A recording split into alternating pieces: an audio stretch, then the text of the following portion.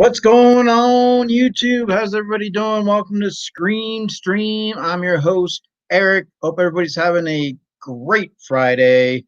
So we have a Scream Stream event on today. So just want to say hello to Andrew Weeble. Obviously, it was our first date, and I had to make sure I look pretty for you, Andrew. So hope everybody is doing well. If you're watching this on the rewind, thank you very much. Like I said, I'm your host, Eric. I am from Two Boys and Their Pops. And hey, we are doing our Scream Stream. This is Scream Stream number 15. So welcome, welcome, welcome. We have a great show with the franchise Alien. Now, obviously, hey, McDorks, what's going on? So Alien, obviously, a lot of you guys know the franchise Alien. And, great movie, great series. Probably one of the top 10 franchises that has been around. Hey, Chris, how are you? McDorks. Like I said, we have on tap here tonight. We got Alien. So we're just kind of going into that a little bit. I'm waiting for Robert. He's had some issues with some plumbing, some kind of water type scenario. So hopefully he'll be able to make it on. We will see. But in the meantime, we are dealing with the franchise, and you guys will know that franchise. Let me pull that. Let me go here. Bum, bum, bum. Let's see. Get away from her, bitch. So obviously, we know the big badass Alien. That's right. So we got the Alien franchise. It was a great movie because you're dealing with, nobody really knows about aliens. You know what I mean? It's like, okay, what kind of aliens are we going to get? Are we get aliens that are going to communicate? Are we going to get aliens that are going to be like the alien badass? These guys right here. Or are we going to get the ET alien? We're going to get, what are we going to get? You know what I mean? What kind of aliens are out there? So that's kind of what I wanted to start off with. Chat, let me know. I mean, what's your thoughts, with aliens? Do you have a belief that there's something else that exists out there? Or you think that it's a little far-fetched? Do you think, have you ever had an encounter with an alien? Maybe not so much an alien, but like my mom, my aunt, they all said, "Hey Ness, how are you?" They said that they did see, an alien, something along the lines. Obviously, we've had history of, something in Nevada, with the government, and who knows? You know what I mean? Who knows with aliens in regards? But what I wanted to kind of do is, like I said, I'm waiting on Robert, so we'll see what happens. We'll see if Dallas pops in as well. But what I have here, just kind of going through the list a little bit. So we obviously have our alien, and what I compiled is kind of like a top 10 list of aliens of different movies, and you can kind of let me know what you think. So let's see here. Let me pull up my top 10. Do my top 10 horror here, guys.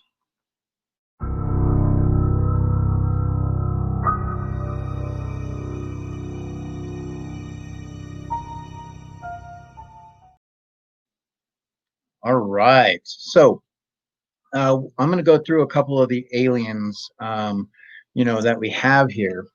And you guys tell me, I mean, if I'm missing one, I mean, no big deal, like kind of chime in there. What I did was I kind of went through the alphabet, kind of like the ABC, and then I had correlation with movies. So just real quick, once again, hey, Logan, how are you, bud?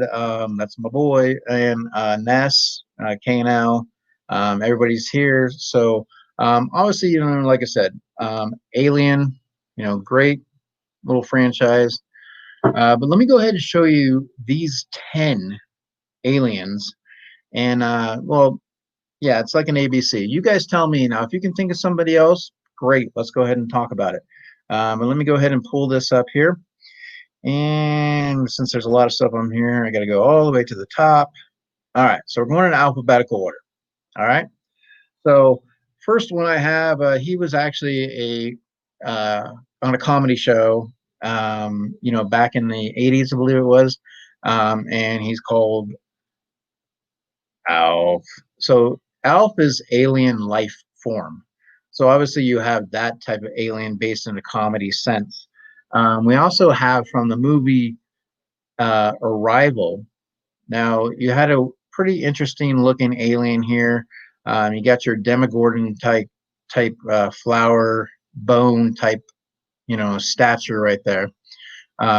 Pretty interesting concept, with that. So you obviously have the A's. Now, like I said, if you have anybody else that you can think of in that, like I was just going through the ABCs, and just looking at movies and stuff. Now for the B's, you go back to the old school. We had the Blob. Obviously it looks like a big, huge spoonful of strawberry jam. It's funny back here. You got the daughter of horror of Bella Lugosi, daughter of horror, also Bella Lugosi. But anyways, this back in these days, with the Blob, interesting film, science fiction. But it looks like a big blob of strawberry jam. Um, so let's see here real quick. The Arrival, yes, Charlie Sheen.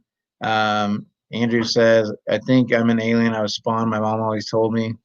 Okay. So let me go ahead and now, obviously, one of the other movies that came out that was really, really good, Richard Dreyfuss, you had Close Encounters of the Third Kind. Now, some people think that, some of the alien life forms in the outer space looks similar to this. So not sure. I mean, obviously you got some humanesque, type characteristics. So I mean, good movie, Close Encounters of the Third Kind. But we also had the alien from Cloverfield, and it's a pretty cool looking alien here. You got the legs, how it's moving, pretty damn fast. You got this little structure right in here. So obviously, an alien like this isn't going to really communicate with us, so that's a possibility. And then we have, the old school, the day the earth stood still. Now, obviously, with these type of invaders, they came and they attacked Earth. Obviously the shape of a human, but, we got the metal, we got the robot-esque, alien form here, and then the old Cyclops, with the beam coming out. So we have that. Now, for E, obviously we have the lovely E.T. Who cannot forget E.T.? E.T. Phone Home, Reese's Pieces, Drew Barrymore. So you definitely have E.T. there. So that's, one of our, so we go through that 5 list right there. So let me go ahead and pull that, just go to the comments real quick. So yeah, the original Cloverfield, Quiet Place. Yeah, Quiet Place is, I didn't actually put them on the list, but Quiet Place is definitely somebody. And that's kind of what I wanted to do, is kind of leave with alien movies. I mean, there's so many of them. There's comedies, there's thrillers, horrors, there's so many ways that you can go for that. So definitely Cloverfield, Close Encounters, Coneheads. Yep, that's a good one. So let me go ahead and go through this list here. So we also have, there was the movie The Fourth Kind, which obviously, in the owl, you have the shape and, the evil looking eyes, everything looks pretty eerie. And then, of course, you do have your comedy, and we have the cuteness with the Men in Black. You got that little alien. So I mean, obviously, you have the baby type silhouettes, here, but then you got the octopus arms, and you got the eyes, but you got those little lips, so he's all daddy. So you definitely have that with the Men in Black. And then we have the Independence Day aliens. Now, I really kind of was disappointed with this. I really liked, the whole point of them over the White House and the beam coming down, and you really kind of get into this movie thinking it's going to be a rock and roll type movie, and I really think it was just kind of a disappointment with the aliens. I mean, I didn't care for it too much, so I don't know what you guys think, but let me know. Independence Day. Yeah, Fire in the Sky. I've seen that movie. That movie is really a scary movie as well. Um, LBD, how's it going, bud? Yeah, he's gonna time you guys out. So we have Independence Day. So let me go ahead and go back to that one. And then of course, I mean, everybody would like to have one of these pops, but these guys are really funny comedy. Mars Attacks.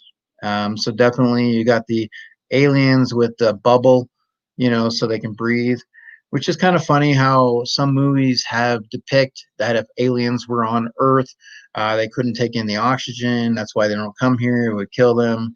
But then you basically have something set up like this where it looks like a bubble balloon was blown over his head. Um, and then, of course, we have the other one, the alien that to me, is also a badass because he's very smart. Would be the Predator. So obviously, with the technological side of things, definitely he's got the dreads. He's got the guns, got the war machine guns going on. He's got his little choppers. Predator is definitely, I think, a very tough alien that we would have to face if that was the case. Um, and then, obviously, your alien that we're going over tonight. So, I mean, these guys are, and that's the thing. If these were in space, I mean, man, that's why we're not getting any contact. Any type of, hey, can we come down for Christmas? Hang out with you guys at Halloween. These guys are badass right here. So definitely have that. All right. So real quick, just kind of go in there. The aliens from Arrival, yes, and that's kind of what we're doing. LBD, the aliens from Arrival. I wanted to show a few of the aliens. There's a lot of great movies, with aliens, and pretty much, you have a lot, and I just kind of wanted to leave that open for chat. Also, like I said, I'm waiting for, Robert has some issues, so he may be coming on. Anybody that wants to talk about Alien, that maybe that's one of your movies, maybe you got some backstory, maybe, it's something you feel very strong about. I mean, hey, come on, you can come on. I'll be more than happy to bring you on. The Dreads, nice, Logan. That's my boy. Um, so right here, you have signs. All of the aliens are brief and barely shown. Yeah, see, um, signs. Yeah, and they did. And the thing in the signs that was kind of cool was they kind of pulled from Bigfoot. The way that the alien walks in the alleyway. Was the slouch kind of like a Bigfoot. And how Bigfoot's kind of, not really seen very much. Definitely, you got District 9, War of the Worlds. And see, this is exactly why I put, just a few of them up there because I definitely knew that some of you guys from the chat would have a lot to offer. Yeah, I mean, definitely District 9. And like I said, Chris, you are more than welcome to come on. McDorks, LBD, anybody that wants to come on, you guys are more than welcome. Like I said, Robert was going to be on. He may come on. We also have some quizzes that he sent to us. I also have some mystery boxes, some things to open up and show you guys as well. So we do have that. And just to kind of talk and touch bases on the Alien franchise. So District 9, definitely, a very strong movie as well. Um, if you do have a sequel, is it District 10? You know, um, that's what you kind of have right there. LBD says District 9 needs a sequel. And Ness, what do we got here? um, but yeah, that's just kind of going over, the aliens, and there's so many of them out there. I think there's that fascination with aliens. It's like being able to see a UFO. Like you hear a lot about them in Arizona. You hear about, I mean, what about the East Coast? Do you get that? So aliens, do they exist? If they do, what kind of aliens are out there? Are we talking, the alien franchise, the big badasses? Or, do we have the predators? Do we have the little alien predator guys? Who knows? Um, so we kind of go from there. Kane and Kodos from The Simpsons. Yeah, all right. Kane and Kodos from The Simpsons. Um, so yeah, let me go ahead and LBD. I'll go ahead and send you the link for that. So right now I got to grab my phone too. But the other thing that I wanted to kind of touch on is, you have some alien facts, from the movie. So McDorks thinks that they're going to be hostile. So so basically they're going to smash your pops. They're going to come in the house and they're going to smash all your pops and be like, "Get these out of here." Like, I mean, and you're like, "Okay, you just touched my Bigfoot pop. You're going down, bitch. I'm going to get the gun. Hurry up." All right. Um, you have obviously the symbiotes, and I know LBD is going to be touching on symbiotes as well. Let me grab my phone real quick. Hold on.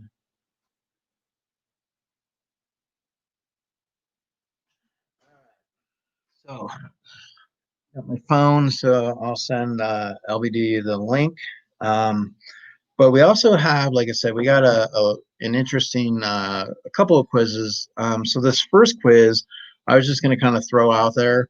Like I said, it was put together, Robert, and he sent it over to me, and it looks like it's kind of like it's not really diving into the alien movie quiz, so it's a little bit different. So let me see if I can pull that up while I'm sending the link. So give me one quick moment. Like I said, hope everybody is doing well. Hope everybody's enjoying their Friday. Um, it sucks because the USPS are sounding the alarm over mail backlog. So, it's going to really, really be crappy sending anything. So, let's see here. Go ahead and pull that up. And bum, bum, bum. That one's the alien film. So, anyways, just yeah, let me know, what kind of aliens, do you have like a really, really favorite alien movie? Which one of the aliens is one of your favorites? Did you like Alien 3? What did you think about the beginning of Alien 3? So you kind of have that. Let me go ahead and see if I can get this quiz.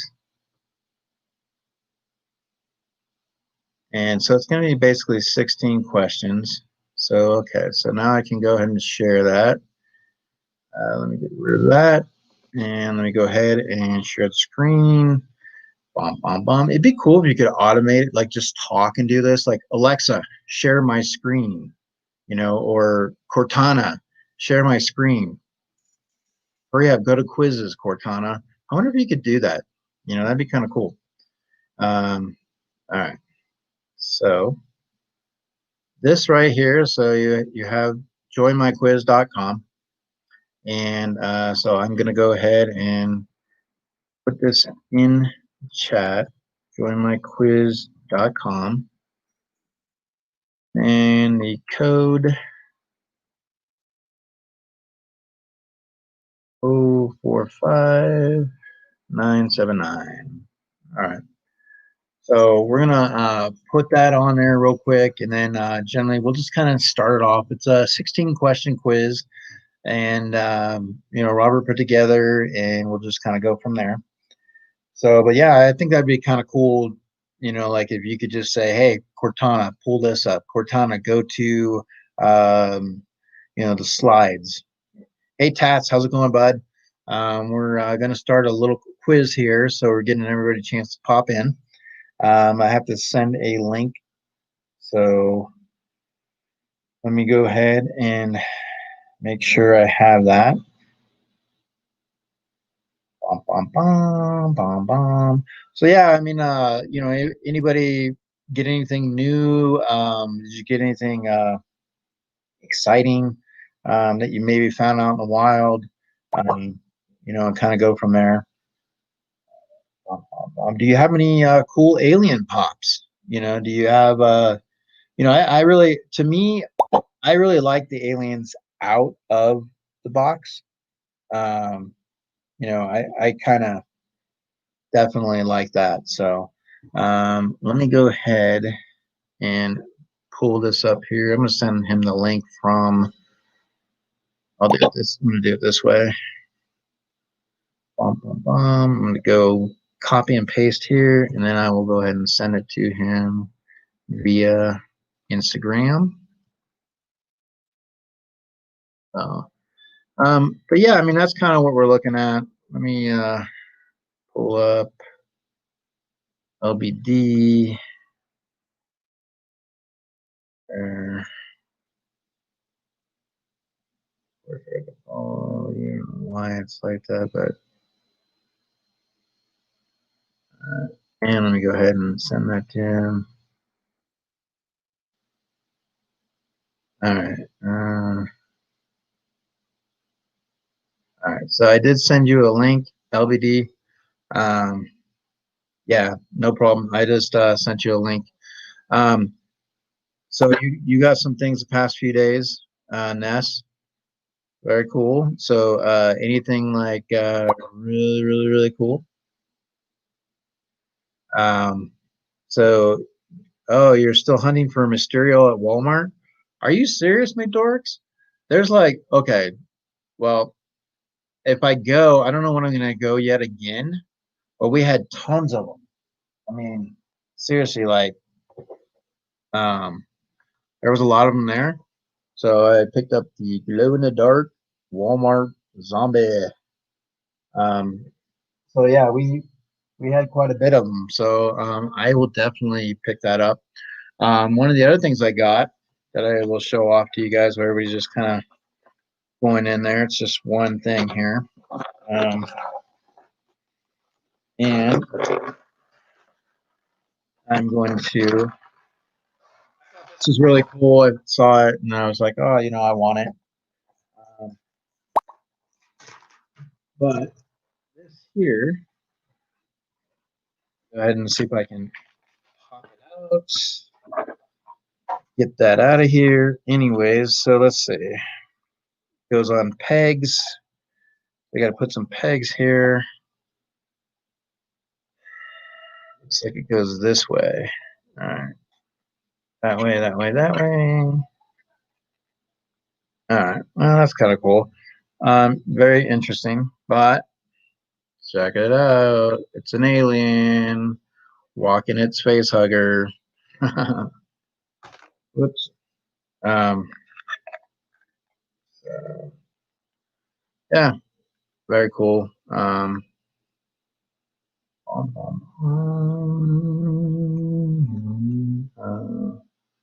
That around, just that little route. That's pretty cool. He's got a little face hugger action, little alien. He's reading and walking. So um, I definitely like that. Yeah, put that up there.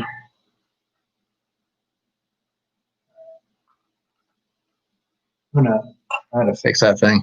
Anyways, so yeah, it was really cool. I actually got it on Amazon. It was like $5.45. So I was like, I'm gonna pick this thing up. It's perfect for Alien. The other thing is, so Amazon. If you go on Amazon, and basically type in. Let me see if I can pull that up real quick. I'll show you. Inquiring minds want to know. It should be in my recent purchase, so I should be able to find it quicker.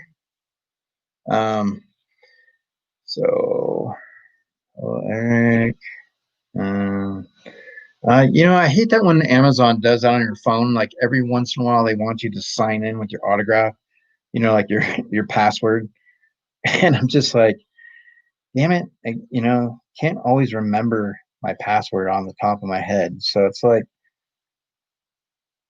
it's like, why do you got to do that to me? What the hell, Alexa? Um, did anyone play Dead Space? Oh yeah, very cool. Um, hold on. It's always got to be something with, I mean, I don't know about you guys, but changing your passwords, I mean, you got to do it. But sometimes when you change them and you don't use them for a while, you forget them. But I remembered it. Perfect. Okay. All right. So delivered yesterday. So that was the one. So this is actually out of Loot Crate. Um, so out of Loot Crate, and like I said, it's $5.23, guys, on Prime. Cool little thing to have. Just you guys like the minis, you like little stuff. I mean, you know, he's just reading along and walking his face hugger. So can't go wrong with that. $5. I mean, it's actually cheaper than most of the minis that we buy. So yeah, so check that out on Amazon. I wanted to bring up a fact. Let me see if I have it. I know I had a picture, and I don't remember if I. Oh, I bet you that's right. I couldn't do it because it was a web file. But the fact that I'm going to go over a few alien facts. And one of the things that was on there was the actor. Now, let me see if I could pull his name up, and then I can give you an indication. His name's Balaji Badejo. Now, sounds kind of weird, huh? Balaji, something really a household name. But I'm going to see if I can get a picture of him. And where does it do that? And then that way I'll show it to you after the actual game. But Balaji, Badejo. I'm just typing this bad boy in. So we got Badejo. Let's see if it pulls up. All right, images. All right, cool. All right, perfect. So I will pull that up right afterwards. So a couple of interesting points for the actor who actually played the alien that was in the suit. So Alien Isolation and the Xbox 360 Xenomorphs. Yes. So definitely. Hey, so just seeing everybody that popped in real quick. Scooby Doo fan. Hey, bud, how are you? How's things going? We're just talking about aliens. Mitch, how's it going? We were just talking about aliens. And for those of you guys that came in, we just kind of went over some aliens to get backtrack a little bit. Like, we obviously have the Predator. We have the alien, like that we're talking about, the xenomorph tonight. We got the cute little alien baby, the alien from Independence Day, obviously E.T., a fourth kind, and we have Day the Earth Stood Still. We got the Blob and Close Encounters of the Third Kind. So, obviously those type of movies, those type of aliens, there's a variety, a variety of aliens. I see you, LBD. Hey, bud. How's it going? What's going on? Nothing much. Want to see my favorite alien? Let's real quick. Oh yeah, the symbiote. So Spider-Man's an alien? No, the symbiote. The symbiote's an alien. Yeah. Now that's always we were in the comic book store yesterday and He's also an alien. oh Goku, yeah, that's right. You got your anime aliens. Oh look, I got another alien right here. Technically, he's a Martian. And oh, what was it? Oh, Captain Malcolm Reynolds. What is that from? Firefly. Okay. So Yeah, I heard a lot of good things about that show, Firefly. yeah, it's really good. Its main issue was that it was being broadcast in different order. It wasn't in its intended order. What's Was going on, everybody? was the guy that did the Avengers? Was he the one that did Firefly? Who? The director for the Avengers. I want to say. Let me see that quick here. From the Avengers? No, it's the guy who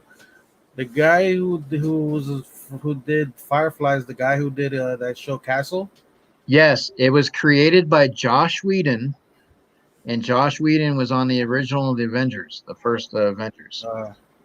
Yeah. They can see right there. So yeah. They can see right there. Yeah. Hi. Hey, how are you? Good. Hey, you like you like unicorns, huh? Yeah. I'm Eric. I'm not Mitch, but I'm Eric. But he can't see you because you're not on screen, fool. I know. So let me do it right now. There. See, there I am. How Eric. are ya? Good.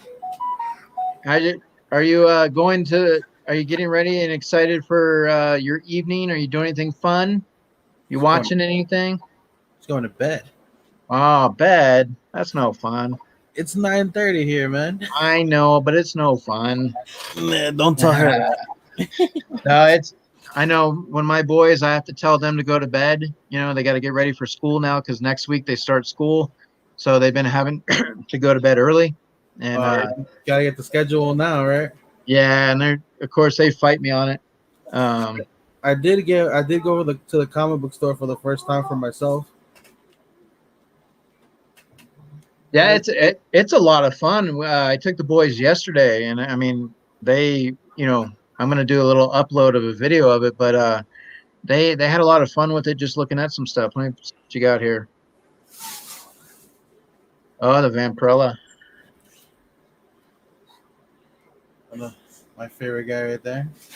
Venom. They wanted to get some Venom, but they didn't have anything. Now, did you see? They had a Power Rangers a book out that I saw. Did you see the Power Ranger one? I got this free one. Oh, that's nice. My store was moving apparently, because I have been there before, but never for comics. And apparently, since they moved, they didn't put out none of the free comics for the whole month. So he's gonna put them out all tomorrow. Like every single one is going out tomorrow. Oh, okay. So he just gave it to me now since I was already there. And then the last number 12. So Ness was asking, does your daughter she start school this year? Does she start? Yeah, she starts school. Well, no, she's going into her second year, so she's going into kindergarten. Oh, okay.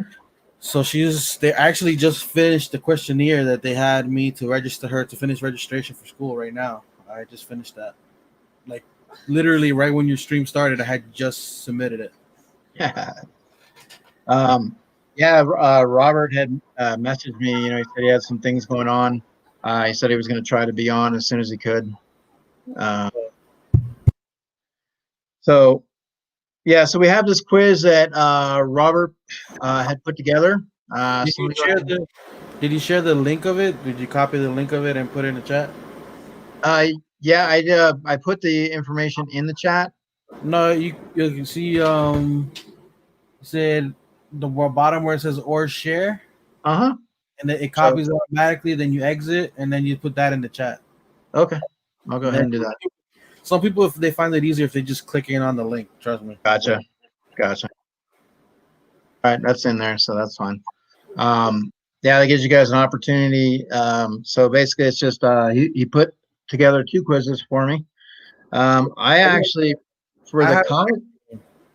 Huh? He asked me for one of them. I haven't given it to him yet, so since I'm here, I can do that one. I have an alien one and I have a predator one. Okay, maybe we can do the predator one because he did send an alien one. Oh wait, you're getting called out. Who called me out? Hold on, give me a second.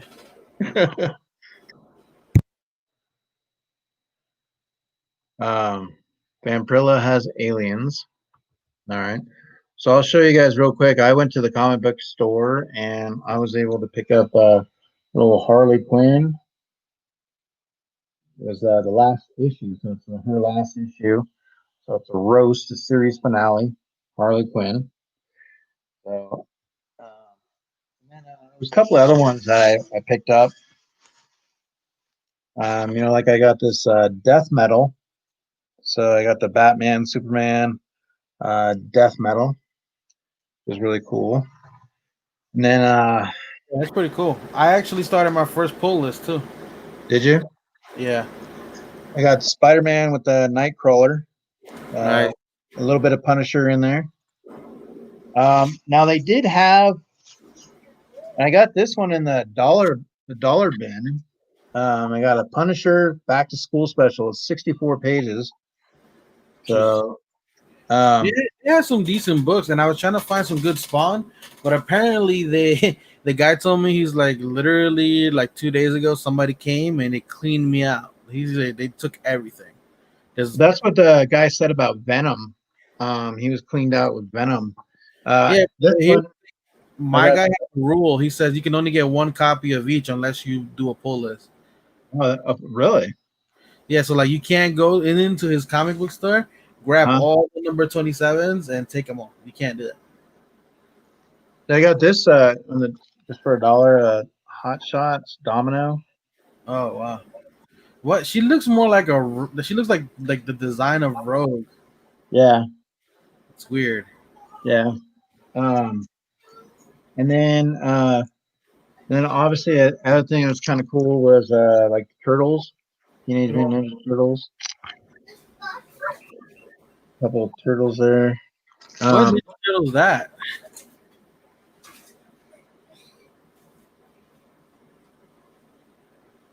That looks crazy. It looks like he looks like robotic. Oh no, there we go. It looks more normal. Yeah. Um.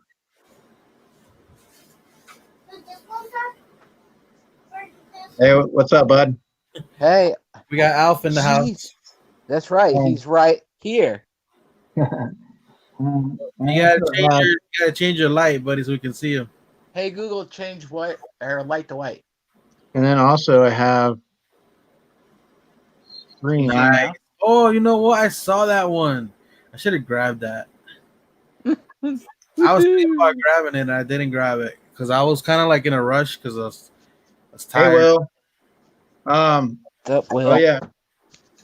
So I wanted to double check. Are you still in the chat, Mitch?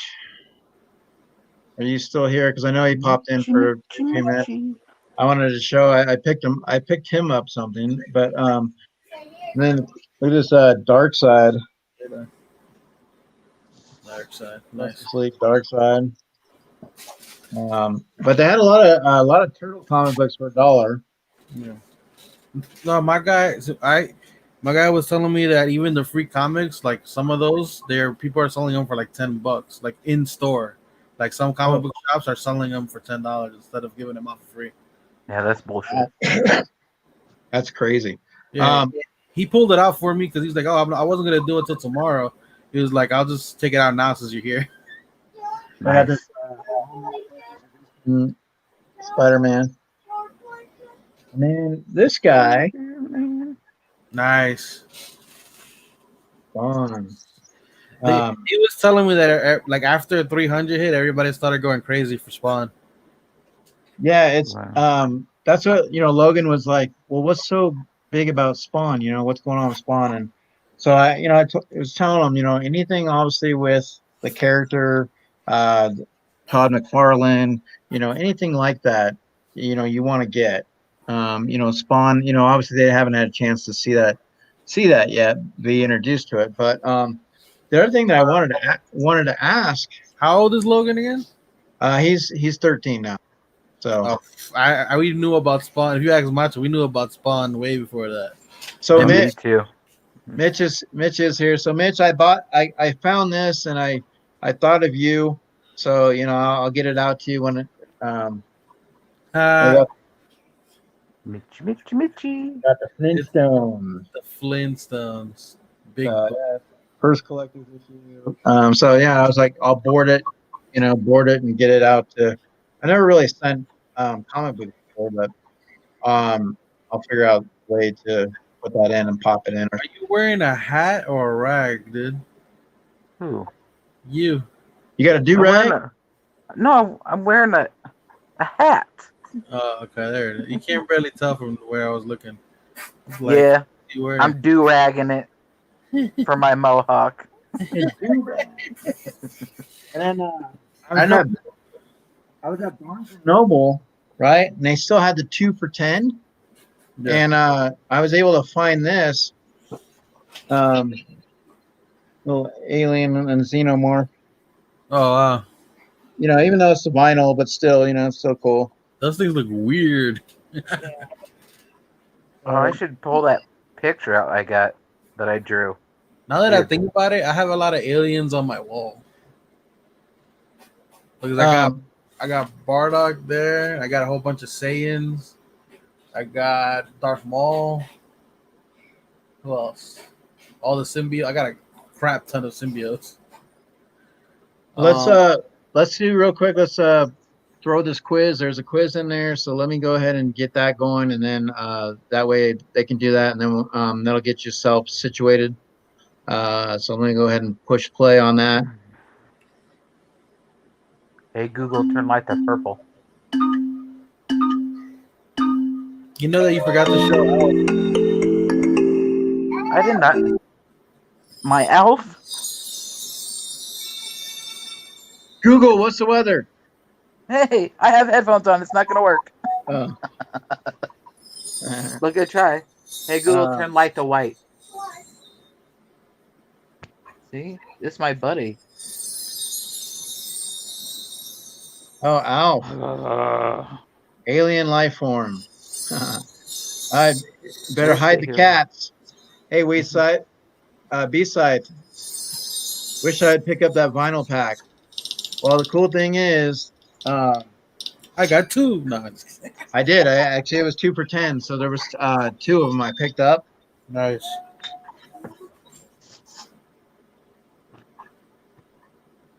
No, Will, I didn't get a box today. So the only thing, I only got letters. A lot of my stuff came yesterday for boxes, but nothing came. And we all know how the stupid mail is. I got 3 boxes today. You got what? I got 3 boxes today. Oh, nice. I haven't opened a single one of them. I got a box yesterday.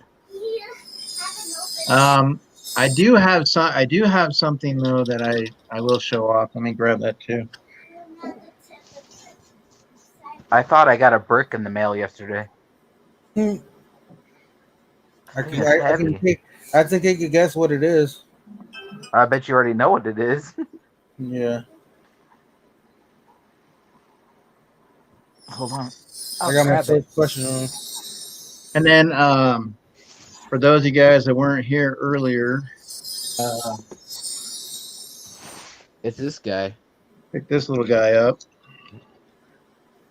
The little alien.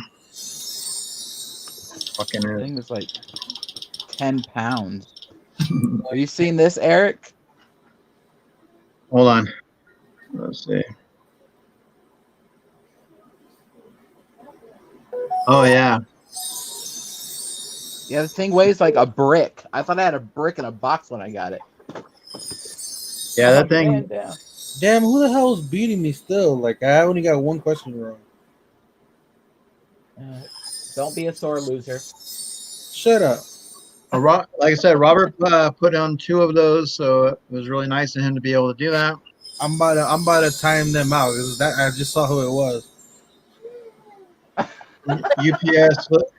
Okay, so let me check real quick, Will, because sometimes what they do is they'll put stuff on my door and they don't say anything. So let me go check. Damn UPS. It's the ups, man. Yeah, a deal. Oh, you know what else I got? The aliens from Starship Troopers. The tanker bug. Yeah, got that. And then I would guarantee the next one they got to do is the brain bug or whatever. Yeah. I got the alien from Toy Story somewhere in the house. It's an alien.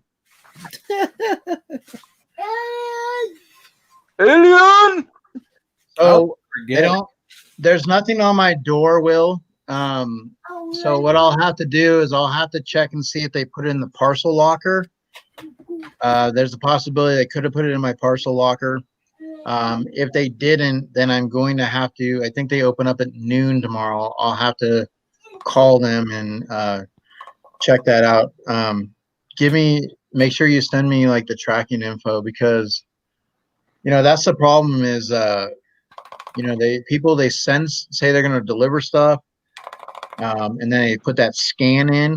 Sometimes they'll put a scan in the day before, or they'll put a misscan. How's it going, Christina Payne? So I mean that's one of the problems that you have. So all right, let me check. Do you consider this an alien? What is it?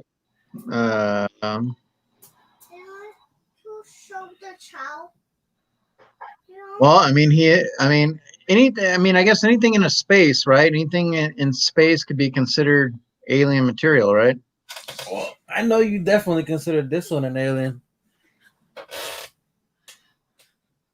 Yeah. Baby, I mean, and that's the thing. I mean, Star Wars, anything in the galaxy. I mean, you look at Guardians of the Galaxy. I am Groot. Oh, I got Groot here. Groot. I got Groot. Do you have the Venomized Groot? I got. See, that's what sucks. I sent something to Will, and it took like 10 days for it to get there, and then now he sent something to me, and it's supposed to be there on today, and it's scanning. It was delivered at 6:00. Which what may happen with that, Will, is it may arrived at the hub tonight, and they scanned it at 6, and they'll deliver it tomorrow. I got two stories like that actually. Actually dealing with K&L. K&L sent me 2 packages on the same day because I think they packaged it like right when I won it, and then they didn't realize I won something else, and so it was 2 different boxes. I got one in about a week. The next one I got in a month. Oh my God! Jesus. Hey Tori, how are you, bud? It was mailed out on the same day.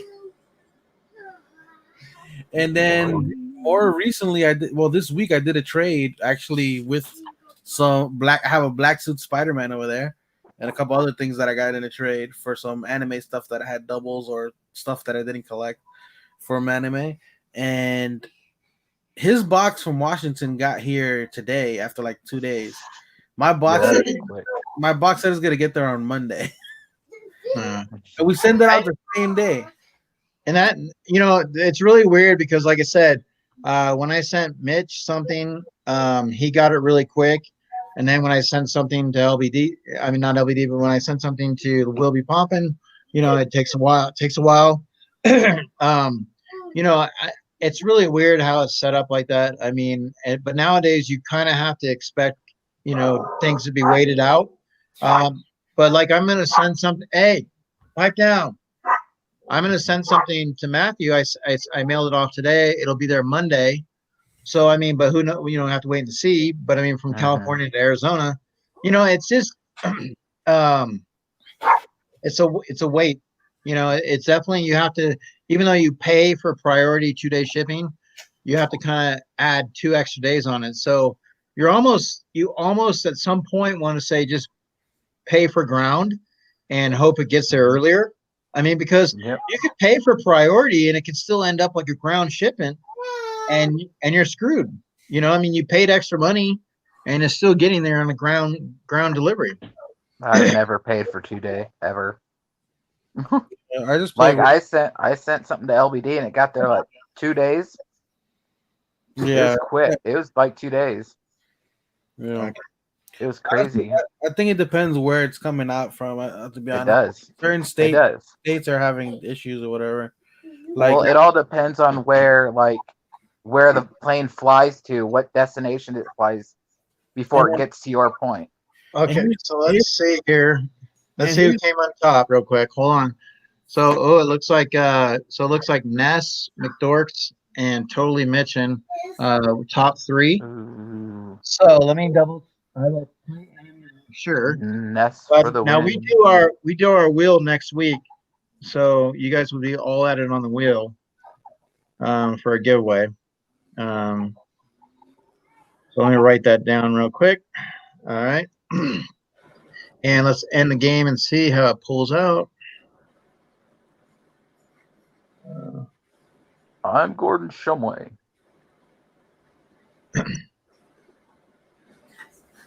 Yep. So Ness came in first, McDorks, and Totally Woo-woo. McDork. Woo-woo. Leads. Yeah, they talk to their Google. It's all right.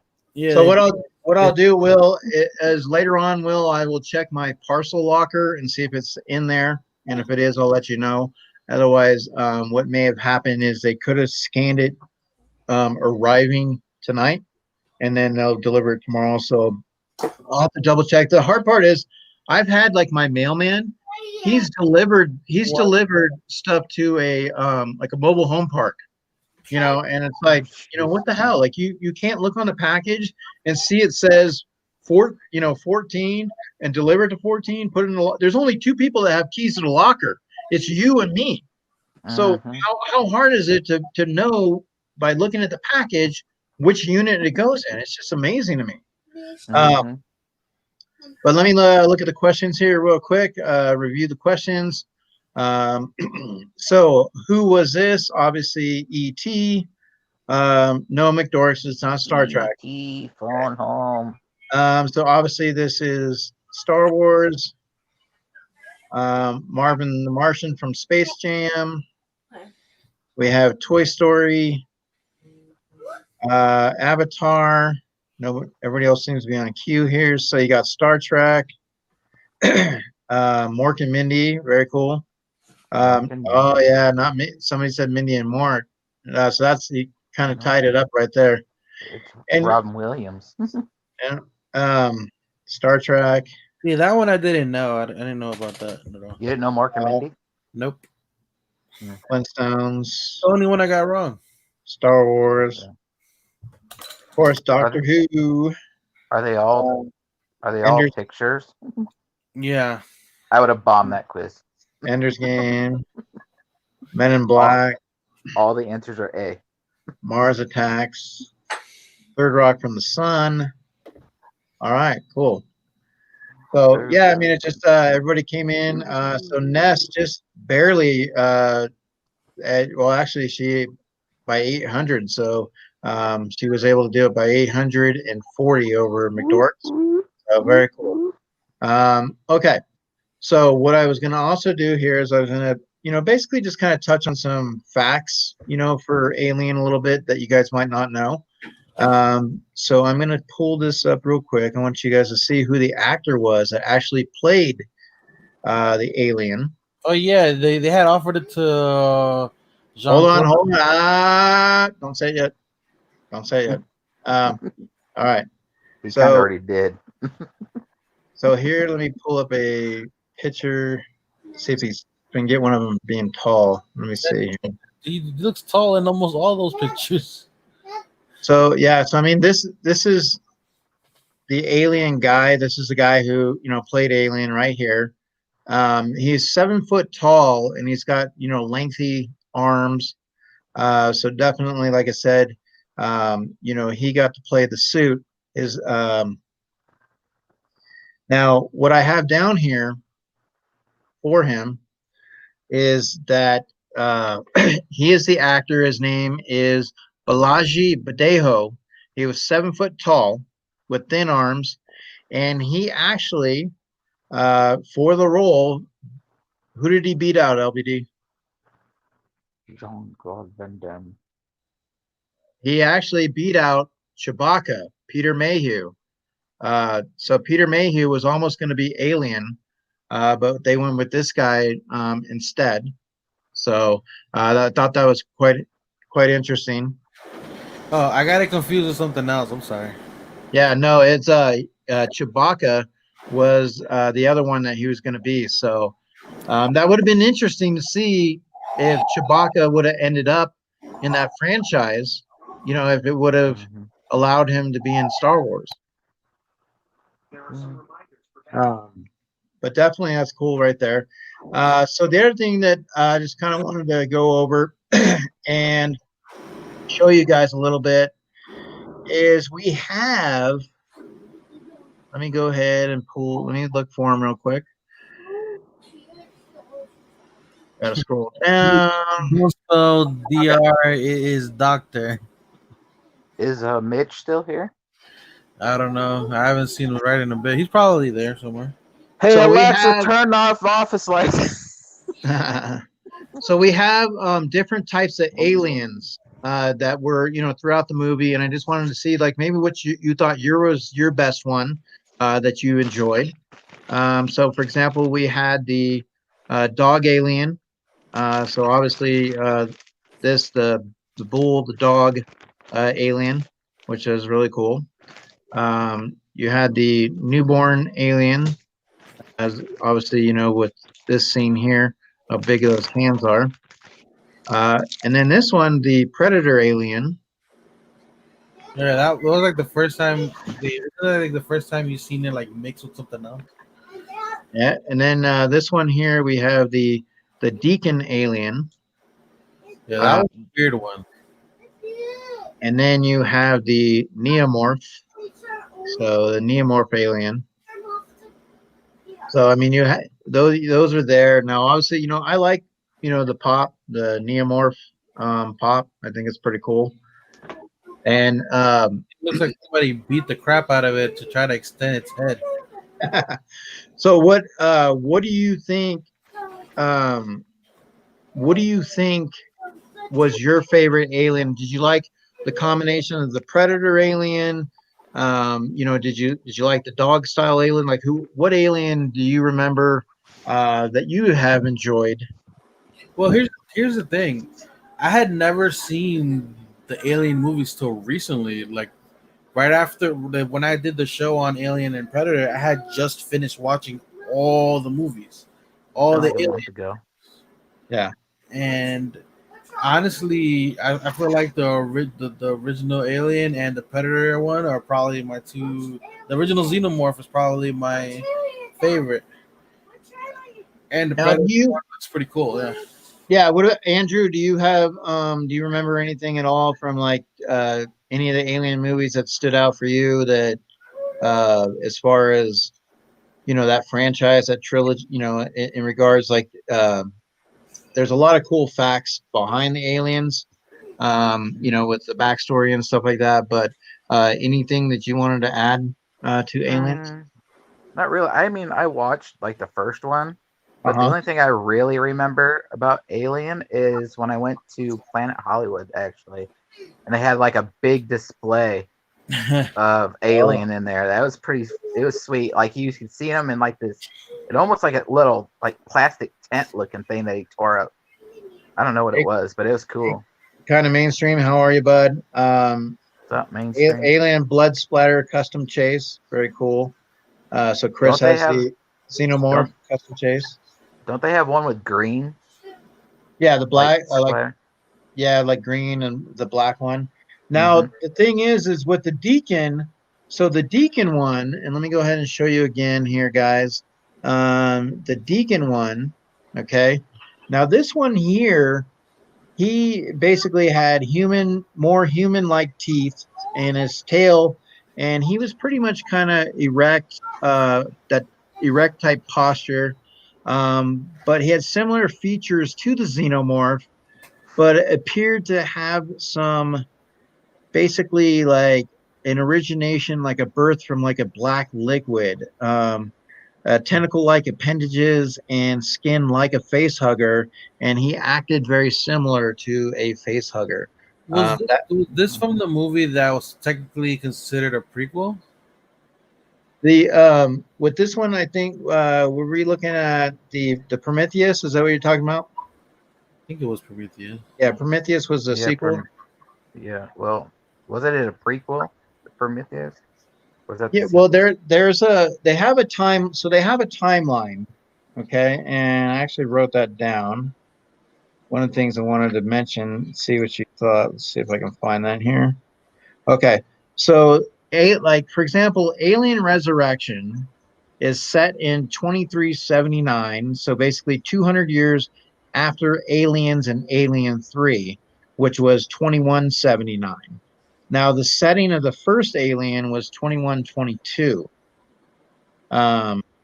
So which is interesting. I mean, you got 2122. Obviously, we're in 2021, 20, so I mean, like, it's still not too far off, another 100 or so years. But that was interesting with the way it was set because to me, I mean, it was in the 70s when it came out, and it still kind of had, like, they say the setting of the movie was 2122, but it really didn't seem like it would be that because of the styles of clothes and dressing that they had in the movie. However, I wanted to also just show you guys, do you remember in the second Alien, the little girl, her name was Newt? Remember Newt? Yeah, I remember Newt. She had Now, the doll head. yep. Now, out of this picture here, okay, so you got A, B, C, and D. Which one do you think is Newt now all grown up? I'm gonna go with C. Yeah, you're gonna go with C. And chat, what do you guys think? Anybody see anything differently? Anybody want to say something different? You got A, B, and C and D.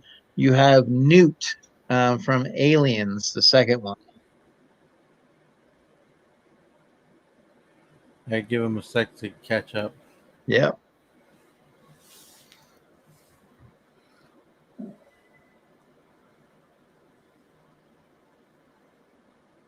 All right.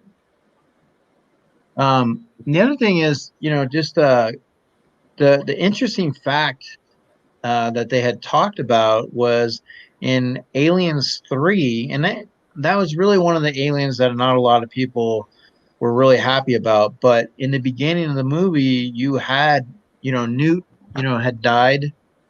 Also the other guy that had died in the third one was, let's see, I want to get his name correct. There was three people that survived in the second one, and they actually died early in the third one, and so there was a lot of issues with that. Like, because in the comic books, Newt is actually one who leads the charge to go back and stop Wyland Corporation from getting a xenomorph and trying to use them for biological weapons and things like that. So yeah, basically that you had that, but so number 3, guys, C is correct. So, and it's interesting because they do look very close. Here's the thing. I was going with B or C, so I'm happy I went with C. Yeah, I mean, when I first looked at it, at first I was like, okay, there's A. I was thinking A and C, and then I was kind of saying, I wasn't sure fully about B, and I was trying to remember back when what she looked like and everything. So we have that, and the funny thing is when she was a child, and she was in that movie, there's a scene where she was going down the chute, like she had to slide down, and so she would always mess her scene up because she wanted to keep sliding. She wanted to keep having fun with it. So that was the thing. She just kept messing up her scene so she can continue to slide down the air duct over and over, and obviously they got a little upset with that, but that's what you get. You have a child on the set, right? That's why they killed their ass off. It's like, we're not doing no more. Like, no more slide for you. So I mean that with that actress, it's interesting how the comic books don't always play out with the movies, and you miss some aspects from the comic Well, books that you'd like to see on the movies. but didn't they kind of like even in the movies they were kind of at one point they tried to like just completely revamp the whole thing, like if some of the old stuff didn't even happen. Well, that's where I mean, number three was coming in that direction, and then of course you had the Alien Resurrection. So I mean, there's a lot of formats, to like if they went back and remade the movies. What would you do? Would you do like a Halloween where you pick up after the first one, or say, okay, you know what, maybe we didn't do very well with the third one, so we're going to keep the first and the second storylines and then start from there. Like, I mean, Chris says if the B actress is the one from Full House, Kimmy. No. from Kimmy. Let's see. I don't know if it tells you who they are. Oh, oh Which yeah, okay. which alien movie was the one where they locked her up and she was pregnant with the alien? Which one was that one? And they like just like let her go all of a sudden. They That didn't lock was her up. She was in the prison. yeah, that was the third Yeah. one.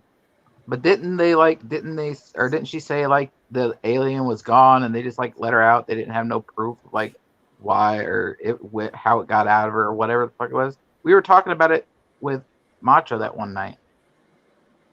Mm. Oh, that was 3, I think. Was it 3? Yeah, Yeah. I think it was three. Let's see. They had a medical bay there still. Yeah, and it like something had taken it out of her, and they just like Yeah. all of a sudden she wasn't pregnant with the thing anymore. I don't know. It was some weird thing we were talking about. Yeah. Yeah, let's I see. can't remember which one that was from though. All right, so let me go ahead and so what basically you said that you have a Predator one as well, right? And so we might get into the Predator one as well. The other thing that I have is I wanted to kind of show you the basically stages, the stages of the alien. And so one of the things that we see is you have, the eggs. Now on the set that they used, okay, they also use the same set for the Axis chemical set in Batman. So I don't know if you know that or not, but they did. They used the same set for the Batman movie in the Axis chemical scene. Nice. So you have the eggs, obviously, and here, it's like, all right, you just want to like just blow these things up.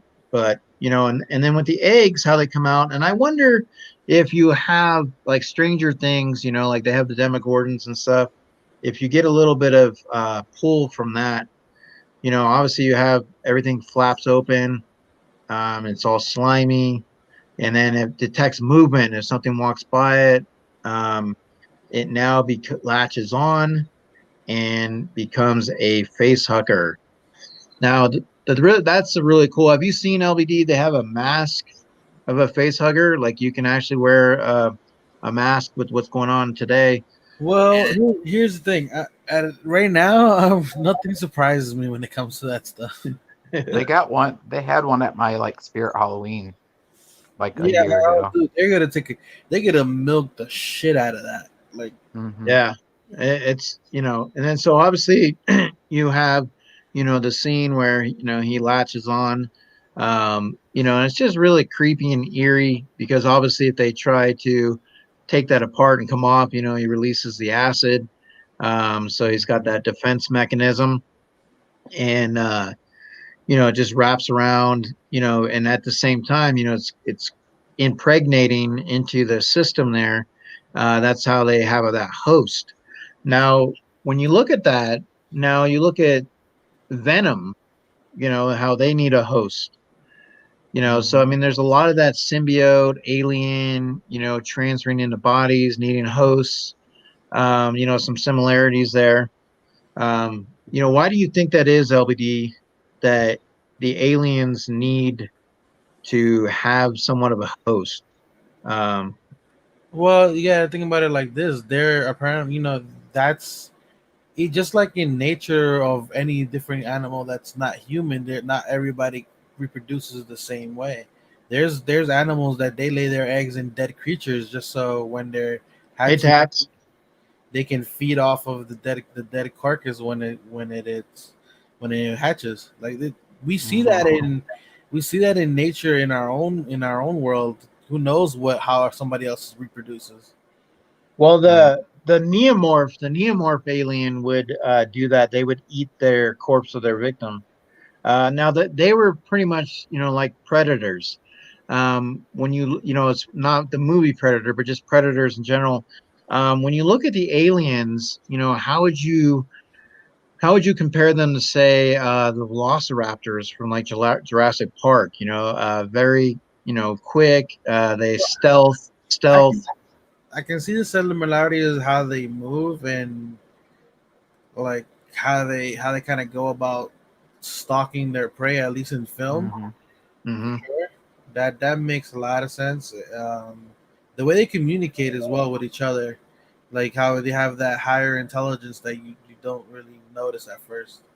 Hmm. Now they so basically when you look at that, you just mentioned how they communicate and everything.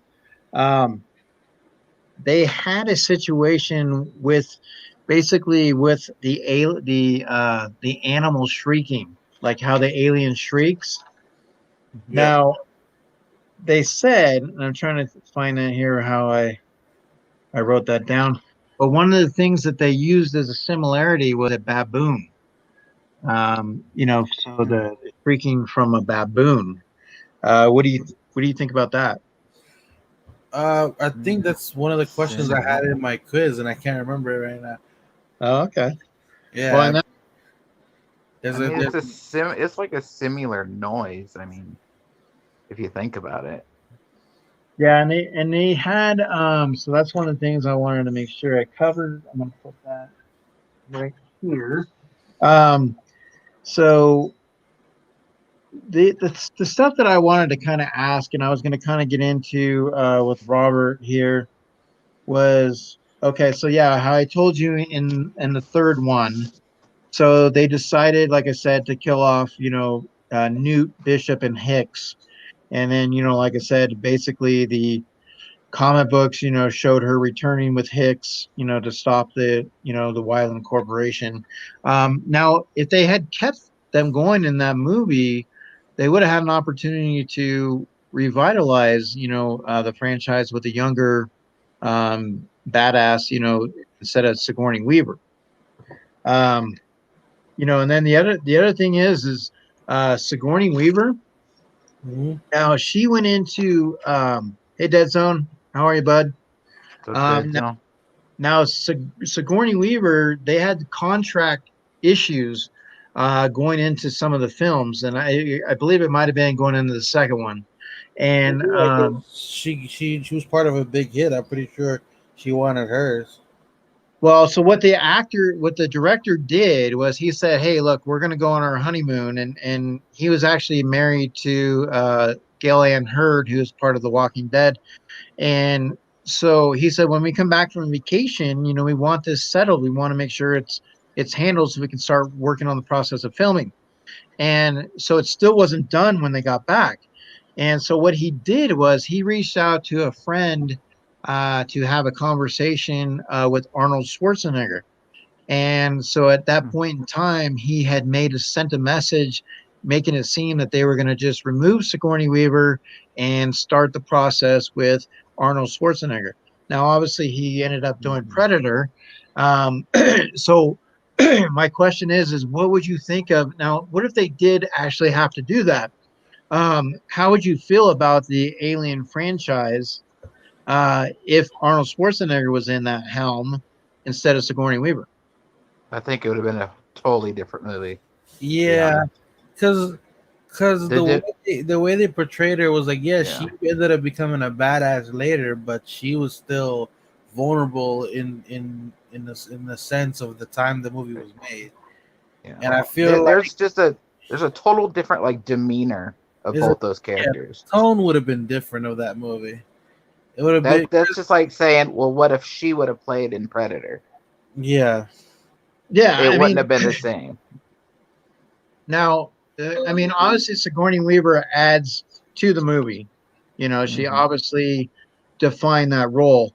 Now, the thing is when that movie came out, she didn't really have top billing of that movie. So, do you remember which actor might out of that franchise to start out might have had the top billing?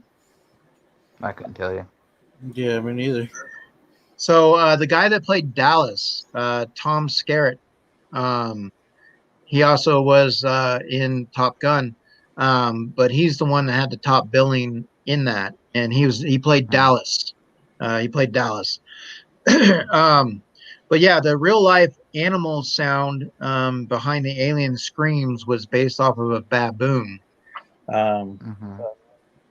Interesting how they came up with that. Yeah, real quick, just go to the chat here. Hey, Just Rican, how are you, bud?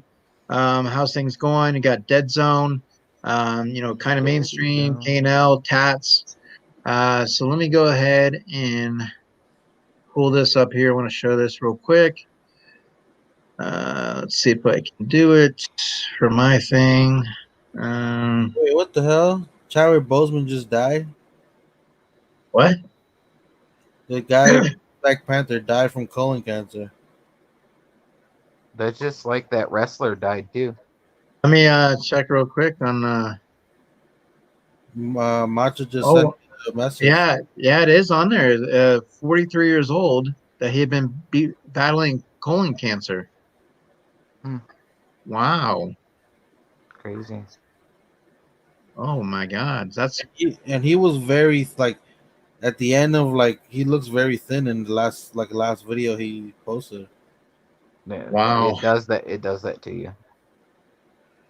That's crazy. And you know what the sad part is? People's biggest concern is gonna be who's gonna be Black Panther now. I guarantee it. Mhm. I Well, guarantee. they talked about using Shuri as league going into with Shuri. You know, they had talked about that before because there were some contract negotiations that they were running into some situations. So, let me go ahead and pull this up for you guys. Always something. That's insane, man. It is, I've especially, kind I of mean, been in this. 43 years old. He's 43. I thought is his year 42. One of the reports had 43. So, I don't know. Did he die on his birthday? Jesus. That would suck. That's right. I got diabetes when I was 8 years old on my birthday. He's been battling it for 4 years, it says. Wow. yeah, that's I mean, and then all the rigors of filming and doing all that. I mean, God, hopefully he'll have an opportunity, um, to be able to figure out what the movies like what they want to do. So, I mean, that is They'll figure it out, man. Because you but know another series actually had that same issue where the guy filmed the first series and then the next they had to find a replacement because his body couldn't take it anymore. yeah. It was Mhm. Spartacus. Oh wow. Yeah, Gotcha. if people didn't notice because the second actor looks similar to the original one, and some people didn't really pay mind to it. But yeah, Oh, Interesting. he was diagnosed with cancer and he ended up. They did a documentary on it and everything. so now when we deal with the alien, obviously the acid is really interesting. It was a concept they figured, okay, well, if we just had an alien on board, they could probably just shoot it.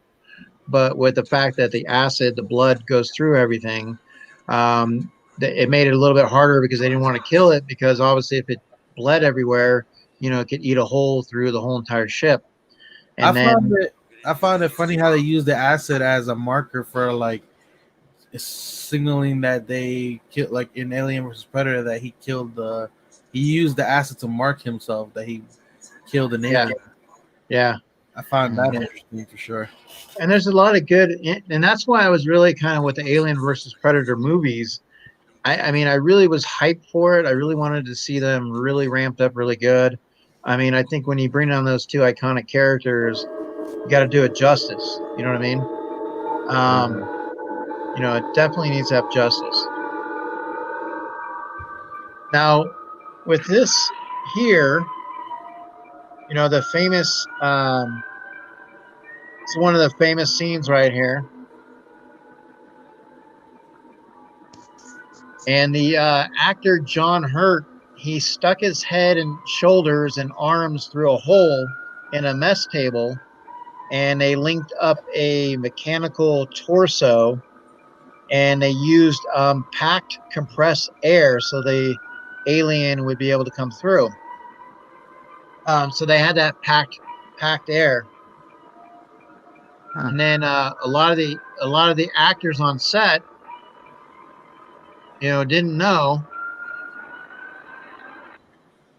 that they actually used real animal guts. So they had real animal guts they pulled up and used, and that created a reaction.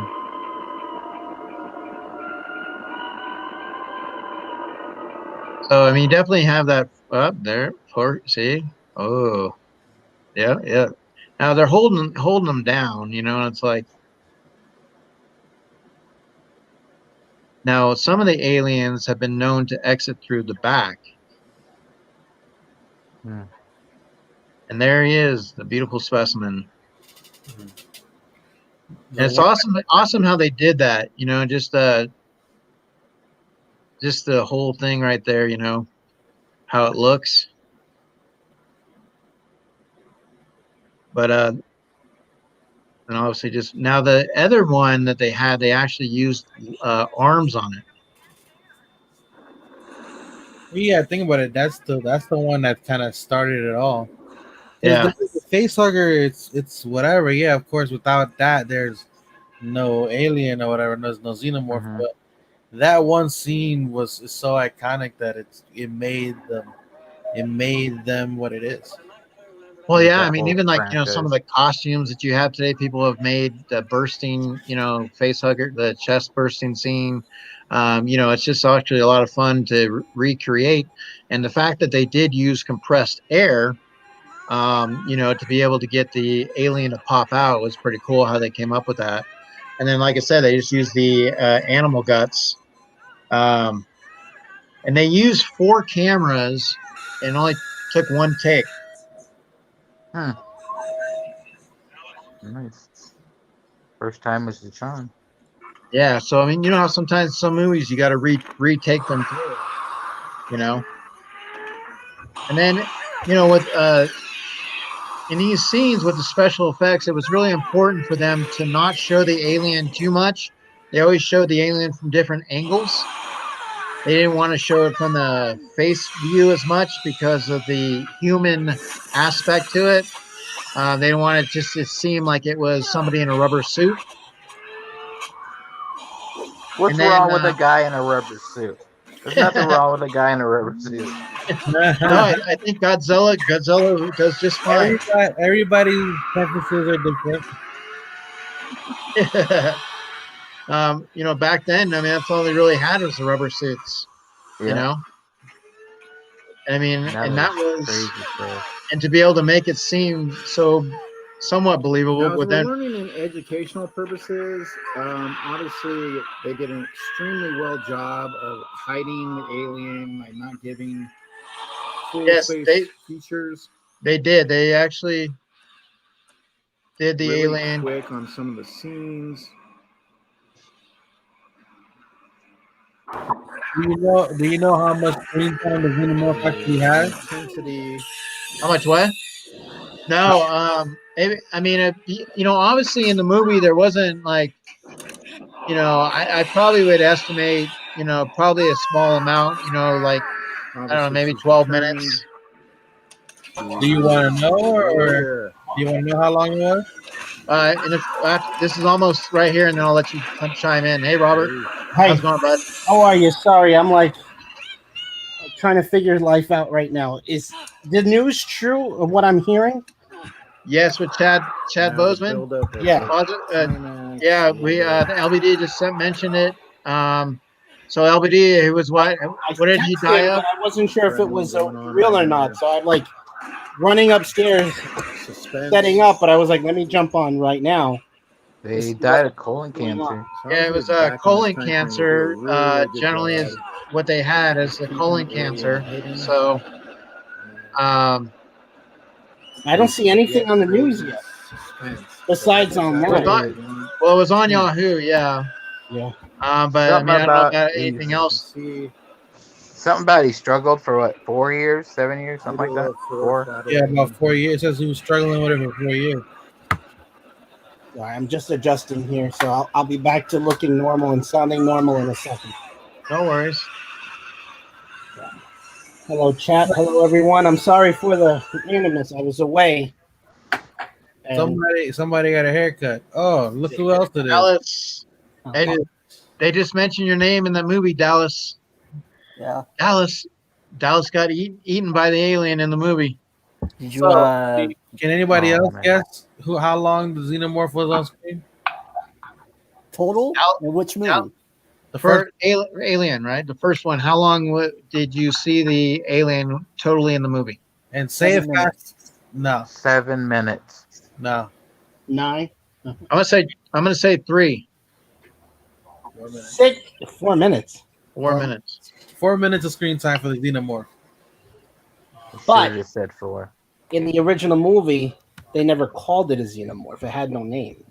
Well, yeah, but we know what the name is now. It's unofficially called that. But, well, actually, the second movie picked it up on it. But Now, Robert, did you know that the guy that played, that actually ended up playing the alien, he actually beat out Peter Mayhew for the role?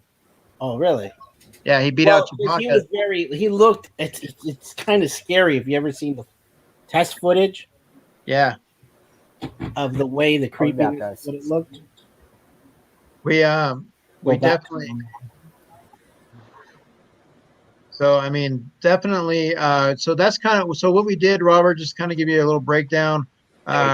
We went over one quiz. We did their first quiz. So we had Ness, Mitch, and McDorks. They came in on that one, so they'll actually go on the wheel. But yes, that's one of the things that we were just talking about. Chadwick Boseman. Yeah, that's breaking news on the screen stream. So I guess let me pull that up real quick then. Let me Yeah, see if I, McDork, where you been at? We just talked about that like 10 minutes ago. I sent you the text. I got it while I was driving. I had to go into New York to drop somebody off.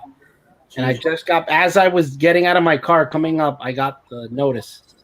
So I sent you that text and I was like, is this true? Yeah, we started looking it up as soon as I saw your text. I was like, what the hell? I couldn't. Alright, so I thought it was a joke at first, like, because One second, let me change out of this shirt because I'm like giving away my identity here. all right, so let's see here. Let's pull this up where we can do it properly because it is, like you said, breaking news. You're And- passionate. Don't judge me.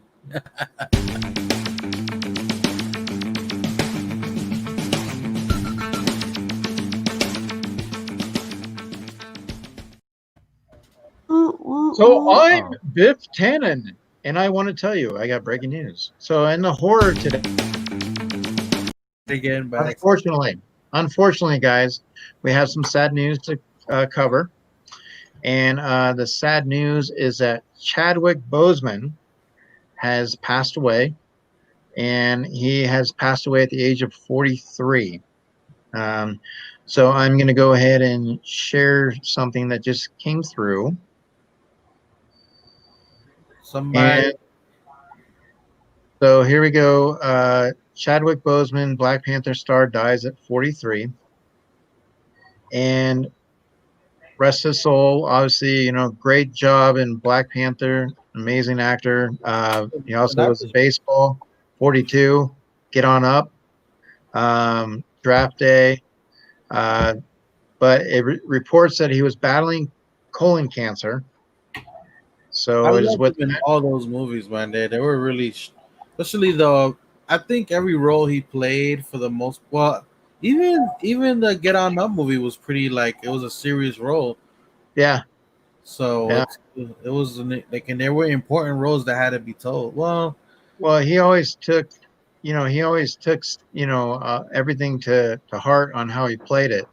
So, but yeah, that's definitely, a sad loss. I know throughout Marvel industry, just in regards, I really enjoyed the Black Panther.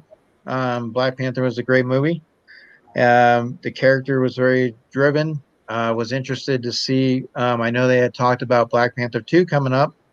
Now it makes it interesting because you obviously have an actor that's not there. Now, Marvel has in the past replaced actors. it's big shoes to fill, though. Oh yeah. Right.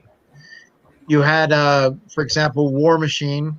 War Machine got filled with that. Yeah, but that was more of a money issue than actual problem with the act. Like he wanted more money, and um, this Jesus. What about you also have the Hulk? The Hulk situation was different. That's because they basically they kind of like toss those movies aside. Yeah. Mm-hmm. Um, but we, like I said, so Robert, we were just kind of earlier, just so you're coming on and getting caught up to speed with what we were doing. We had discussed a little bit different aliens in movies. And so what I did was I kind of just went through a little bit of a list, and some of the chat was kind of saying some of their own. I have And my own list. yeah, and that's what we wanted to do is kind of look at that. So I kind of did like an ABC type list. So first off, for A, we got Alf. You Yeah, got this guy. Alien have from the him. Arrival. We got the Alf. Blob. Close Encounters of the Third Kind. Hold on, Andrew. He's showing pictures. Conehead. Cloverfield. Got coneheads. You had Day the Earth Stood Or- Still. Klaatu Barada Nikto. E.T. Fourth Kind. You have the Alien from Independence. Okay. Mars Attacks. Obviously the alien baby from Men in Black. And then obviously, you have Predator with his arsenal. And then, the big bad. So we had a list of, There you go. Now you're on screen. So Andrew, you have something? Oh, yeah. I have that exact same outfit stored. Hold on. Have one with the Hawaiian shirt on too somewhere. Now, LBD, did you have another one that you were going to point out? I know you mentioned a few of them, but I mean, like, you have anybody else that you can think of? Well, like I said, most of mines are like literally this whole like half of this wall here is pure symbiotes. Yeah. And then obviously I have the Goku, the Firefly Pop. We've had her every And other then weekend for Venom. the last month. 2 months. Trying to see if I have any. I have a Darth Maul. Darth Maul's another one. Darth Maul, yes. Mom, So one of the things, Robert, like I said, I'm just trying to get you caught up to speed as well. Now they said that the timeline for Alien. Oh, Groot. Yeah, wait. I am Groot. I am Groot. It's Baby Groot. You got to say it with less bass. Oh, my bad. I am Groot. I'm Groot. I'm Groot. There you go. I am Groot. Okay, now we're just all saying I am Groot. This is getting weird. Well, wait. Now look, a symbiote. Yeah. That's awesome. This is another one of the first pops. So we have. Oh, we got this. Oh, yeah. See, he's got his there. Robert's got his Groot. This is Baby Groot. I have a friend former friend who has like a dancing one that actually sings. I have one that you can make a plant that I refuse to actually open it. But Mainstream. Like a chia pet? at New York Comic Con, it's an actual, it's based like a chia pet. Huh. It grows grass. It looks really like the movie.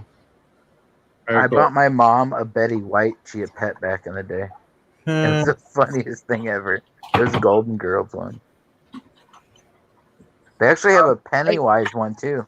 So the other fact that I was just wanting to bring out, like I said, and how with the creature they never really filmed directly in front of facing the camera. They very rarely captured its entirety. The original illustrations had the alien having eyes, but they insisted for the movie for it not to have eyes, so it would appear cold and emotionless. I think that's probably the best decision because honestly, I feel like if it would have had eyes, I don't think I would feel the same way about it. It would be as Me scary. neither. Yeah.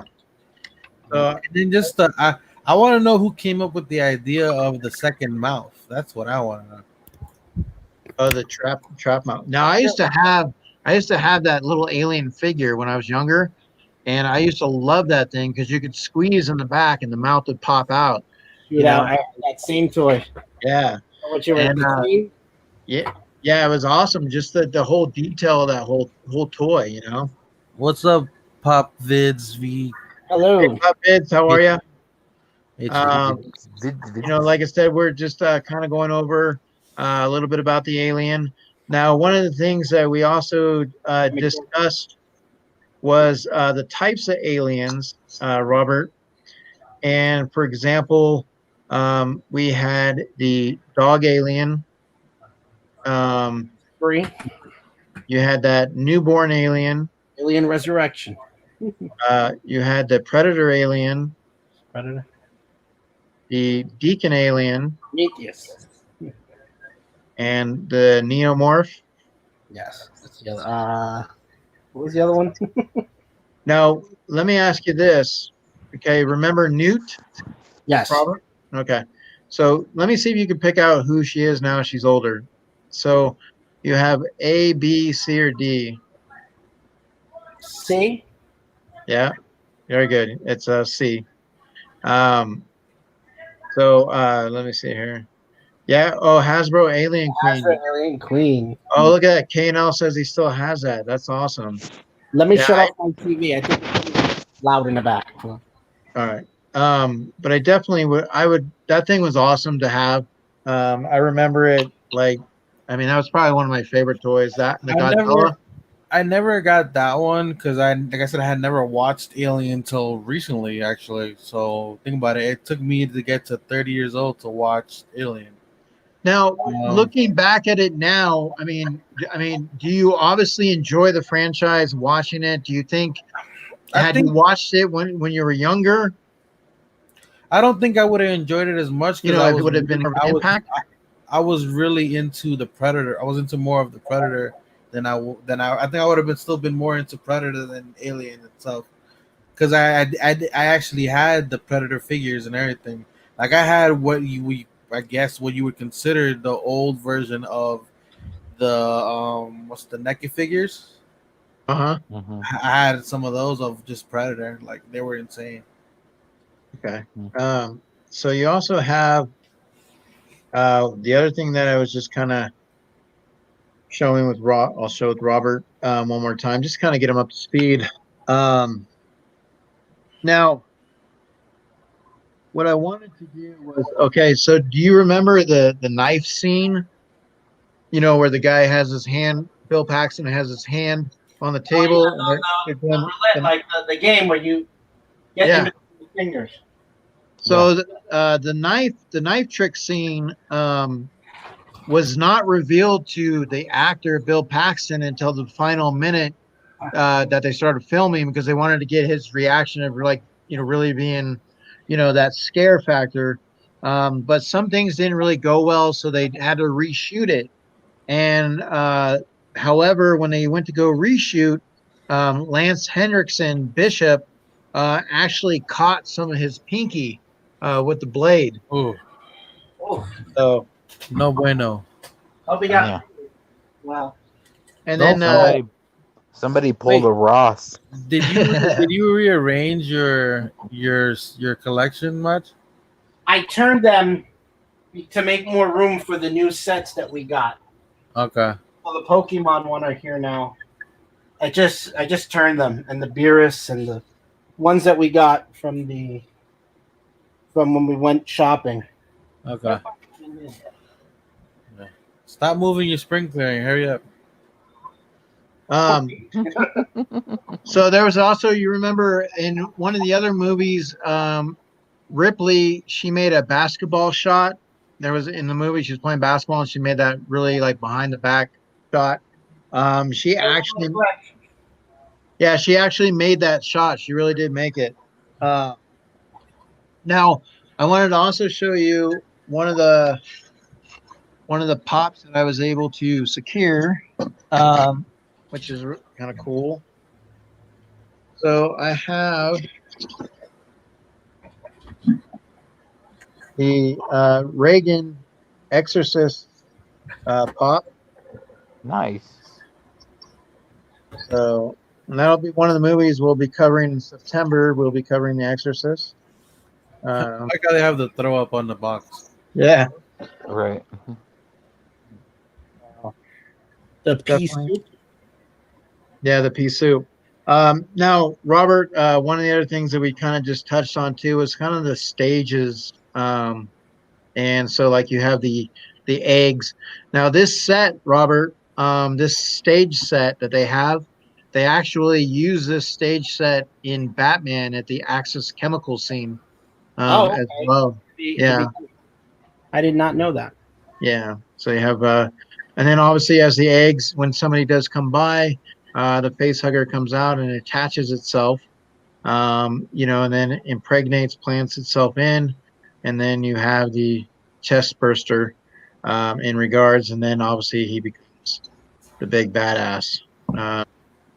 So they're really cool looking aliens when you look at that. Now, let me go ahead real quick here. So K&L, I had to rearrange Marvel Day, so I had Mystique and Zombie Mysterio. Yeah.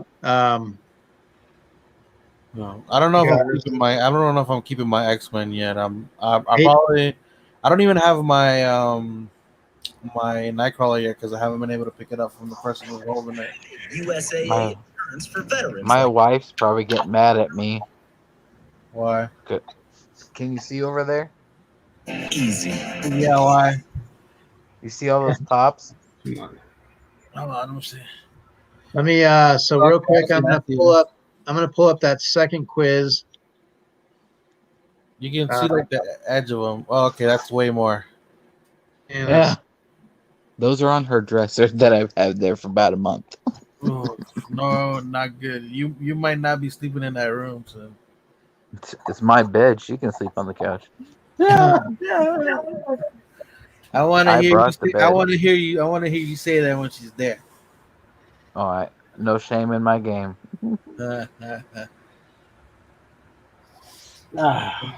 So what are we doing, man?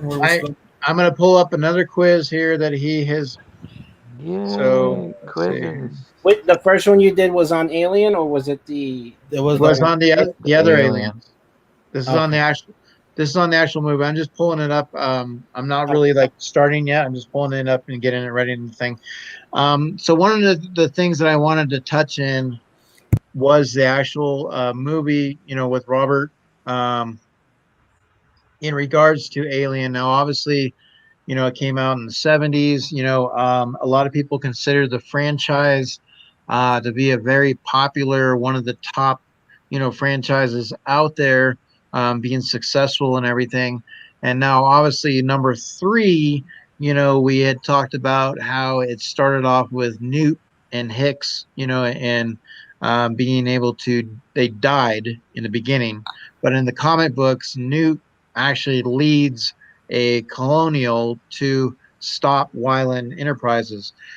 So they went with a different route, obviously with Newt. And it would be interesting to see as she did become older, if they casted somebody, to play Newt, having them come back at on another journey down the road.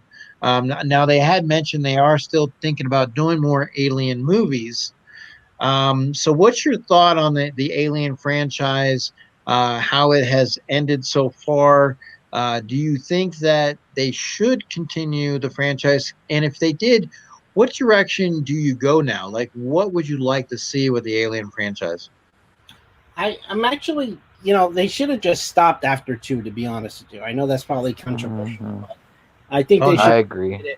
I think they should have ended it while they had the chance. Because what made Alien so scary was it was not that different from the movie Jaws. You have an isolated ship, no chance of rescue, an unseen threat. You had, you still have that electronic device that they would help track, or something that tracked the animal that made it more intense and build anxiety. Like, oh my god, it's near and it's coming your way. And then I've said though. it's very much playing on that same fear that Jaws created for audiences. And when you start investigating the background, and everyone wants, the reason that these movies are continuing is because they want to have answers to the origins of the xenomorphs. And it's almost like you take away it's like seeing how the sausage is made. You start to see elements that it's like, okay, I was expecting something more. What made it scary is that you didn't know. You didn't know what this thing was. This thing invaded your body. This thing essentially raped you. It's something that the whole term that we get eventually in the second movie with xenomorphs, it's close to the word xenophobia, the fear of outsiders, the fear of an existential threat that's going to come in and take over your body and basically, lead to your death. You have an invasive species, a parasite that comes inside of you. This creature that bursts out of you. So it's just a crazy thought that, like, do you really, at this point, you're just trying to make money off of it. You're trying to milk it. That's how come Prometheus was so controversial. And I can't believe I forgot. What's the latest one that came out? The one after that? Covenant? Was it Covenant? Covenant, yeah. So that one, you try to you take away the element of the mystery, and the mystery is what led to it to be the scary in the first place. Think of Michael Myers in the first movie, Jaws, Leatherface.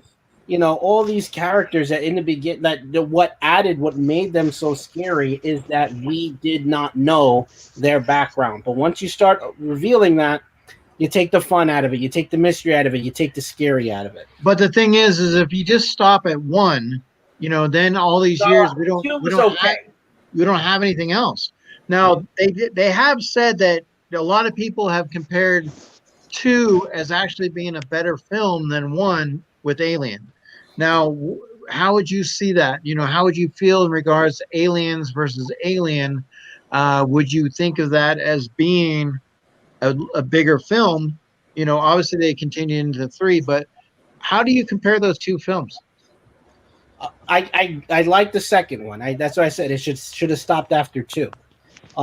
So Aliens, plural, was more of the science. So Alien was more the horror film.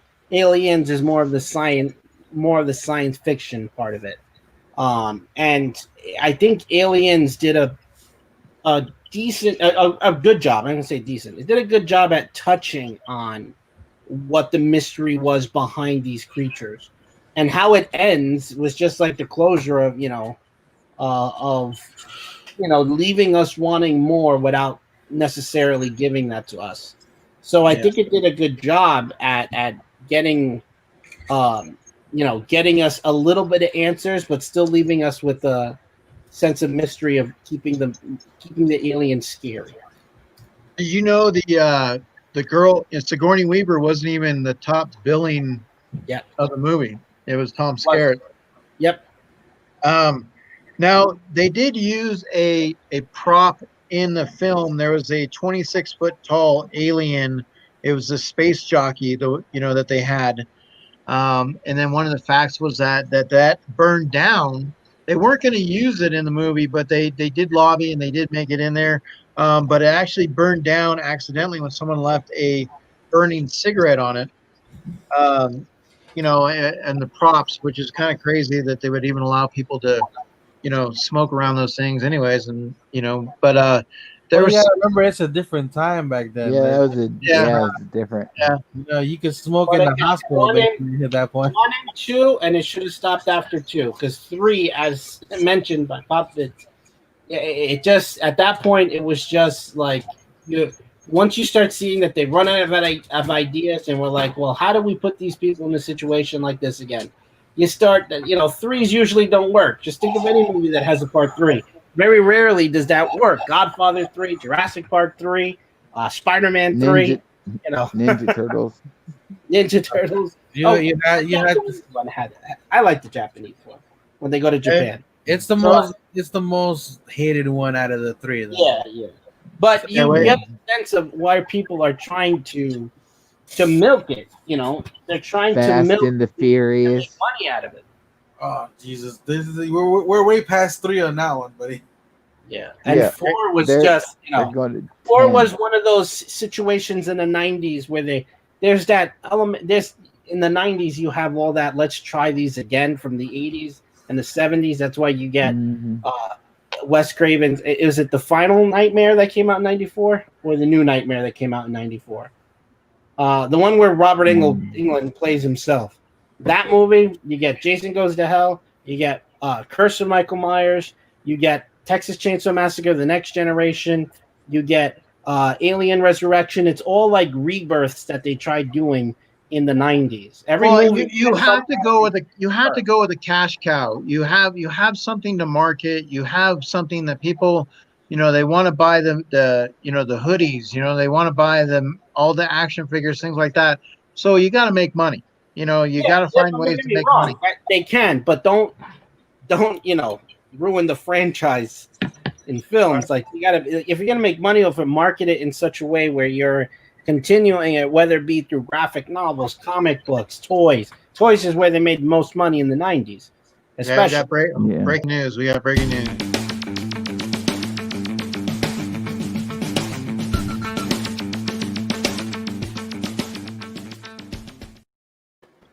Okay, earlier Will B. Poppin had asked about a package. He said that had been delivered, and I went to the door. I didn't see anything, but I did go to the store earlier. So I guess during the time that I had gone to the store, they did deliver a package, and my son must have opened the door because he put it on the chair, and I never seen it. So when he came downstairs, he's like, "Oh, did you see this?" So obviously, Will B. Poppin. Your package did arrive safe, my friend. Somebody get Will's ass in here because I don't know if So it did arrive. It did arrive safely, my friend. Now Open the box. I do have another package that I wanted to show you guys real quick, and I know we're dealing with Alien, but I was really excited when I got this, so I wanted to show you real quick. So We don't want to see your package. Put that away. big package. Okay. Everybody likes a big package. Big things come in small packages.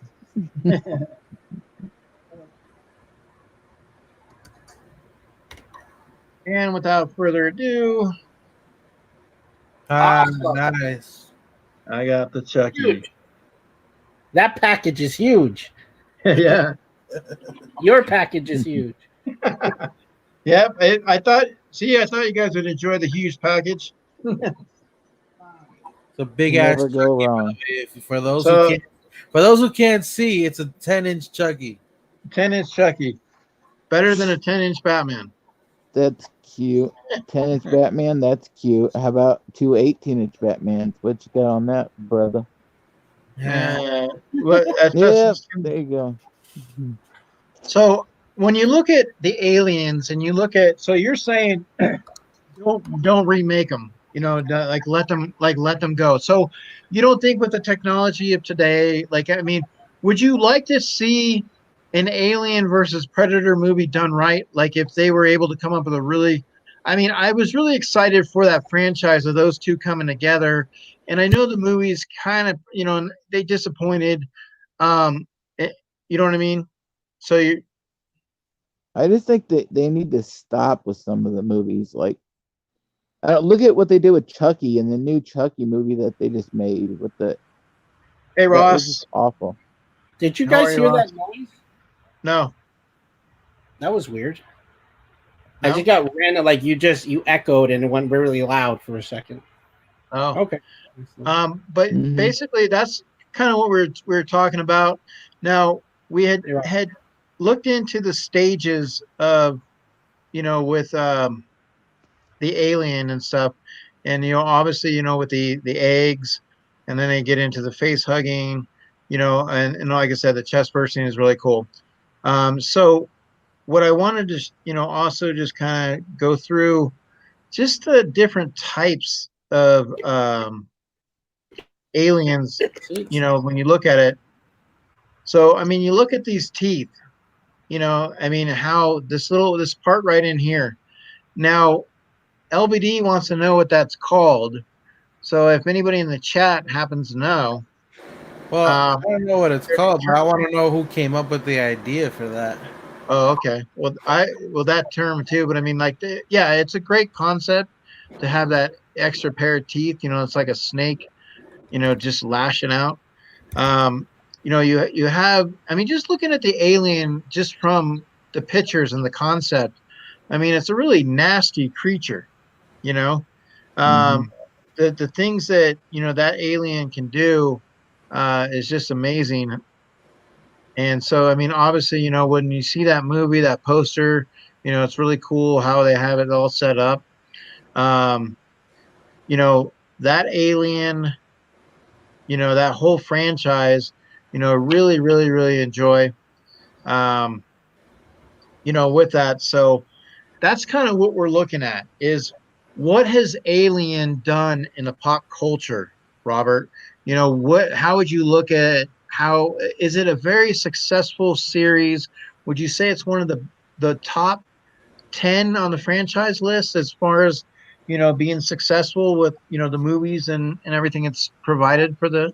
It has. Now, keep in mind that the story and the concepts that were written to help this franchise really get off the ground was the kind of undertones that exist in it. And H.R. Geiger was the one that was influenced by him to create that second mouth. The second mouth and the whole popping out. The reason that movie's successful and the reason that I think it's taken off is because you got it when that came out in '79. It really did represent a lot of sexuality, if you realize it or not. There's a lot of phallic symbols that H.R. Geiger left in the story concept that was eventually brought to life by Ridley Scott and all those that brought the prosthetics and the practical effects to life. You look at the sliminess, look at the extra mouth that sticks out, retracts. All that is phallic. All of that is representative of, penetration. All of it is considered a way of almost it's representative of rape. And I'm going to be blunt out and tell you that's what they intended it to be.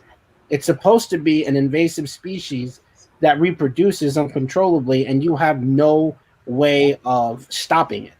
That's what made it so that, and I think the franchise takes off because of that added element of mystery and suspense that it created, and done with the lighting and with the special effects that it had. It made it very scary. I mean, just look at footage of, I forget the actor's name, but when he was in a xenomorph suit and he's coming down the corridor of the Nostromo, it's just very, very eerie and scary looking footage. Well, we basically touched on him a little bit earlier. Mm-hmm. So, in commenting to Ross's comment, I just want to point something out. It's really funny. I called my brother, my cousin, pumpkin pounder, because apparently that's what you call somebody who's with a ginger. I gave him a lot of shit for it, because I'll send you what it says. That I really don't want to read it, the whole thing. There's a lot of sexual violence. I mean, just look at the shape of the head. Look at the shape of the tail of these creatures that were designed in particular by Geiger. So do you say Pop bids the comment? Correct. It was not Ridley Scott, as most people think. Ridley was just able to bring the illustrations and the thing to life with it, and made the movie look the way that it did with the lights, the absence of light, the darkness that it did, that almost the creature blended in to the walls of this. That's a comment. You have that scary scene when she thinks that she's off the ship, and all of a sudden it's come on to the ship. Now, You know? Lance Henriksen, who was one of the actors, obviously playing the symbiote.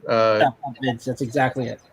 Now he came into he wasn't going to come into the third one, but he did it as a friend, as a favor to the friend. He had made a comment that he felt that the franchise had nihilistic themes, that an absence of values or beliefs. How would you feel on that? What would you feel? Yeah, I agree with it. I think it's there. It's got the element of first of all, if you're looking at the isolation of it, and just the words that they use to market it, in space no one can hear you scream, the vulnerability, the isolation, the being literally, there's no difference than it was when they were when the characters, and when Sheriff Brody is looking for they're hunting the shark in the open ocean. It's no different than Ripley in open space. Okay, so now one of the things I always I laugh at it sometimes, because they always say in space no one can hear you scream, but yet everybody can hear you scream on the ship. The people on the ship can hear you scream, but definitely, like, stuck out there in space, yeah, nobody can hear you scream. That was their tagline. But the one thing I wanted to touch on was the actual xenomorphs themselves. Like, they had an alien queen. Okay. So they were kind of like, bees in a sense, where they had hives, right? They have hives, they have a queen. So what's going on? They obviously reproduce. They do a lot of that, so a lot of people have also said that the theories were that they were used as biological weapons to wipe out other threats, and by doing so inhabited a planet themselves. So that's why when they arrive on this planet, they're just there. What would you say to that? Like, as far as, like, I mean, would you think that they would have been used as biological to wipe out, like a threat, as a biological weapon? What's your thought process on them acting as like bees, as a hive? Because you have, I mean, are you having to the sense where some people have said that it's more, the predators are more A predators, and like, you don't, the alpha, that there's more alphas. So that is one of the problems now with having that. They don't seem to attack each other. Like, how sometimes they'll fight, the two alphas will fight, the dominance, the supreme. So I was looking at some of the similarities. What do you see that with the aliens? First of all, these aliens don't think that they're just animals. They're just like creatures that just kill, reproduce, kill, reproduce, kill, reproduce, work for the colony. There's like a system to it. To get back to what you were saying about the nihilism, is the fact that these things have no morality. They have no right from wrong. They just are, basically. And so what you see there is, when comparing to our humans like to think that the first thing, they're trying to conquer everything. We're always trying to colonize. We're always trying to be that we're on top. And if you look at the Bishop and Ash and the story of the Wayland Corporation, it's all about dominance, of trying to dominate and be on top. Man thinking that they're God. And in reality, we get shut right back down. Humans are basically like, you can have all the morals you want. These creatures are going to kill you. They're going to be on top. They're the ones that are going to do the penetration. They're the ones that are going to be conquering. And there's nothing you can do about it. Well, half the movie he's trying to get her to bring the creature back, isn't he? He's trying to get it so that they can use it to weaponize them. But that's the problem. You get back to that issue when you try to weaponize some sort of thing that's beyond your control, and it backfires on you. That's the archetype of a lot of these science fiction films, going all the way back to something like Frankenstein. Trying to create something, trying to control it, trying to play God, and seeing it come back to haunt you. You get Deus Machina, God from a machine in the ship itself. what's being created, what are you trying to do. Throughout the whole movies, they try to weaponize these creatures or try to manipulate and create or adjust life. Even the fourth film, despite the fact that it wasn't one of the greatest, but the whole thing in the beginning is them trying to genetically recreate either humans or try to create some sort of dominant force or weapon that they can use so that man can dominate. It's all symbolic. It's all about man raping the natural world. Yeah. Man raping the natural that's world what's and nature scary. raping it right back. And that's what So- makes these movies like scary and creepy to people, is because it makes people think that you're not on top of the world, that there is something out there that will take over, and there's nothing you're going to do about it. Guys, let's I think not that- lose to the fact. You're probably going to be like, "Wow, he's stretching it now." But look at nature kicking our ass now. We like to think that we're in charge. We have the illusion that we're in charge. We like to think that we are the dominant species on this planet. And movies like to, we like to show us, and we like to play on the fact that when nature kicks our ass to show who's really in charge. And these movies are Mother all- Nature. Yeah, I mean that's why it's Mother Nature. Mother. Yeah. We'll see you who could wins, run a into that. tornado or LBD in a rainstorm. Yep. And I've seen LBD in the rainstorm. So now these are Yeah. like, okay, these are predators, so they were part of an ecosystem that didn't keep things in check. So they kind of infested and developed into a dominant species. Mhm. So why do you think they, looking at that, like the hive in that sense, did they, is there truth to that? I mean, in this ecosystem, did they keep themselves in check, or was there nothing to, really keep that, There is some sort of established, it kind of, if you look, by the time it gets to part 4, Resurrection, you see a flip and it turns, you see one of the creatures turn on the queen. But what is established in the first and second film is that there is this hierarchy in nature. I would argue that the queen represents Mother Nature. That nature, no matter what, is always gonna keep going. When man is wiped out, Earth is gonna keep going. It is Mother Nature. It is no different than these creatures that no matter how much the humans are dying, that they are going to be they're basically, what's going to happen is that they're able to continue. The species is going to continue. Mother Nature is going to continue with or without humans. Right. Okay, so guys, we're gonna do our next quiz. This is on aliens, that we have pulling up. I'm putting the link in the chat with that, and see here. Pop Vids understands. Our arrogance as a human species, thinking that we are on top, is what ultimately gets us in the end, and will probably be what wipes out the human race. The Earth will continue to keep going, even if it's struck by an asteroid, or no matter what. It's been done before. That's how we have the moon, and life kept going. Dinosaurs had their time. Humans will have their time too. But our arrogance is what's always captured in these films, and the aliens are just symbolic of that. Yep. Plus the fact that a lot of people, the controversial points of, people say that the moment that we discover life existing on other planets, that it disproves the Bible. So you have that whole controversy. You have even that all in the world of nihilism that was touched upon in these movies. You kind of see it in Alien versus Predator with the whole ancient civilizations, that it was those aliens, the predators, that came and gave man the technology to evolve and to become higher thinking animals. And ultimately it just backfired on us in the end. So while people are playing it, getting ready to get on that, I wanted to touch on the xenomorph. So in Greek, that means strange form.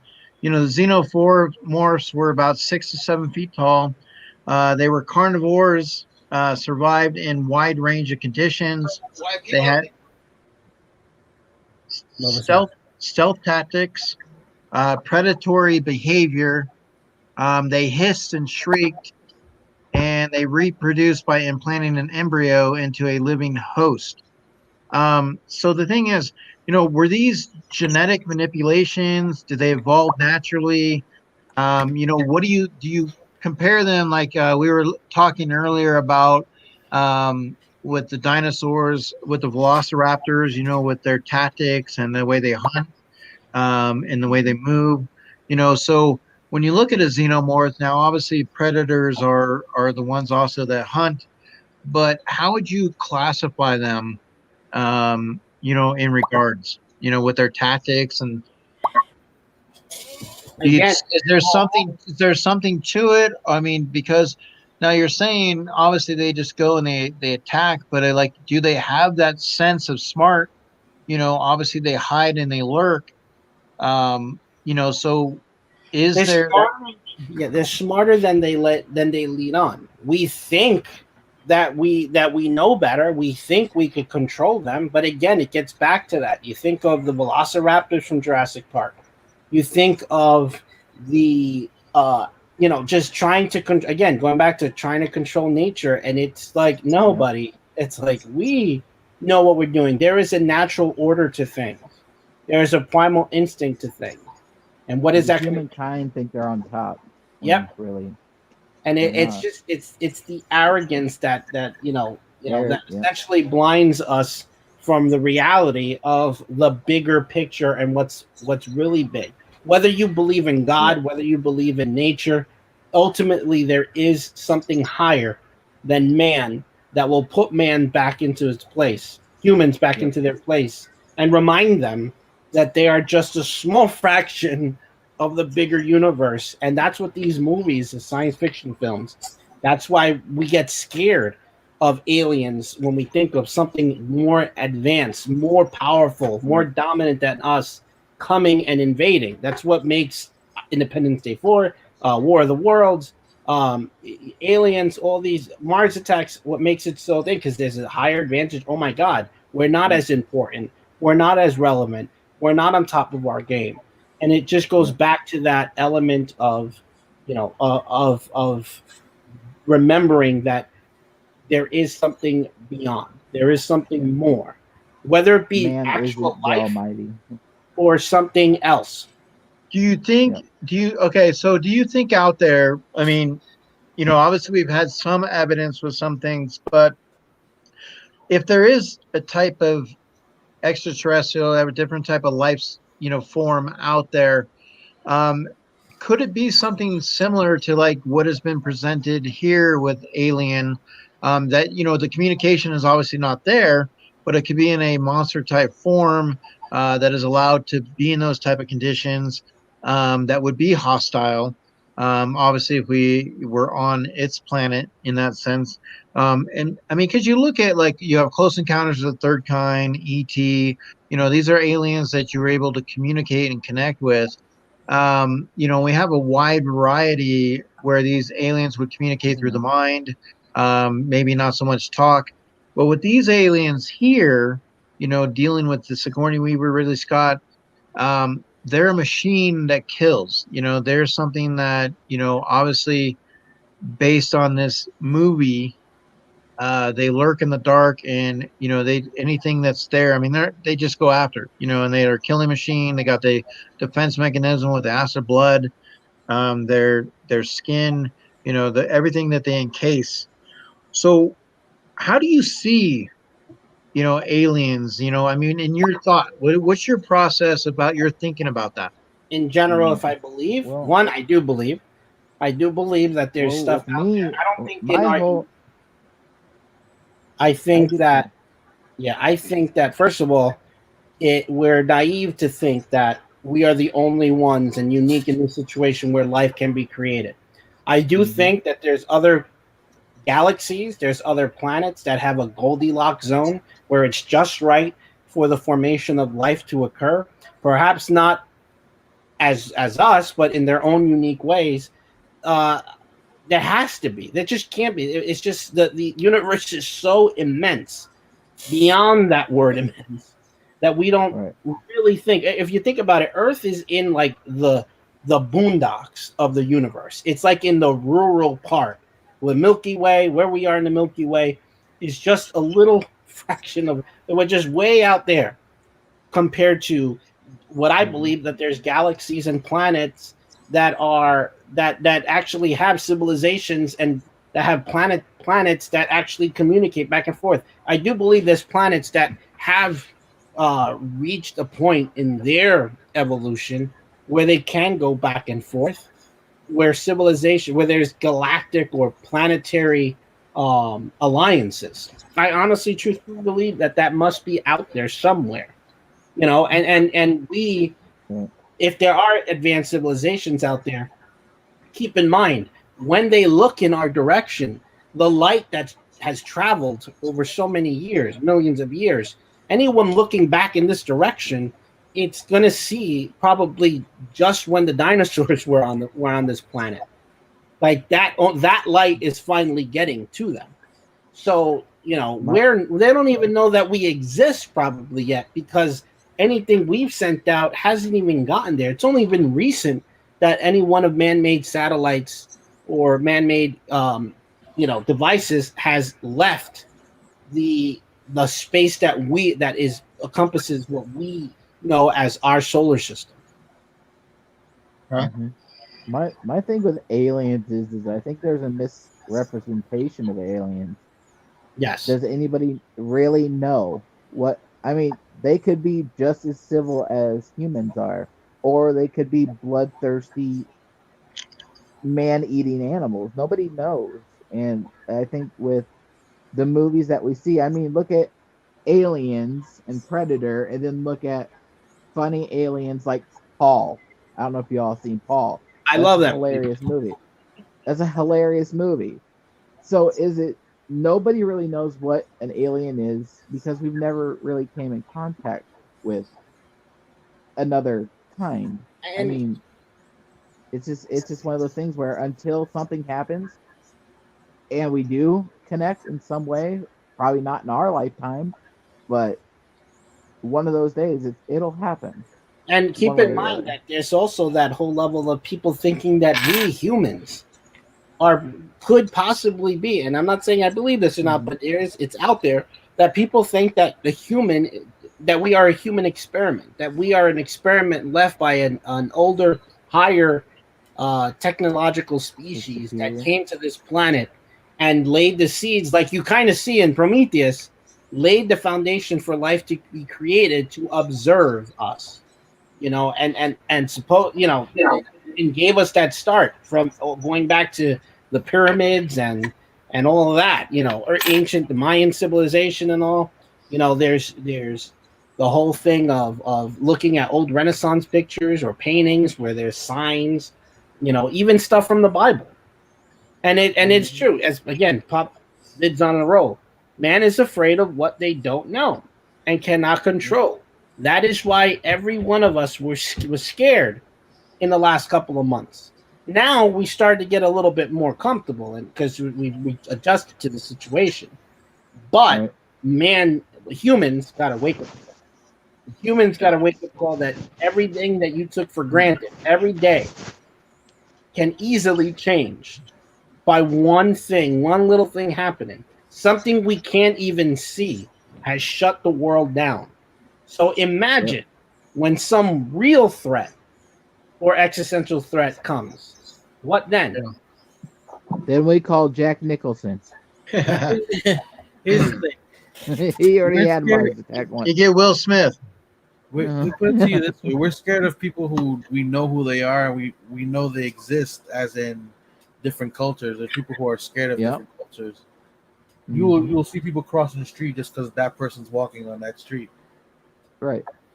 Imagine, I mean, look at the whole. Humans can't even tolerate people being different by religion or by color of skin. Imagine having an intergalactic war. If we can't handle dealing with each other as a human race, imagine dealing with another race, another species. You know, there must be, and I'm not saying in those other planets that this can't exist. Anyway. All right. Don't worry, I can take it. I'm married. Well, we got Sean. How's it going, Sean? I would love Uh, to hear Funko Illuminati's. He should definitely be in on this discussion.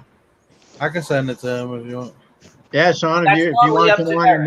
more than welcome to come on, Sean. Sean, please come. So one of the things that I wanted to also touch on with Aliens, they had talked about with the film that the names of the characters in the film were changed many times as they were unisex. So you had Dallas, Ripley, Ash, Parker, Lambert, and Ripley originally was thought to be a male. So, um, and they went with the female instead. And we had also talked earlier about possibly if Ripley had not continued through with her contract, they were looking at bringing in Arnold Schwarzenegger, which would have been interesting to see how the franchise would have went with that, right? But how do you feel about being the fact that they had dabbled in going with maybe a male character lead, but leaning in the direction now Ripley became the female? So how do you put Ripley on that ladder for films out there, heroines, badasses, that come through? Now, obviously, when she fights at the end, and she gets in the machine, and she's going toe to toe with the alien. Just everything that she has gone through, and that the environment has placed her in that movie. How do you feel about that character, like evolving? I think it's important to show that women weren't just the virgin being chased by the alien; that they were able to fight back. You don't really get, you have that sense of a person trying to control their body and prevent themselves from being taken advantage of. In this case, with the alien face huggers, how do you get these creatures? How do you get this something that you can't control? How do you try your best to prevent it from overcoming? Yeah. And so, I mean, if Gotta push do on the quiz. do you think if they had gone in that male role, that you would have seen, would it have been successful? Would it have been something that would have continued through? I mean, do you think by having Ripley there, like that character just really stands out for the franchise? I mean, you have the contrast of a female being vulnerable and a female being, in a way, symbolically, trying. It was almost like someone trying to rape her, throughout the film, and she's getting all her friends, getting all the rest of the crew members, and then leaving her for last. It was predator going after prey.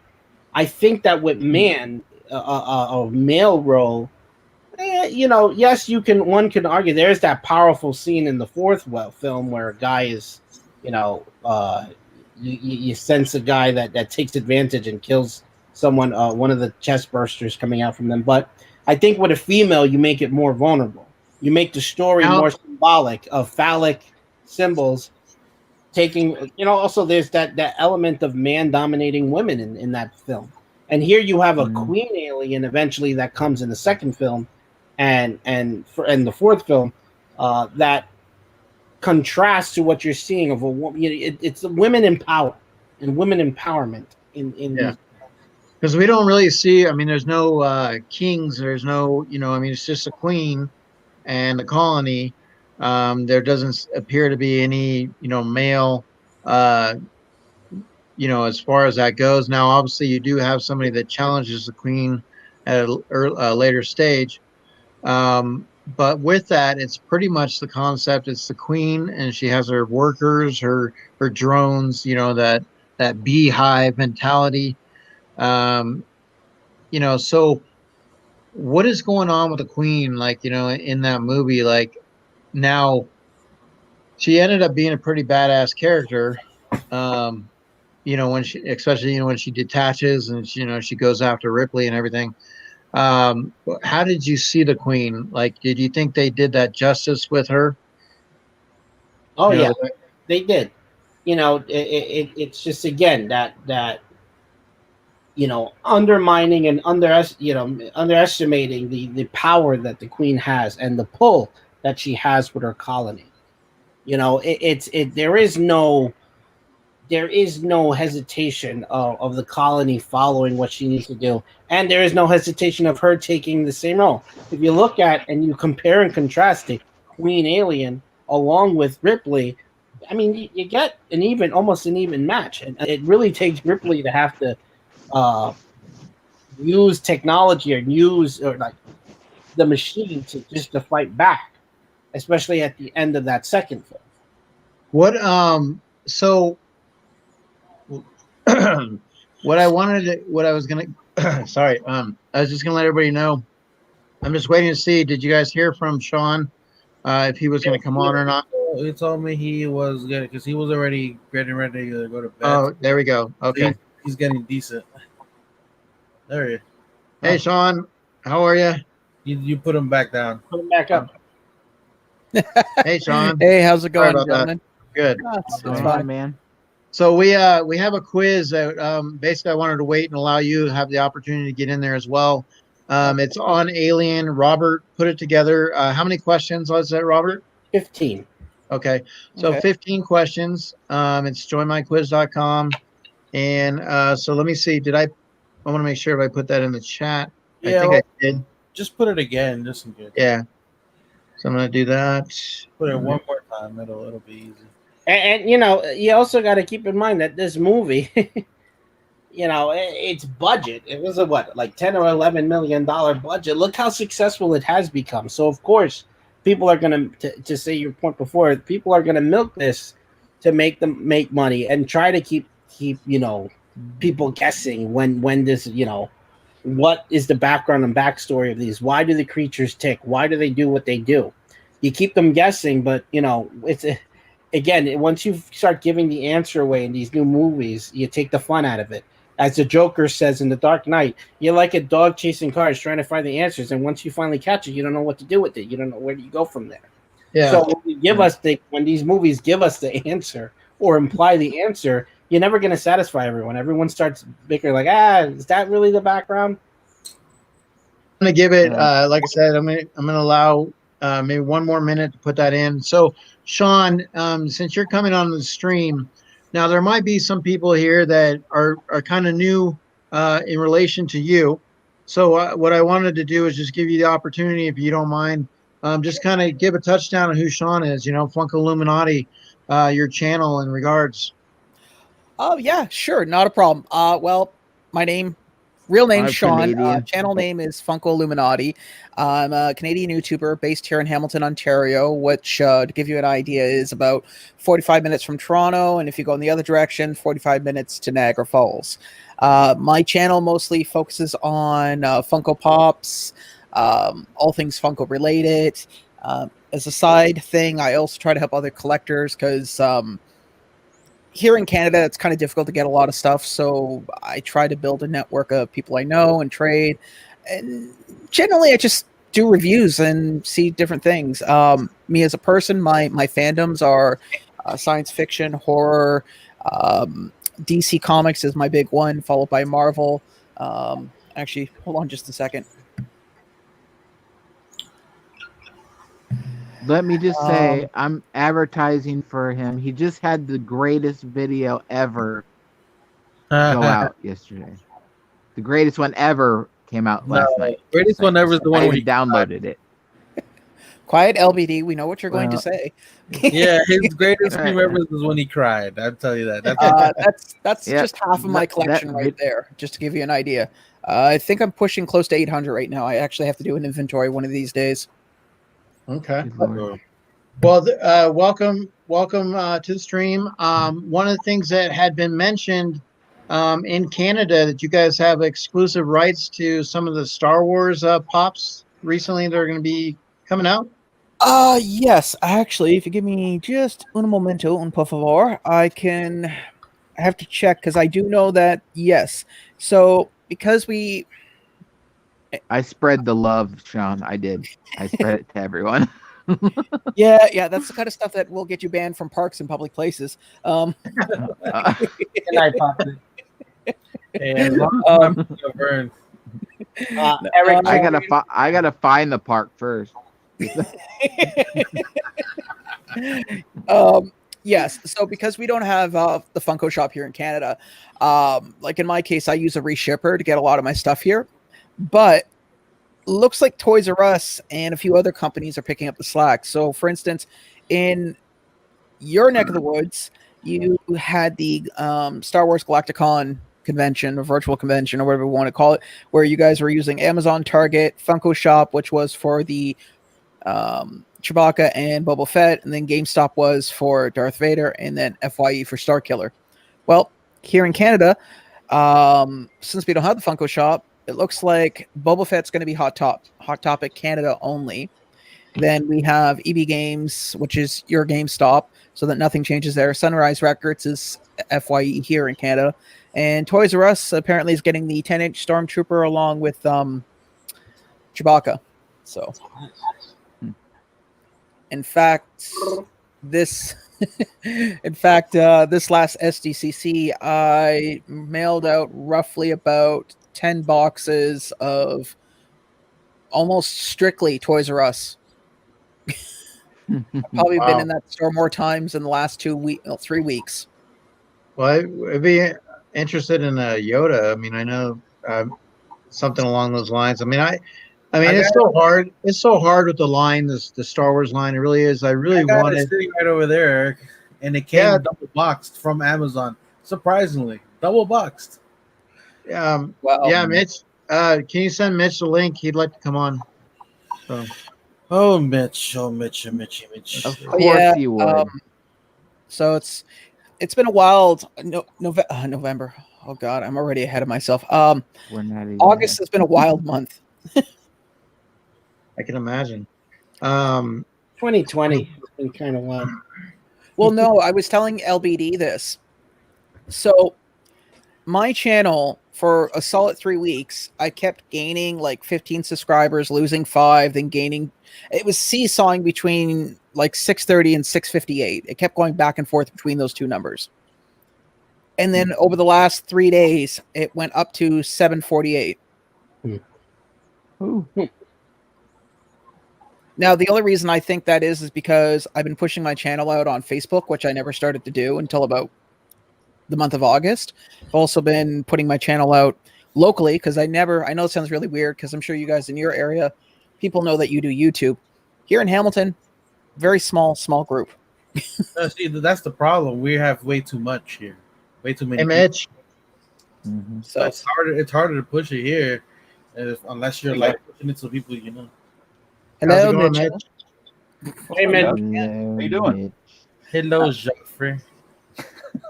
So Mitch, did you get a chance to get in on the quiz? Yes. Okay. Let's So- get it rolling. I'll go ahead and roll the quiz, and then from there, then we'll pick up after that. So we're gonna do the quiz, guys. So let me go ahead, get Is that it off. weird that I talked to all of you today except for Macho? Yes. You whore. Yeah. Damn it. All right, there we go. Thank God. Yeah, so we'll go ahead and touch on that a little bit. By the way, it's the Mighty Morphin Power Ranger Day. It's the anniversary, I think 28th year anniversary of the premiere of the Mighty Morphin Power Ranger. So I had to get that in there, Eric. Actually, Is it 28? I forget how many years. I saw that. I was this morning. I saw How some. many years? I think it's 28. I could be wrong. wow. Oh, shush. Oh, my phone.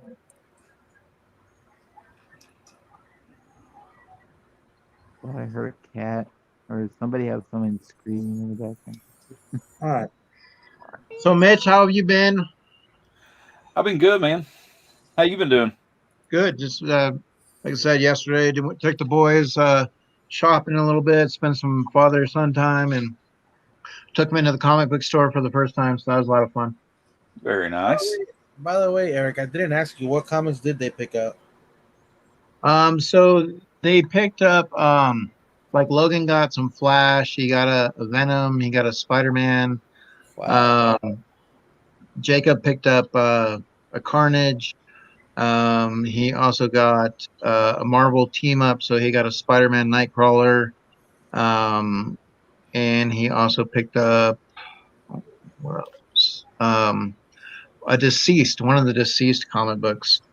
And Did you know I was gonna tell you. Now that you just reminded me of yourself. They actually have the Negan, whatever, the new Negan comic, whatever that came out. They I have saw it. they have it at my store. Yeah, I saw it. I was going to pick it up, and then I ended up getting the Harley Quinn one I'm talking about the gold cover thing that everybody's freaking out about. for the Negan. Yeah. I don't know if it was a gold cover. I think it was just two different variations that they had, two different variants, but I didn't see a gold cover. But I mean, I wasn't sure. But I do want to ask you in regards. I mean, there's a lot of different Spider-Mans. You have like the Superior Spider-Man, Spectacular Spider-Man, Amazing Spider-Man, Peter Parker. You know, a lot of different variations of Spider-Man. And so it's different. It's interesting with some of the the storylines. Growing up, I used to love reading the Marvel team ups. One of the comic books I got was Spider-Man and Man Thing. Which I've always liked that character. And just seeing Spider-Man interact with a lot of different characters. They were looking for Spider-Man, and like I was trying to find a Spider-Man and Ghost Rider. I didn't find that, but it's just so many different variations when you walk into a comic book shop. Like it's just like overwhelming, you know. And Yeah. but they have the dollar bin, they have the bundle bin, they have your variants. I mean, obviously trying to find some of the older comics, even if they're just readable.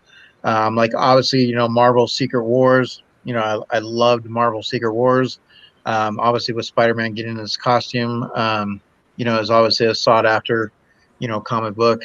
Um, but just going into a comic book shop. Now, one of the things I did see in there too was he had a couple of older pops. I thought I took a picture of one. Let me see. Oh yeah. So It's he 20, had it's not 28.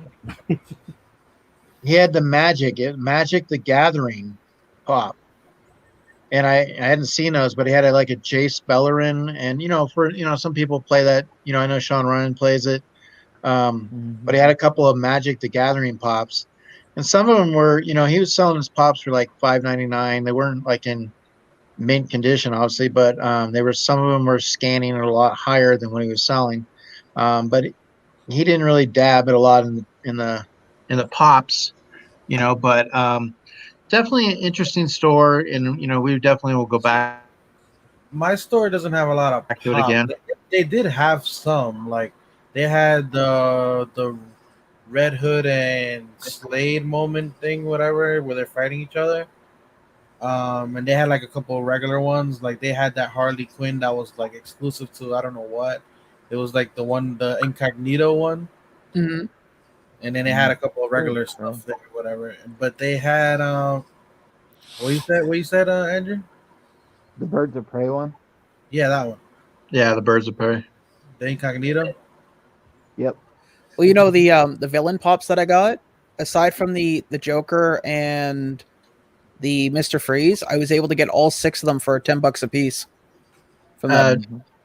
Tori says, how much was the Gold Negan? I think he had it at 50. Don't quote me. I might go back tomorrow, to be honest. He was pretty It's cool. coming up with the gold MTV Music Award. It's supposed to be a Photoshop drop. Yeah, see, I have the original one, and then I kind of got bored of it.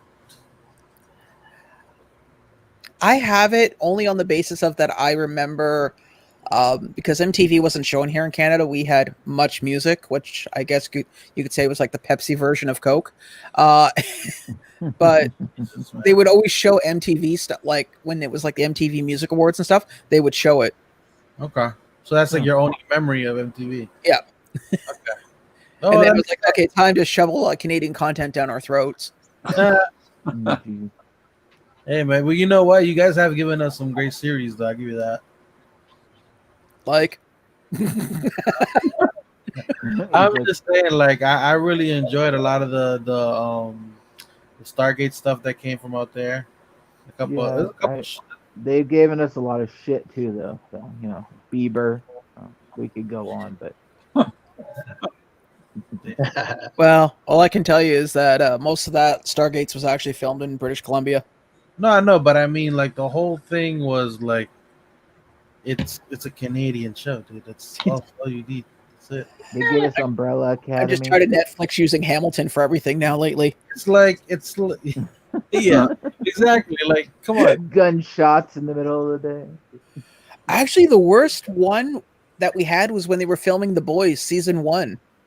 3 days of car crashes and gunshots. Yeah, you were telling me that one day we were talking. Didn't you all give us the grassy high? You want to hear something funny? You guys gave us great. Actually, Mitch, you might like this. So years ago, when Kevin Smith and Jason Mewes were doing episodes of the Degrassi, filming, a friend of mine, not a friend, my cousin, worked for a company that did a lot of the supplies of the equipment, like lighting and cameras and all the wires and shit. So I'm at my grandmother's in Scarborough, which is a suburb of Toronto, and I get a phone call. And my grandmother says, "Take the phone." So I take the phone. It's my cousin. He's like, "You want to meet Kevin Smith and Jason Mewes?" Yeah, sure. Okay, whatever. I believe him. He's like, no, man, I'm going down to the set. If you want to come with me, I'll pick you up. So I get in his car and I'm like, yeah, right. Because my cousin always used to play stupid jokes or do stupid shit, like take me to a mall, say, okay, I just gotta go and get something, and then leave me at the mall and go back home. So I'm expecting this, right? And no, there they were. I got to meet him for like a hot 10 minutes while he dropped off a bunch of stuff and took off. It was really cool. Oh, that's cool. That is a cool story, man. Let me real quick. I'm gonna pull up a wheel, so I'm just adding the image to it, and then I'm gonna find out who won and go over the questions real quick. Well, it looks like B-Sci-Fi and somebody else, right? Yeah. I don't have any cool stories. Definitely was not me. Let's put it that way. It wasn't me either. You know what's crazy? I made a quiz about this, and then one of my questions that I had, it was in there. I was like, so I know more about the comics than I know about the movies. Now, okay, so yeah, we have B-Site, K Zeno. I'm assuming it might be K and now, but confirm or deny. And then Wow, that percentage looks like my second year in college. we got this. So K and L. So who is K Zeno? Is that K and L like Xenomorph? I'd imagine that.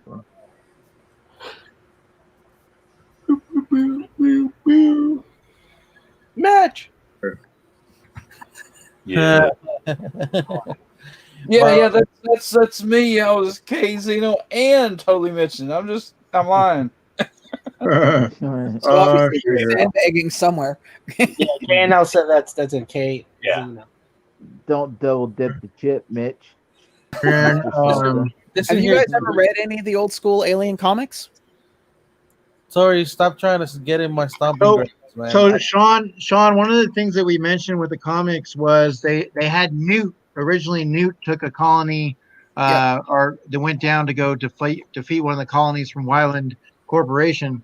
But obviously, in the movies, they killed her in the opening of number 3. So, what was she like in the comic books? You know, as far as did she become another Ripley? Like, I mean, yeah, basically, she became another Ripley. A more, I would say, more pragmatic one. Ripley, whereas Ripley was, here's the problem. Okay, what do we do? Well, we'll go in with extreme, Extreme Prejudice. We will take everything out where Newt was more of a, okay, so they're here, we're here. Maybe we can go around them and then fight them if we have to. Whereas Ripley's like near the end of, well, the first movie, it's like, you know what, screw it. I'm just going to cut a line straight through everything. Okay. I hope you guys can't hear that. Yeah, we can. So I live 2 blocks from the main fire station, and for some reason at this time of night, even though there's no traffic, they will turn on their sirens. Hey, Macho. Yeah.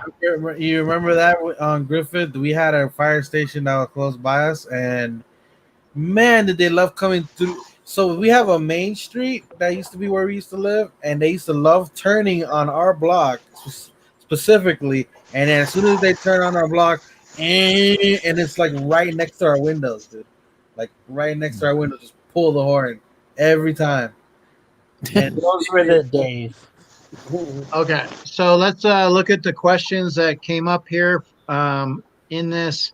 So we had, what's the name of the ship in Alien? So you had Sulaco, Prometheus, Nostromo. None of these. So Nostromo was the one. I think I made this fairly challenging. In which year was the first Alien movie released? 1984, 81, 80, or 79? It was 79. 79. I could have thought it was 84. Yeah. How long did it take to film the first movie? About 3 months, half a year, none of these. It was 3 months.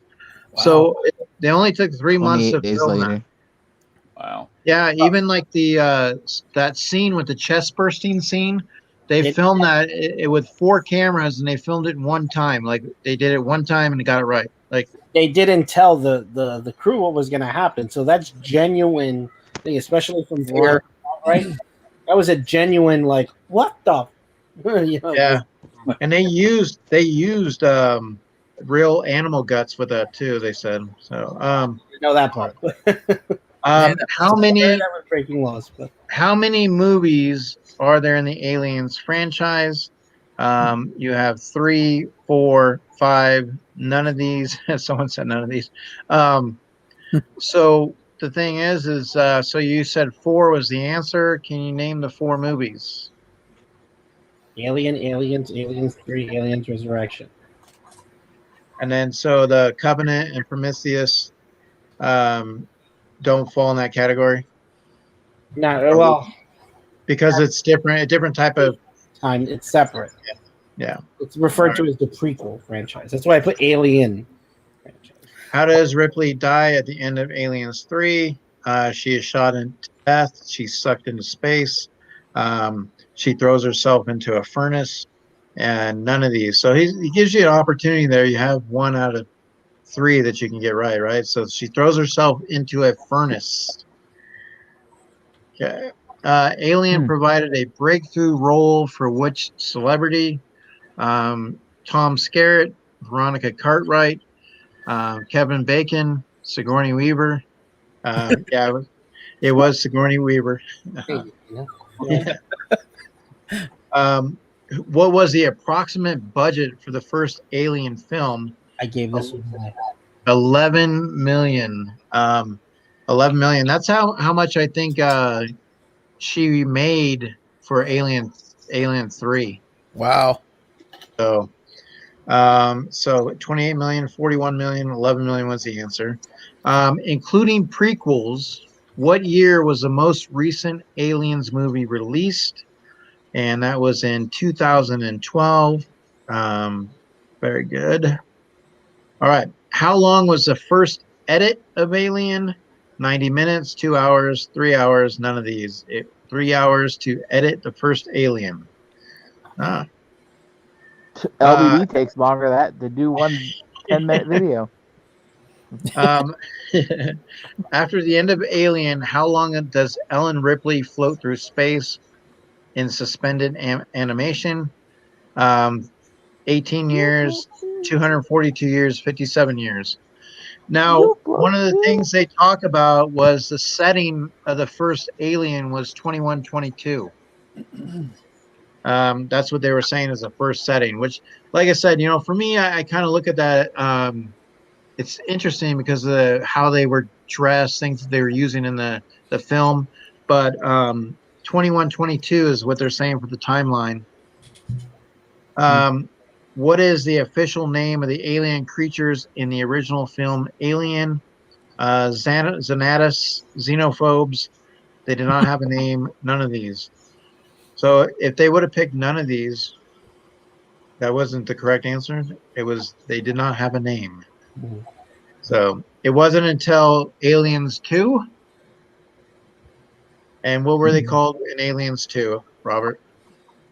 That's when they hint, I believe, at I think it's xenomorphs. If not, they call them the creatures. The couple different. In Alien, which crew member has secretly been ordered to preserve an alien and give it to the corporation that's funding the expedition? Ash, Brett, Dallas, none of these. So Dallas was a Tom Skerritt character. Ash was the one who went on board for that information. He was part of the expedition. So, who created the story for Alien? James Cameron, Ridley Scott, Dan O'Bannon. So Ridley Scott did not create the story.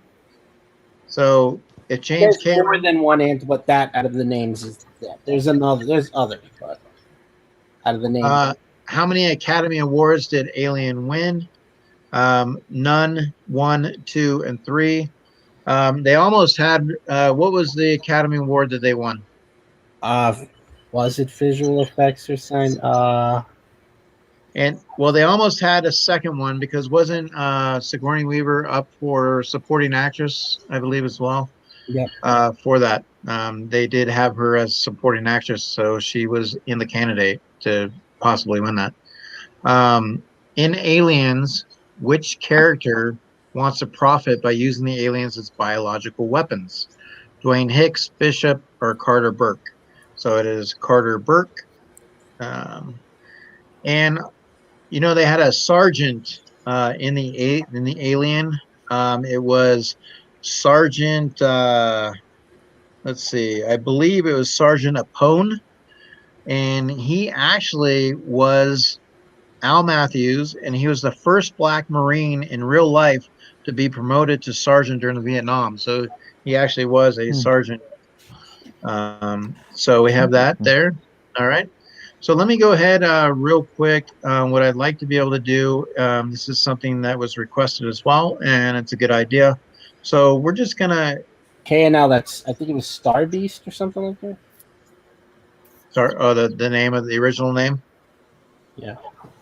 So I got Macho was asking me about another quiz or whatever that was based on aliens, because I was trying to think while I was playing this one, I was trying to think if it's any different, and for the most part, the one I have is very different, and it's based on all 6 films, I think.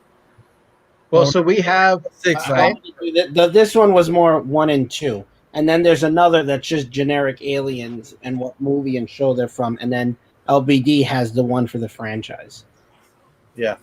But I think it also has your suggestion of the week. So there's a little cameo by someone in the panel. Oh, no, I don't think I have that picture yet on that one. Well, what I've done is I created a wheel tonight. So whoever has won on the quizzes so far. So we have B-Scythe, Ness, Mitch, KNL, Ness, and McDorks. So you guys are on the wheel right now. So if we do another quiz, we will add to that. And so generally what I did was I was at Barnes and Noble and they had 2 of these. So they were 2 for $10, and I was able to get 2 of them. Nice. So, if you're a winner tonight, you would get the second one. So I know B-Scythe was asking about it earlier. So, but we will go ahead. What I'd like to be able to do here real quick, if it's okay with everybody, no objections. We obviously had lost somebody today. And obviously we know Black Panther. We know him as Chad Boseman. He battled with colon cancer, I believe it was. Yeah. That's what they're saying. And it was at the age of 43. Mm-hmm. Now he's been a great actor in a lot of great movies. 42. Obviously it was Black Panther. So he battled with that, and unfortunately we lost him today. So we would like to be able to give a moment of silence in regards to that. So I'm going to go ahead and pull his picture up.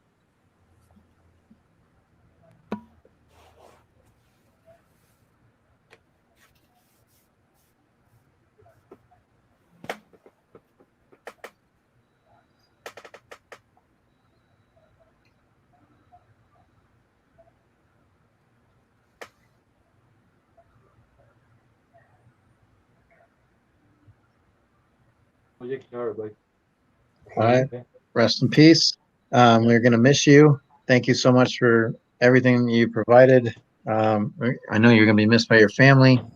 I'm sorry to see you go at such a early age. I know anytime you're dealing with things in life, and life is taken from you, it's hard, with family we love. But I mean, we have over the years lost, people, it's like Kobe Bryant, and you see people at early ages, and it makes you really stop to think, how precious life really is.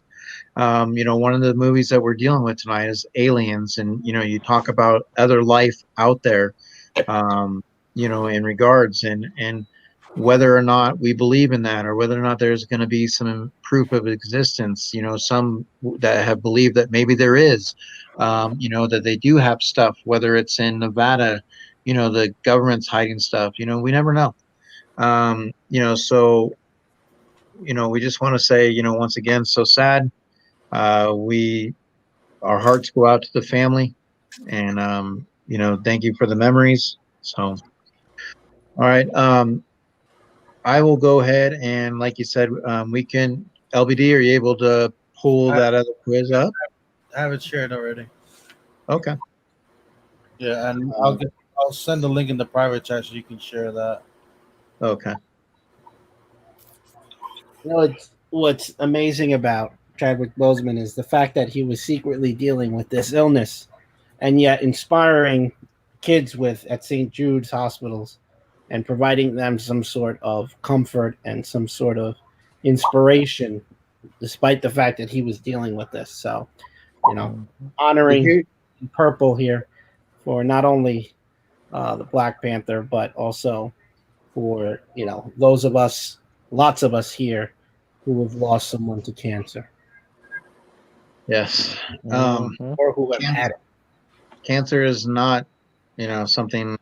It's just hard. I wish they could come up with a cure and just take care of it. It's sad to lose a lot and have people go through it. I mean, even myself, going through it as well. And it's just, it's cancer sucks. It just sucks. And you see the hashtags, fuck cancer, and if that's the way you feel, I mean, it's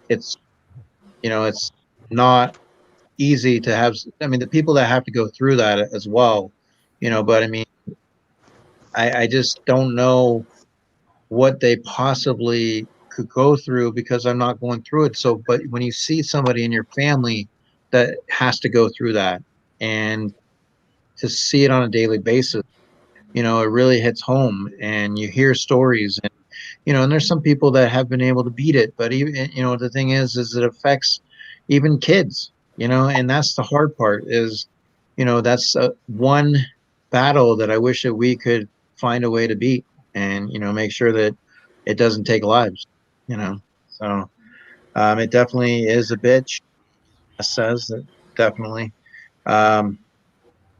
So let's go ahead and so real quick, let's see here. LBD after the stream. All right. So like I said, that is correct. 264-370. Okay. It's on my end. I can't. It's blurry, but 264-370. Yeah, it's a little blurry on my end too. Yeah. I don't know why it looks weird. Let me stop sharing and reshare it again.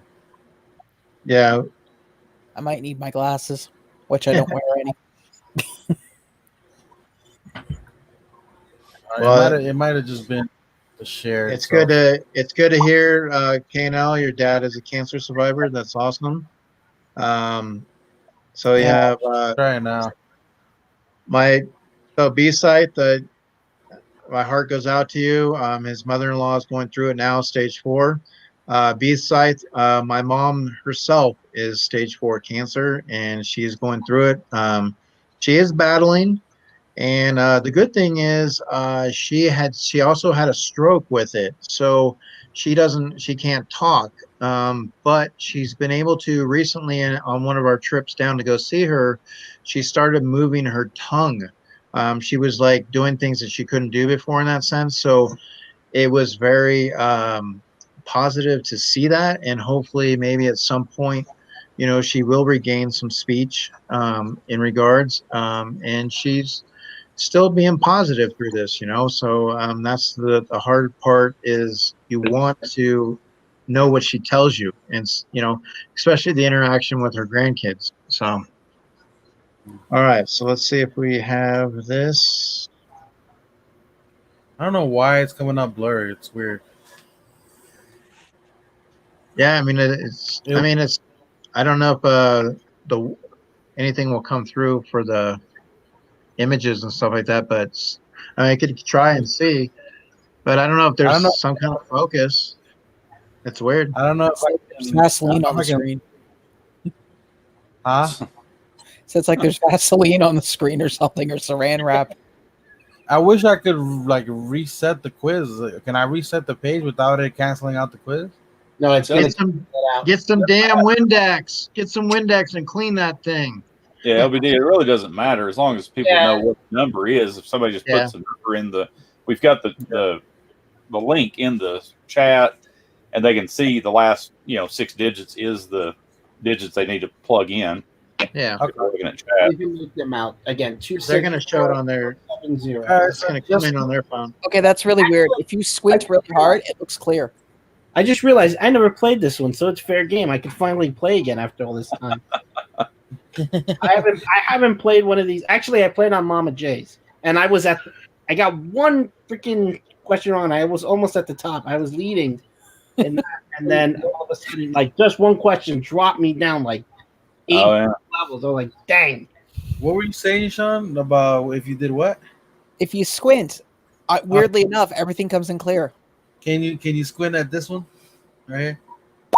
Well, that is just mean, sir.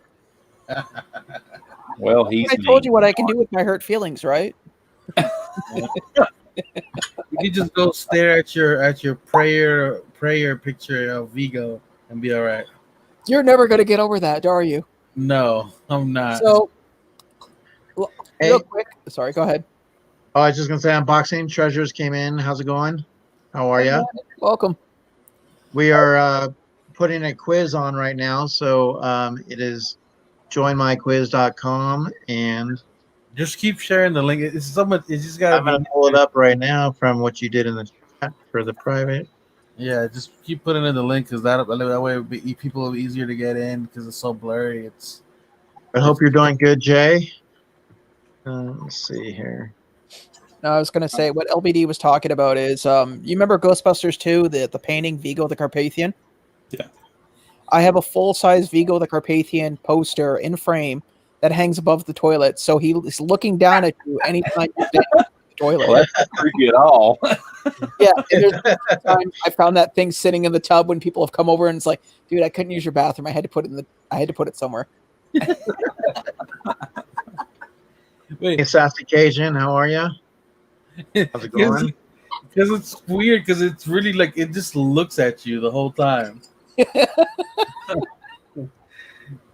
If you're tall enough, it makes eye contact. And you have to have one of those the eyes follow you, where you move and you're like, what the hell? Let's see here. So one of it basically what's going on, guys, is we're doing a quiz, and we've had 2 quizzes already. And so what we're doing is we're taking the top 3 of the quiz and we're adding them to a wheel, and then afterwards we'll be able to spin that wheel, and there'll be a prize for that in regards. So this is a quiz from LBD. So And by the way, there is a question where the animal is spelled wrong. So keep that in mind. I did not create the quiz. This was when Dallas messed up the one word. So blame Dallas. Yeah, if you see the one name that doesn't look like an animal, it's supposed to be an animal. So that's the I mean, answer. it's okay if you misspelled dog. It's cool, dude.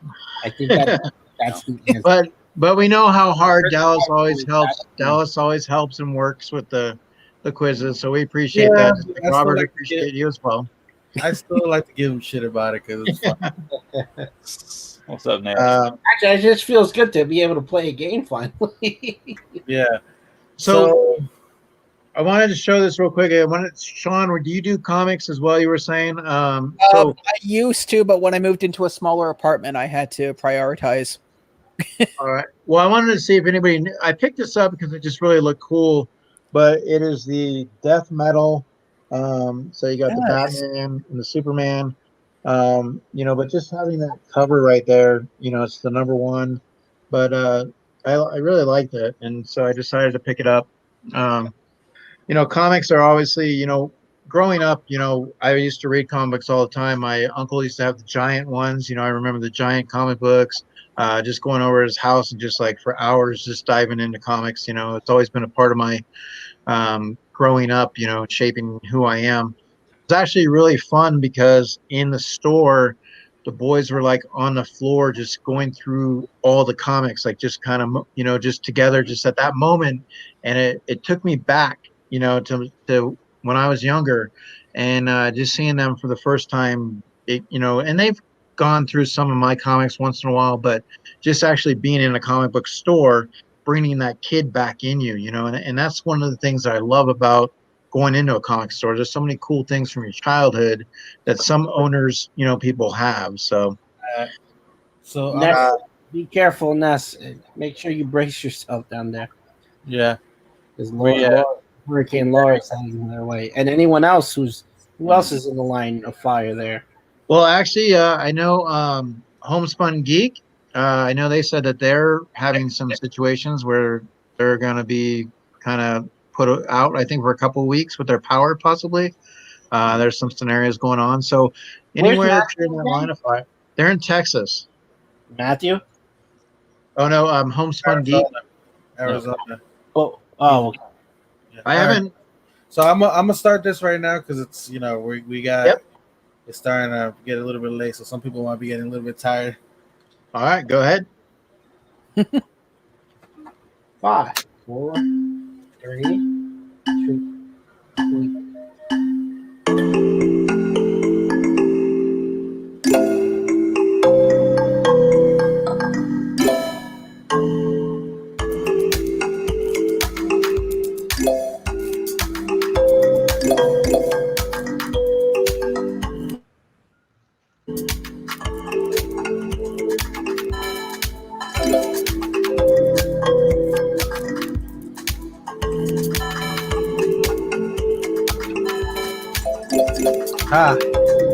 Even Wabasaurus got things wrong now.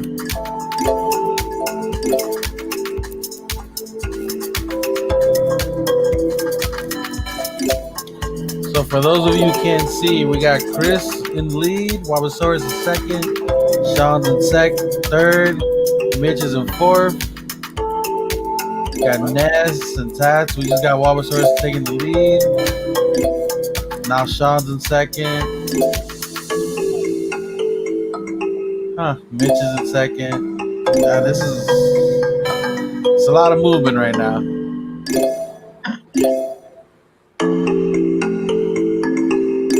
They're playing a quiz, Andrew. Come on, guys. Yeah, I can hear it.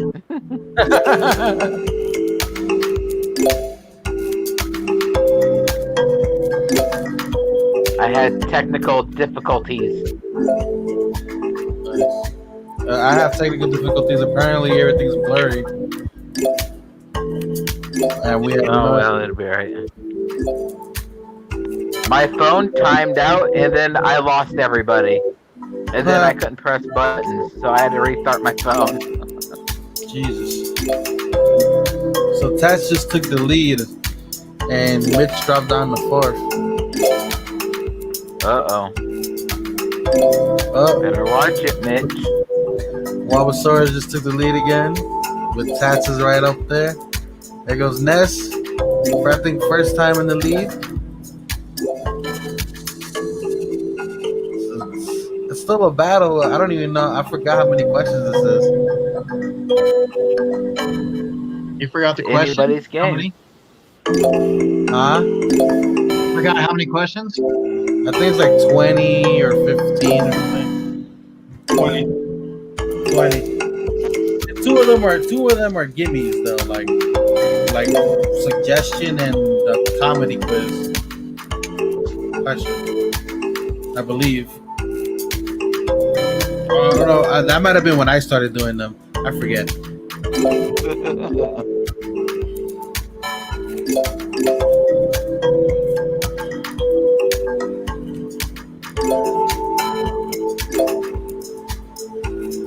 People are taking their time now.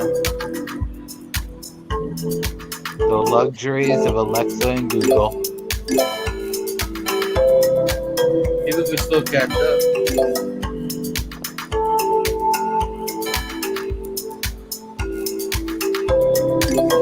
Be safe, my friend, man.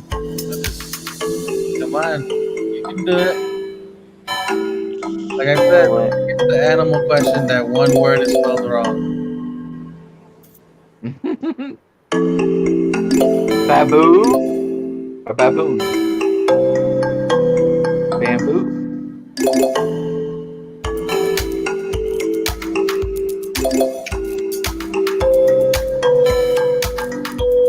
Somebody just lost their streak.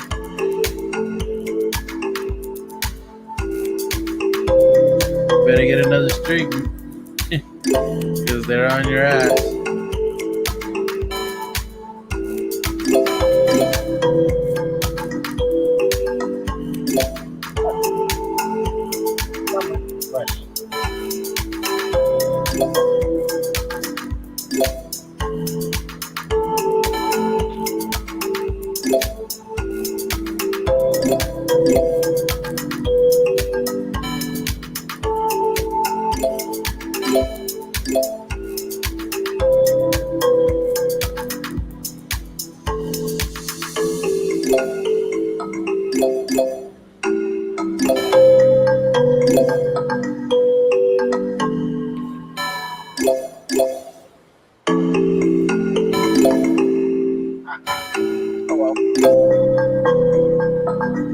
I don't think anybody can catch up to you this time.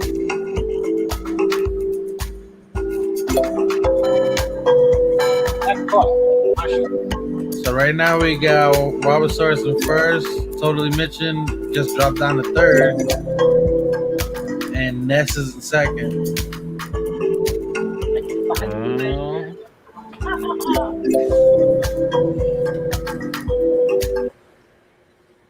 By the way, Andrew, I have the puppet Alf in a Hawaiian in my hand right now. T-shirt. Yeah. The what? Is it the red Hawaiian T-shirt? No, this one's the blue one with the glasses. Oh, yeah, I got the red. I think these are from Burger King. Hey, would that be a good pop? Remember the red Hawaiian punch guy? Oh yeah, that Punchy. Yeah, I've been asking one about of the it. questions. What happened? I want to protest one of the questions. You want to protest one? Is it the one about the animal? No, about the one of how many alien movies there were. It's different in both quizzes. Yeah.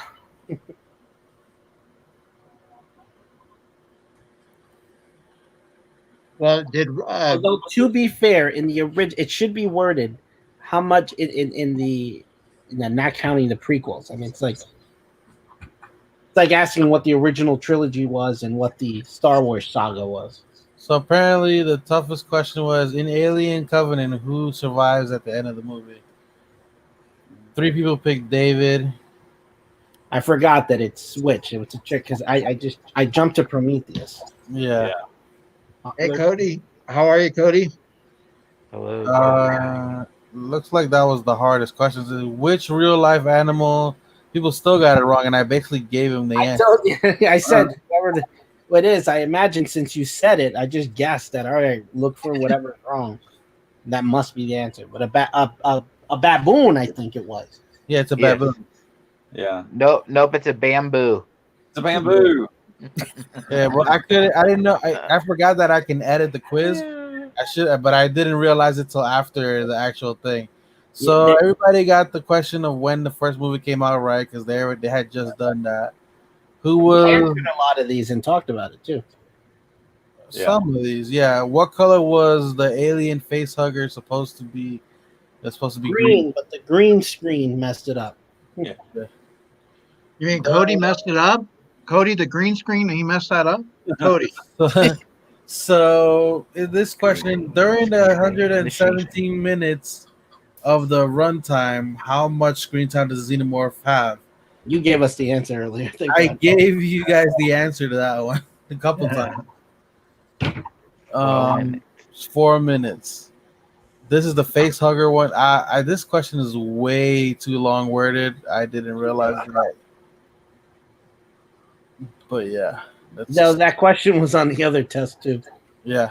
Well, You copy and paste that question, or did you have to write it out? no. This one was written out by Dallas. Everything in this quiz was written out by Dallas. That's why Oh, wow. it says bamboo instead of baboon. I know where he got that from. Yeah. Take a wild guess. Huh? Well, that's what they named the animal. The animal that they used for the shrieking of the xenomorph was from a baboon. Yeah, that was the question. Yeah. It's funny, every time I hear that the xenomorph shrieking, I can always hear the smart guns going off at the same. Sorry, the pulse rifles going off at the same time. Yeah. Because they're always synonymous with each other. They're never, there's never just a scream. There's always a gun following it afterwards.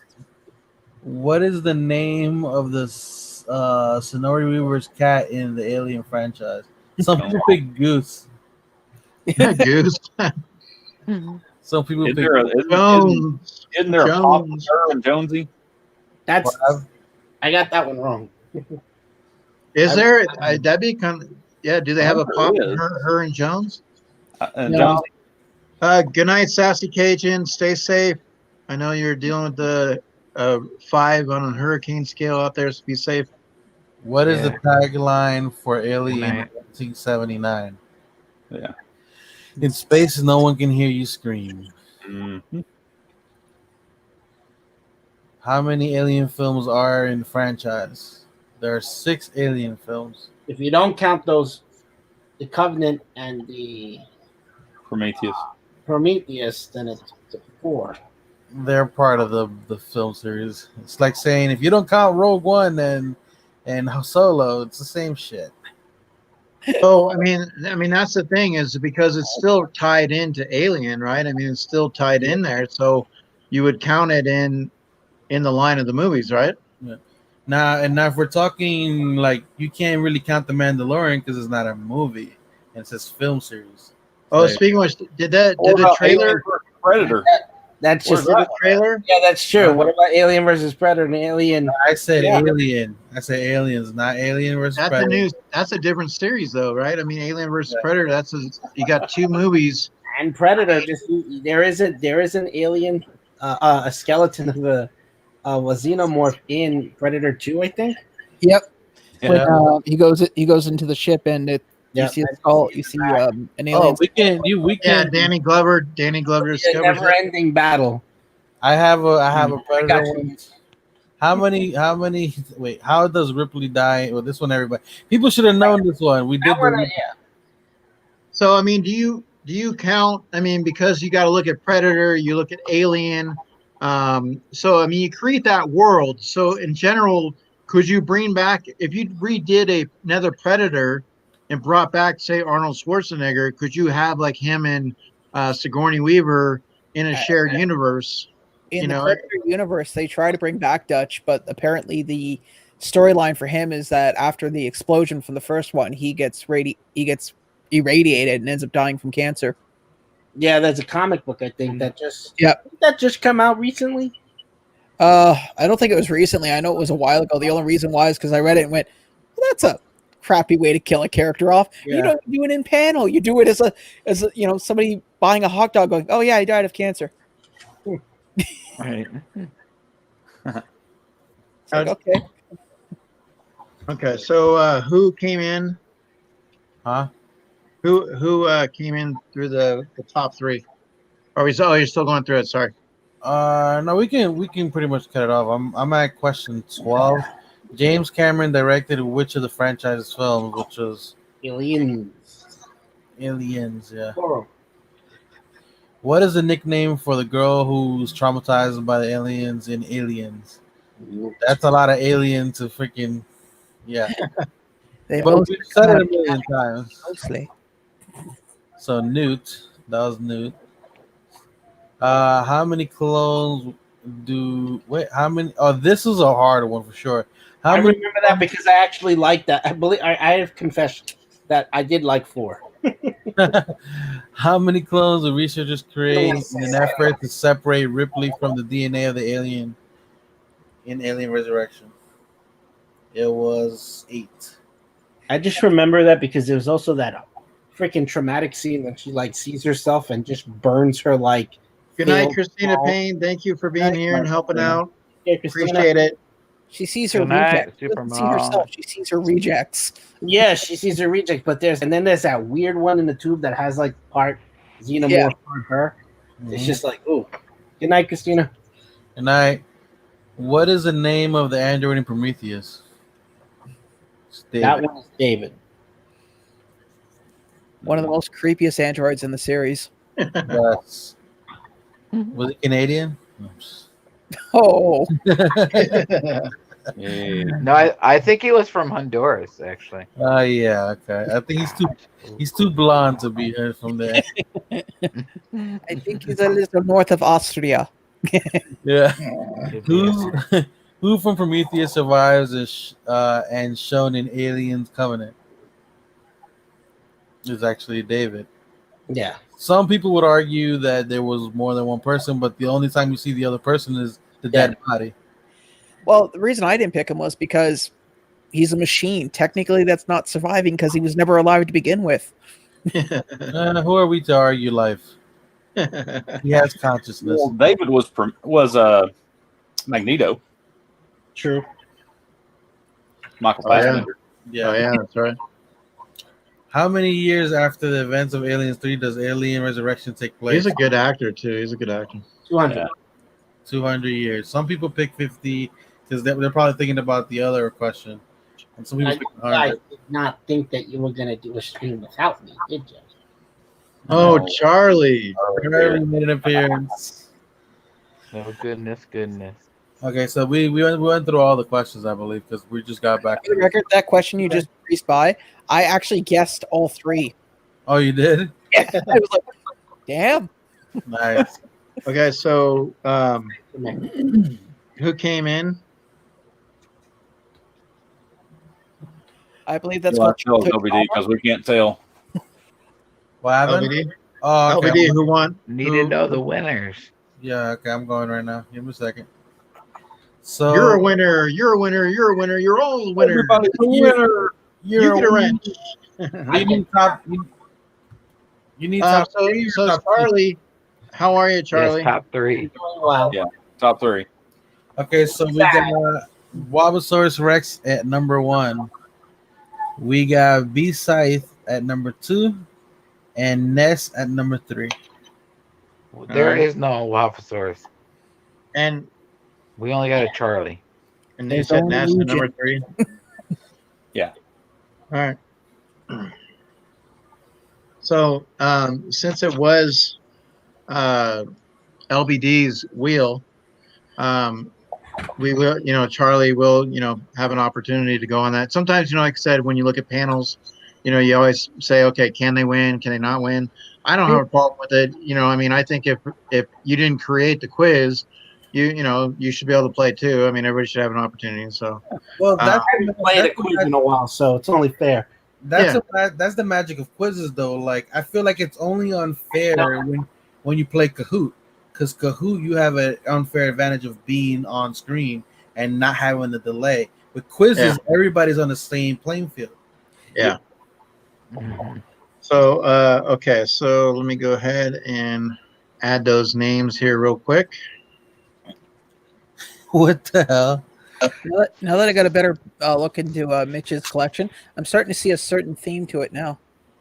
What theme are you Oh, by the saying? way, Mitch, you made us watch the Flintstones because I was just so into the Flintstones after seeing the pop. Nice. I just watched on HBO Go all of them, and I've been watching all the TV now the cartoon. Oh yeah, Flintstones are great. Oh, Ness, if you're looking for, she's calling him Gazpacho. It's Pagliacci. Gazpacho. There he is. And so, Robert, how would you like to go on the wheel? Would you like to go on as Charlie, Robert, Wabasaurus? How would you like to go on the wheel? I'd like to take credit for Charlie because screw him. Get me out till this time. I'm just So going to you- steal his thunder. I'm going to put you on as what you said, Robert. Is that what you're saying? I want to make sure I heard it correctly. Charlie. Okay. All right, Charlie. You're about that Robert guy. Jeez. Yeah, who Alright. the hell's that? It's Yeah. Charlie Source Rex. People like me more than they like him. So, Murder Machine Batman is hitting Hot Topic stores.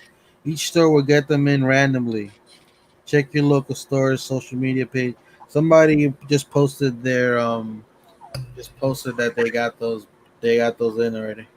Yeah. Well, my advice to anybody, and so far it seems to have worked for me, is wherever you live, take whatever hot topic, like put a pin on a map and then do a big circle, and whatever's in that circle, put those hot topics on your Instagram and put those as the feeds that you see first, because that'll give you a rough idea of what your store's getting. That's how I was able to get my Well, that's insensitive. You got a guy who can't see on screens, jackass. Oh, you asshole!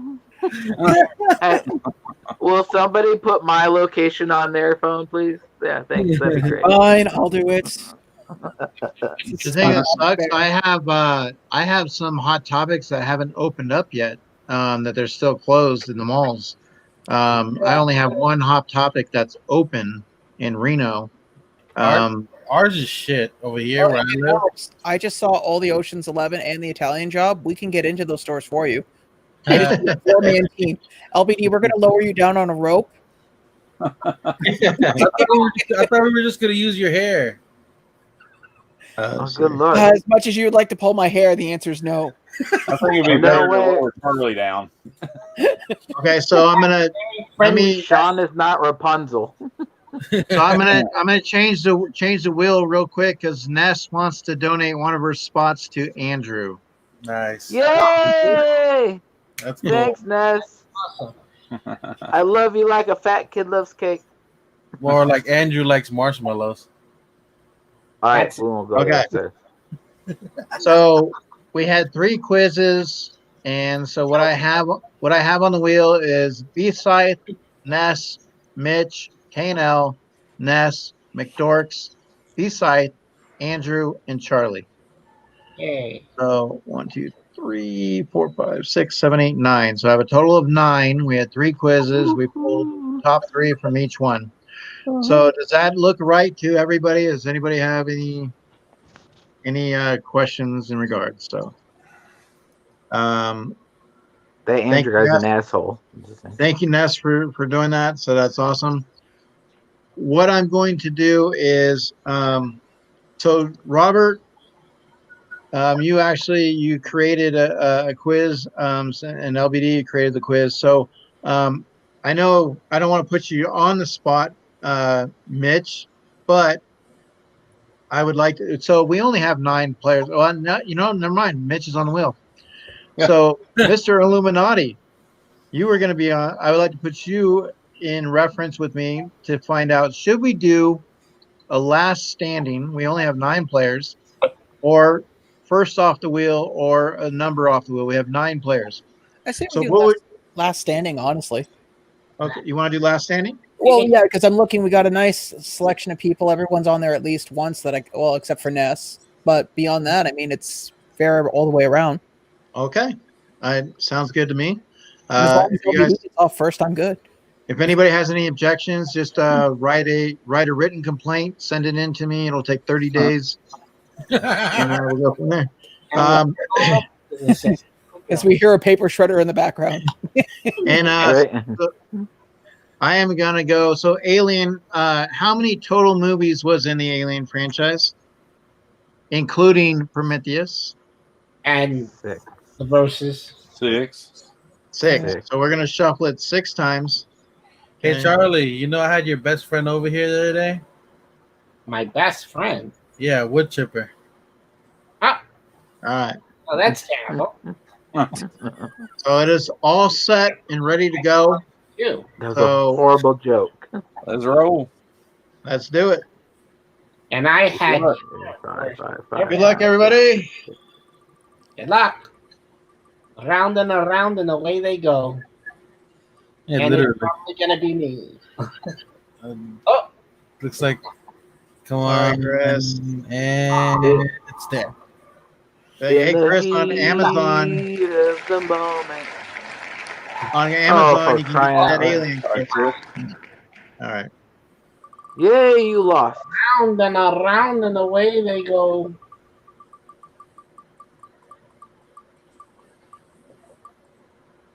Ooh, it's closer and closer.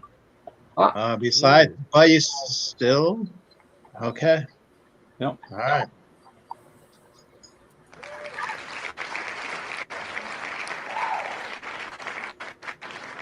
All right, and here we go.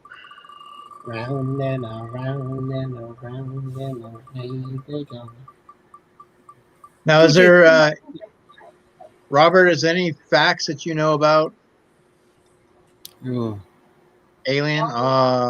Sorry, Andrew. And I It know was for, the third one off. I win. I'm a winner. Yay. I remember You know for what's crazy? You were smack that in between nests, though.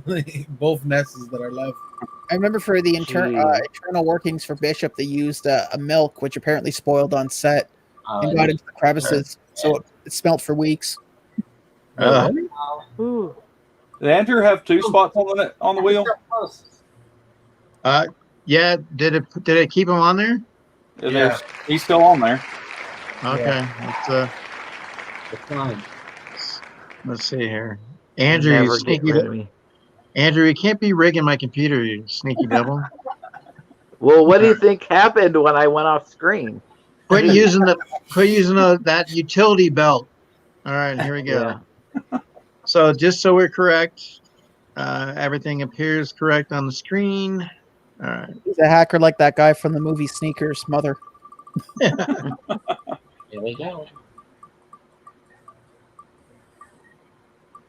Uh-oh. Sir Charlie. Into the Yeah. I hacked your computer, but I can't even get a Funko drop. Just saying. Hey. Did Jersey Gardens open back up much? I don't know. I mean, I imagine everything else is open. Yeah, we might have to hit that Ah, next week. Well, if you guys go next week, can I come? Just swing by and pick me up. yeah, we got Right. We'll meet you at the border. Don't hold your breath. it. Actually, if you guys want Okay, so oh, sorry, go ahead. My see, fault. because on this one here it says remove and then remove all instances. So last time I picked remove, but it kept them on there. So You still click remove. okay, There you go. and there we go. Okay, perfect. A friend of mine who's got some stuff at a PO box in Buffalo can't get across because the border's closed. So he's thinking of getting a small business license to say that it's his inventory, so he can get across to pick up his Funkos. Oh, Oh, jeez. You do what you got to do. Mitch. No, I have a friend where they had where she lives, it was still completely quarantined, and you can only get around do it for business. And that's what they did. They applied for that small business, whatever, and now all they have to do is show that letter and their ID, and they're golden. Down to the last two, and around and away they go. My money's on Ness. Yeah. Looks like it's going to be That's Good. Cricket. Congratulations. Congratulations. Yay! And It's a she did birthday that. gift. And she did that with giving away one of her spots. Yep. Here, and I know B-Scythe, I know that you really wanted that. So, unfortunately, guys, unfortunately. But Ness, yes, Ness had a birthday. Your birthday, correct, That's her Ness? birthday gift. Happy belated. So, It was congratulations with that. yesterday. So, Happy all right. belated birthday. I already sang birthday song to you yesterday. So, congratulations. Here's the good thing about that, though.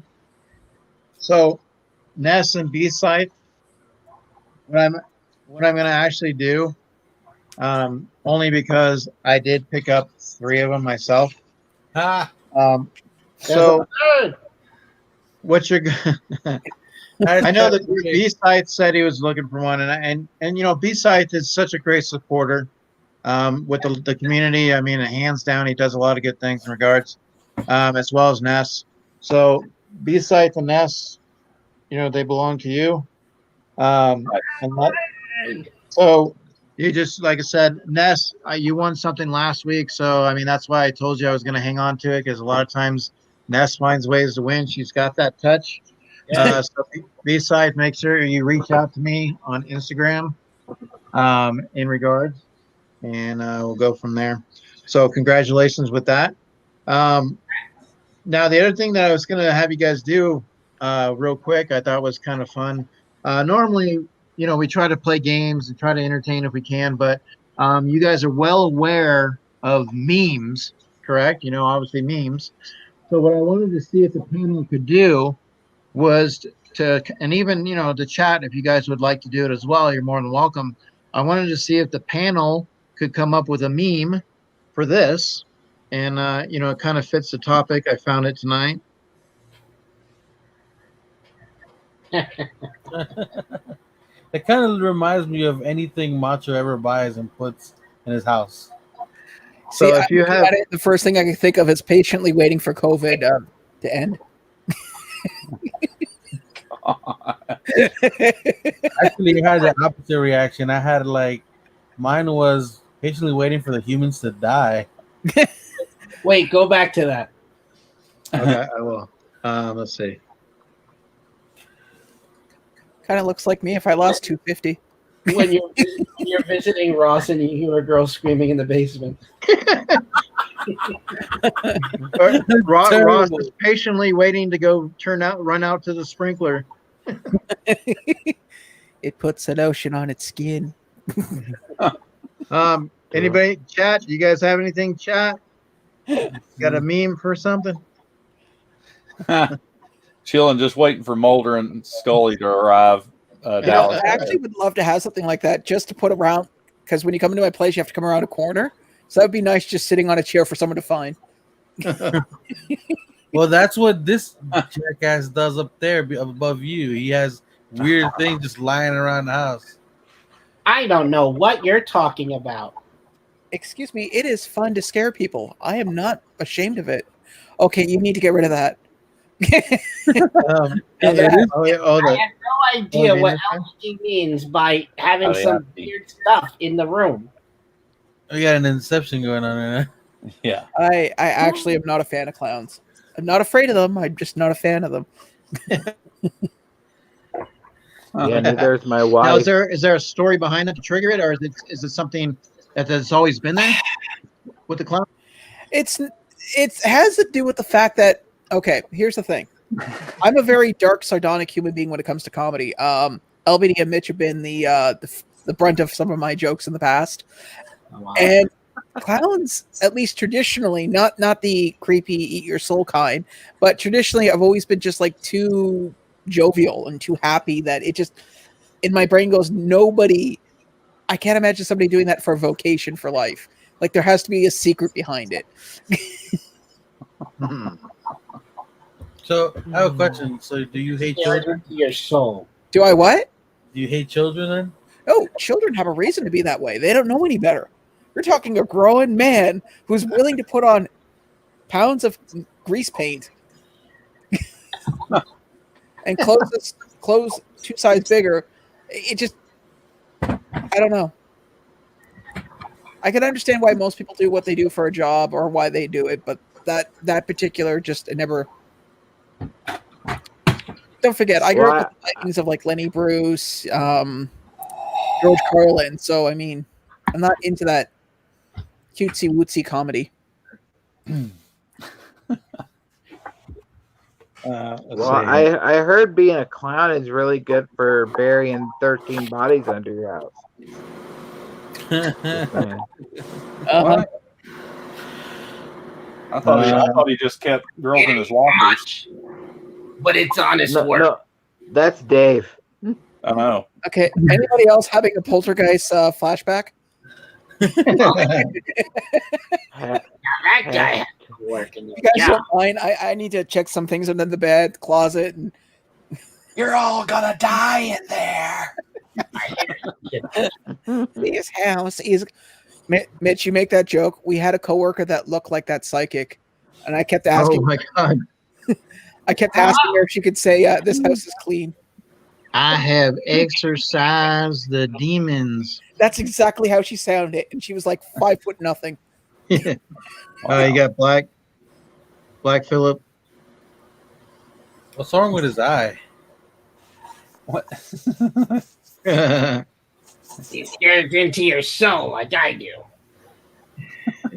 What? So that'd be kind of cool if you can make so Black Phillip was a puppet. You know, that'd be you can make him in an interesting conversation. Yeah. So now, what do we got here?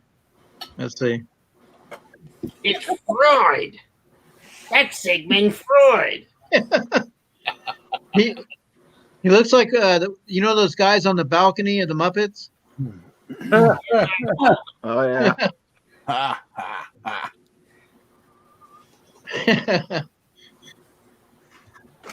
Very cool. Been with me since college. Every time somebody would bitch and complain in the house, I would just throw them the doll.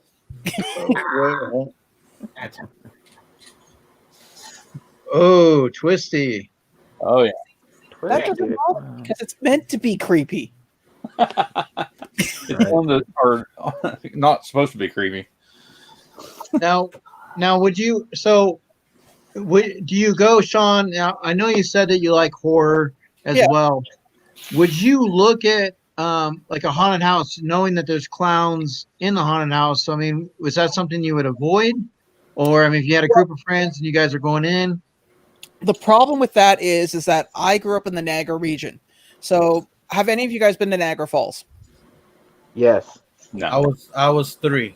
Okay, well then you were too young to go into some of these places. But the Clifton Hill has a bunch of waxworks and haunted houses and horror places to get scared. So when you work in that area long enough, you start to know the people that work in those places. So you know where all the jump scares are. So yeah, I because I know what it's about, it wouldn't bother me as much. Reality is more scarier than, I guess you'd say, like produced fantasy.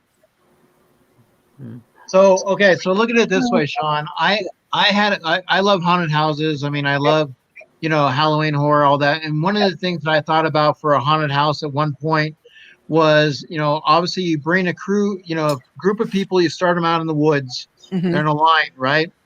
And you have a horse-drawn carriage that's going to transport them up to the haunted house. Now, you have a certain amount of people that are going to be on that carriage. Well, the carriage breaks down up ahead, you know, and so they have to kind of go on foot. And as they go on foot, they're going to go through a cemetery. Now, in the cemetery, there's going to be things that are going to come out through the cemetery. But once they get into the house, what's going to happen is they're going to get split up. So you're going to have a top level and a bottom level. But they're still going to end up together at some point and not realize it. Now, if you went in there with your friends, and let's say you and 2 other guys got split up and you're in the bottom level, and you now are in the basement that's, you know, maybe has the clown section, or, you know, depending on how that haunted house is set up. So now that takes away the element of you knowing what's going to happen. Okay. That's actually pretty. That would probably unnerve me. I I mean, I'll be honest with you. I think the most scared I've ever been, and it wasn't meant to be a haunted house. Where I grew up. There's a place called the Blue Ghost Tunnel. 2 accidents happened there. A lot of people, big tragedy, and so what happened was that there is a big wrought iron gate at the end of this old train tunnel that's about 200 years old, and so somebody thought it would be funny to, when I went inside, to cover the door with their jacket. So all light that was coming in through that little door disappeared. And I was halfway through that tunnel. And because the other end of the tunnel's blocked off. Don't go into the light. Yeah. It reminds me of that, of under Dickinson. You remember that much? Yes, I've been there. Okay. The tunnel under a high school here in Jersey City. It's very haunted. That was the same tunnel. There's a lot of homeless people in there that do drugs and will kill you. No, this one, it was built under one of the old canals, so it's constantly leaking water. So, But technically, that This was an old escape because where the high school was on top of a hill that would oversee. It was like a fort. It would oversee the British escape route. It actually dumps into a cemetery. we that same friend also decided to. We went there visiting one time, and there was a bunch of teenagers already in there. So my friend thought it'd be funny to take the big wrought iron gate and slam it shut. And this poor 12-year-old girl comes out, hysterically bawling, makeup running, just crying. And her one friend's trying to console her, and she's just crying. And the one friend who went back to the van to get the flashlights, coming back up the road, goes, "There was these 2 girls, and this other one was just crying. What happened?" My friend Tony's like, I slammed the gate, and she heard it and left and started crying. Now, Sean, in Canada, I mean, what is the Halloween like? You know, as far as like haunted houses, like, is there huge attractions? Is there really cool places to go to, scare places, malls, things like that? Well, there's an amusement park here called Canada's Wonderland. They do like a fright night for like the better part of 2 weeks prior to Halloween. So you got people running around with, like, the fake chainsaws, and you got zombies like actual paid, really good makeup actors doing that. Then because there's Niagara Falls becomes like this whole haunted tourism. Sorry, I'm just trying to think of the best wording. Like it caters definitely to Halloween. I would say, at least here in Ontario, Southern Ontario, Niagara Falls is probably the place to be, because because you have to remember too. There's 4 waxworks places that deal specifically in either, you got Ripley's, believe it or not, you got Guinness, you have another one that caters strictly to old school horror movies, and then another one that does actual like modern movies like Aliens, Silence of the Lambs, stuff like that. So that is where you want to be if you want the real scare. How would you feel if you were able to go on a haunted house that was on a cruise? Like the whole cruise would be the haunted house. Wow. Well, there's the Queen Elizabeth too. I believe that's a haunted hotel in California. The cruise? I'll be honest with you, that would probably get to me very much. Because I am not. Here's the thing. I like boats. I like being on the water. That wouldn't bother me. But the idea of knowing that if I'm uncomfortable with the situation, I have no way that I can get away from it. It's not like you can just go, you know what? Screw this. Get the best of me. I'm out of here. Pretty much. Well, check it. I'm walking the plank. Just saying. Okay. See ya. Can I share a screen for a second? Yeah. No. Okay. Yes, can you share a screen for a second? Make sure it's the right. Okay, Well, you're sharing the screen with all of us, Sean. No. I got something on there that I was going to show you. Pull it up. Yeah. The tunnel that I was got telling it. you guys I got about. it. So this is an older picture. I decided that is the big grate that's on it. Should be some other ones too. There's a good picture of the outside of the tunnel. Oh, wow. Yes. So It looks like it used to be bigger, and they just sealed it off. well, that's what they did because they didn't want people going into it, and then somebody cut the lock off. So you imagine that door. That door has got to weigh about 50 pounds of just solid steel. Now, if you slam that as hard as you can in a room that's just, you see the size of the masonry, it echoes. Yeah. And if anybody's in there, well, and then this is just old stuff because I used to do. Yes, that was me in my college years. Hmm. You want The, to know the his ship, gender, Ben? the ship you're talking about, Robert, that's the Queen Yeah. Mary. Oh, Queen Mary, yeah. Yeah, it's in Long Yeah. Beach. Yeah, Long Beach. Queen Mary, Yeah. too. Hi, Dallas. Hey, Hey, So, Sean, what do you think? What do you guys feel about Halloween? As obviously we're getting ready to get into September, a lot of places are going to open up for Spirit. Attractions for the stores. Yep. But how do you feel about? Like what have you heard, or what's your thoughts on haunted houses, or trick or treating or costume parties? Like, the spirit of Halloween. Do you think? With everything that's going on, do you think that's something that we're gonna not be able to see? Do you think that people are going to be creative with it? I think you have to look at it from three different demographics. You have the college crowd, because at least where I don't know where you guys are, but we have one of the largest universities and one of the largest colleges in this town. So you have the younger, what I would say, young adult crowd. Then you have more established adults like myself, who obviously don't go to the clubs and stuff. And then you have family people with kids, people with small children. I think out of all of this, we really should just bring it back down to that this is for the kids. Because let's be honest, we were all kids. Most of everything that happened in our childhood shaped us to be the people we are today. And I don't know about you, but I loved Halloween. I liked the idea of making my own costume, just having fun.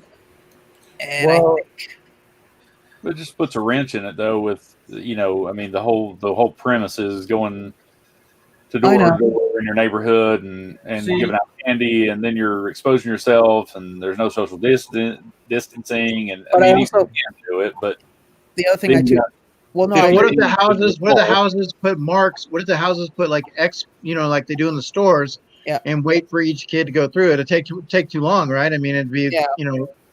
well, here, so I have Yeah, a unique situation. Liability is Well, LBD, you have a 5-year-old. You have a kid. What's your thoughts on now? My boys, that I cannot take them trick or treating, and they can still do a lot of different things. But for someone that doesn't do it a whole lot, but is looking forward to, what do you look at from there? Well, I have the luxury of having a situation where my neighbors are really great, and we live if you can ask over there, he's been here. It's kind of like a cul-de-sac. Like it's very enclosed, and we have it's just our buildings. And let me tell you something. There's little kids running all around. I'm surprised none of them have gotten hit by a car. Just Yeah. saying. So I almost had one on my fender. So you probably would have enjoyed that. Anyway, what you're talking about. gets out of the car, puts a little X on the side of the hood, and keeps going. Right. We I have scored been, another one. we have been talking with all the parents have been talking of kind of getting together and doing something for it so they can kind of go around and do it without actually going to other places and just doing it kind of locally, because the kids do play with each other already as it is. So Yeah. so they can have something at least for here. Well, Yeah. you're lucky because, like, where I'm living right now, it's a downtown area, so we don't really deal with children too often. Well, we had like here locally, we have the college, the junior college would always put something on, Mhm. and people would obviously go through different rooms or different circular area and get candy from the people inside the college. I don't know, like how all of it's going to shape up. I mean, I haven't really heard a lot. I mean, and I don't know what to expect, obviously, other than things haven't been going really well.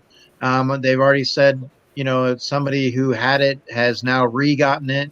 So, I mean, there's a lot of things with that. So, do we start looking at these holidays that have been a part of our life for so many years and impactful I mean, now, I mean, obviously lives are more important than anything True. on the bigger scope, but we still want to be the type of Americans that look, we're not going to have our spirit taken away from us. We're going to find ways to recreate things. I think the other thing too you have to take into consideration is, not being an American, that every state and province is What? bonjour. So anyways, what I was going to say was, too, is don't forget where you guys are and where we are, every area is different. I mean, the East Coast is just getting hammered. Meanwhile, here in Canada, I don't know what it was, but Ontario, I don't know how well you guys know the provinces, but Ontario was leading in infections. And then Quebec, which is our French half brother bastard province. Tell us how you really feel. No, I don't think you want that actually. yeah, it's going to be that's a show for another day. But anyways, it's like they looked over at the other provinces and night, Hey, man. Ross, good night. Well, sorry, Ross popped in to say good night. So, good night, Night. Ross. Good night, Big Ross. break. Take care of your girl in the basement. And don't forget about your sprinkler. But That damn I get the here in Canada, Quebec basically doubled their infection rates in like 2 days and beat Canada, which I mean, sorry, the rest of the country by the end of the month. So I think you have to look at it from where you are and how bad it is, and then take that into consideration. Yeah. Because I mean, I'm willing to bet, Mitch, you're in Tennessee. I don't think Tennessee is as bad as it would be in Jersey. No, Tennessee's probably worse right now than Jersey is right now. Okay. But I think you are going to have that group of kids, the college kids circuits, that's going to be like, hey, if we all wear, just masks and wear Halloween masks, I mean, I can see a lot of that taking place from some of that aspect, but I just don't know, like with my boys, what to tell them. Like, I mean, like I said, we're so used to it, and it's being a big part of us for, so long now. I mean, we can easily probably sit down and watch some scary movies. I can get them bags of candy. I mean, that's not a problem. Well, I don't think you guys have ever had this, but I remember one Halloween we had a really bad ice storm, like really bad. We had snow last year. Yeah, and there was no Last chance year of we had go snow. trick-or-treating. And my parents, this is probably dating me, went to this mythical, magical place called the Old Blockbuster, and Oh yes, the old Blockbuster. got a bunch of movies, some video games, because yes, back then you could rent these things called video games. And yeah, it was amazing too. And you got the whole game on this little box called cartridge. And your controllers had cords. Well, that's a drawback. I mean, we progressed at least in some points. But you have to buy another little cartridge to get the rest of the game. It was all in one cartridge. Yeah, and if it didn't work, you had to blow in it and put it back in. You had to that's your business. That's cool. perform CPR on your cartridges. But anyway, I digress. My point is that that's what my parents did. They went to a Blockbuster, got a bunch of movies, some video games, a crap load of snacks that should have made us type 4 diabetics by the end of the evening. And we started like at 2 o'clock in the afternoon and didn't stop until like midnight. All I have to say is this is all depressing because I don't get to go to Halloween Horror Nights this year. Right. Oh yeah. So And I've gone for the past like 5 or 6 years straight. Every year, that's my trip in October. So has things been already said like, hey, look, they're just absolutely we're just not going to go forward with haunted houses. I mean, like you look at some of the amusement parks. I don't know if some of the amusement parks are what they're doing, but I know that a lot of times you would see stuff like that. Universal Studios, obviously down here in Southern California. So I mean, it is like you said, very depressing. It's hard because it is something we're used to. What would you guys say on a creative side could be the alternative? I mean, that if to make it work, like, what do you think maybe we could do? I mean, like, I think communities just need to come together and basically, I hate to say it, but like LBD's community, come together and look after your own and help who you can, because at the end of the day, it's these little cloisters and bubbles that are segregated. It's funny that we're now we're using the word segregation as a good thing, but to separate and try to keep the kids entertained. Because I mean, I don't have children, but I do know that the attention span of an average child is pretty fleeting if they have no interest in what you're doing. Yeah. So that's my attention span too. But there were early talks to do. hey, Mitch, something shiny in the corner. Squirrel? I know that there were early talks to do a drive-through haunted houses. You know, one day if I ever meet you, I want to just tape a laser pin to your hat and see how far you'll run. yes. What do you guys think about drive-throughs? Well, I do have a little bit of, I mean, I'm going to have to follow up on it. But I do have a little bit of good news. It's actually it was surprising. I got it today. I will have to definitely, like I said, follow up and see what, I've never been in this situation before to follow up, but maybe you guys can give me a suggestion, but let me go ahead and do this real quick.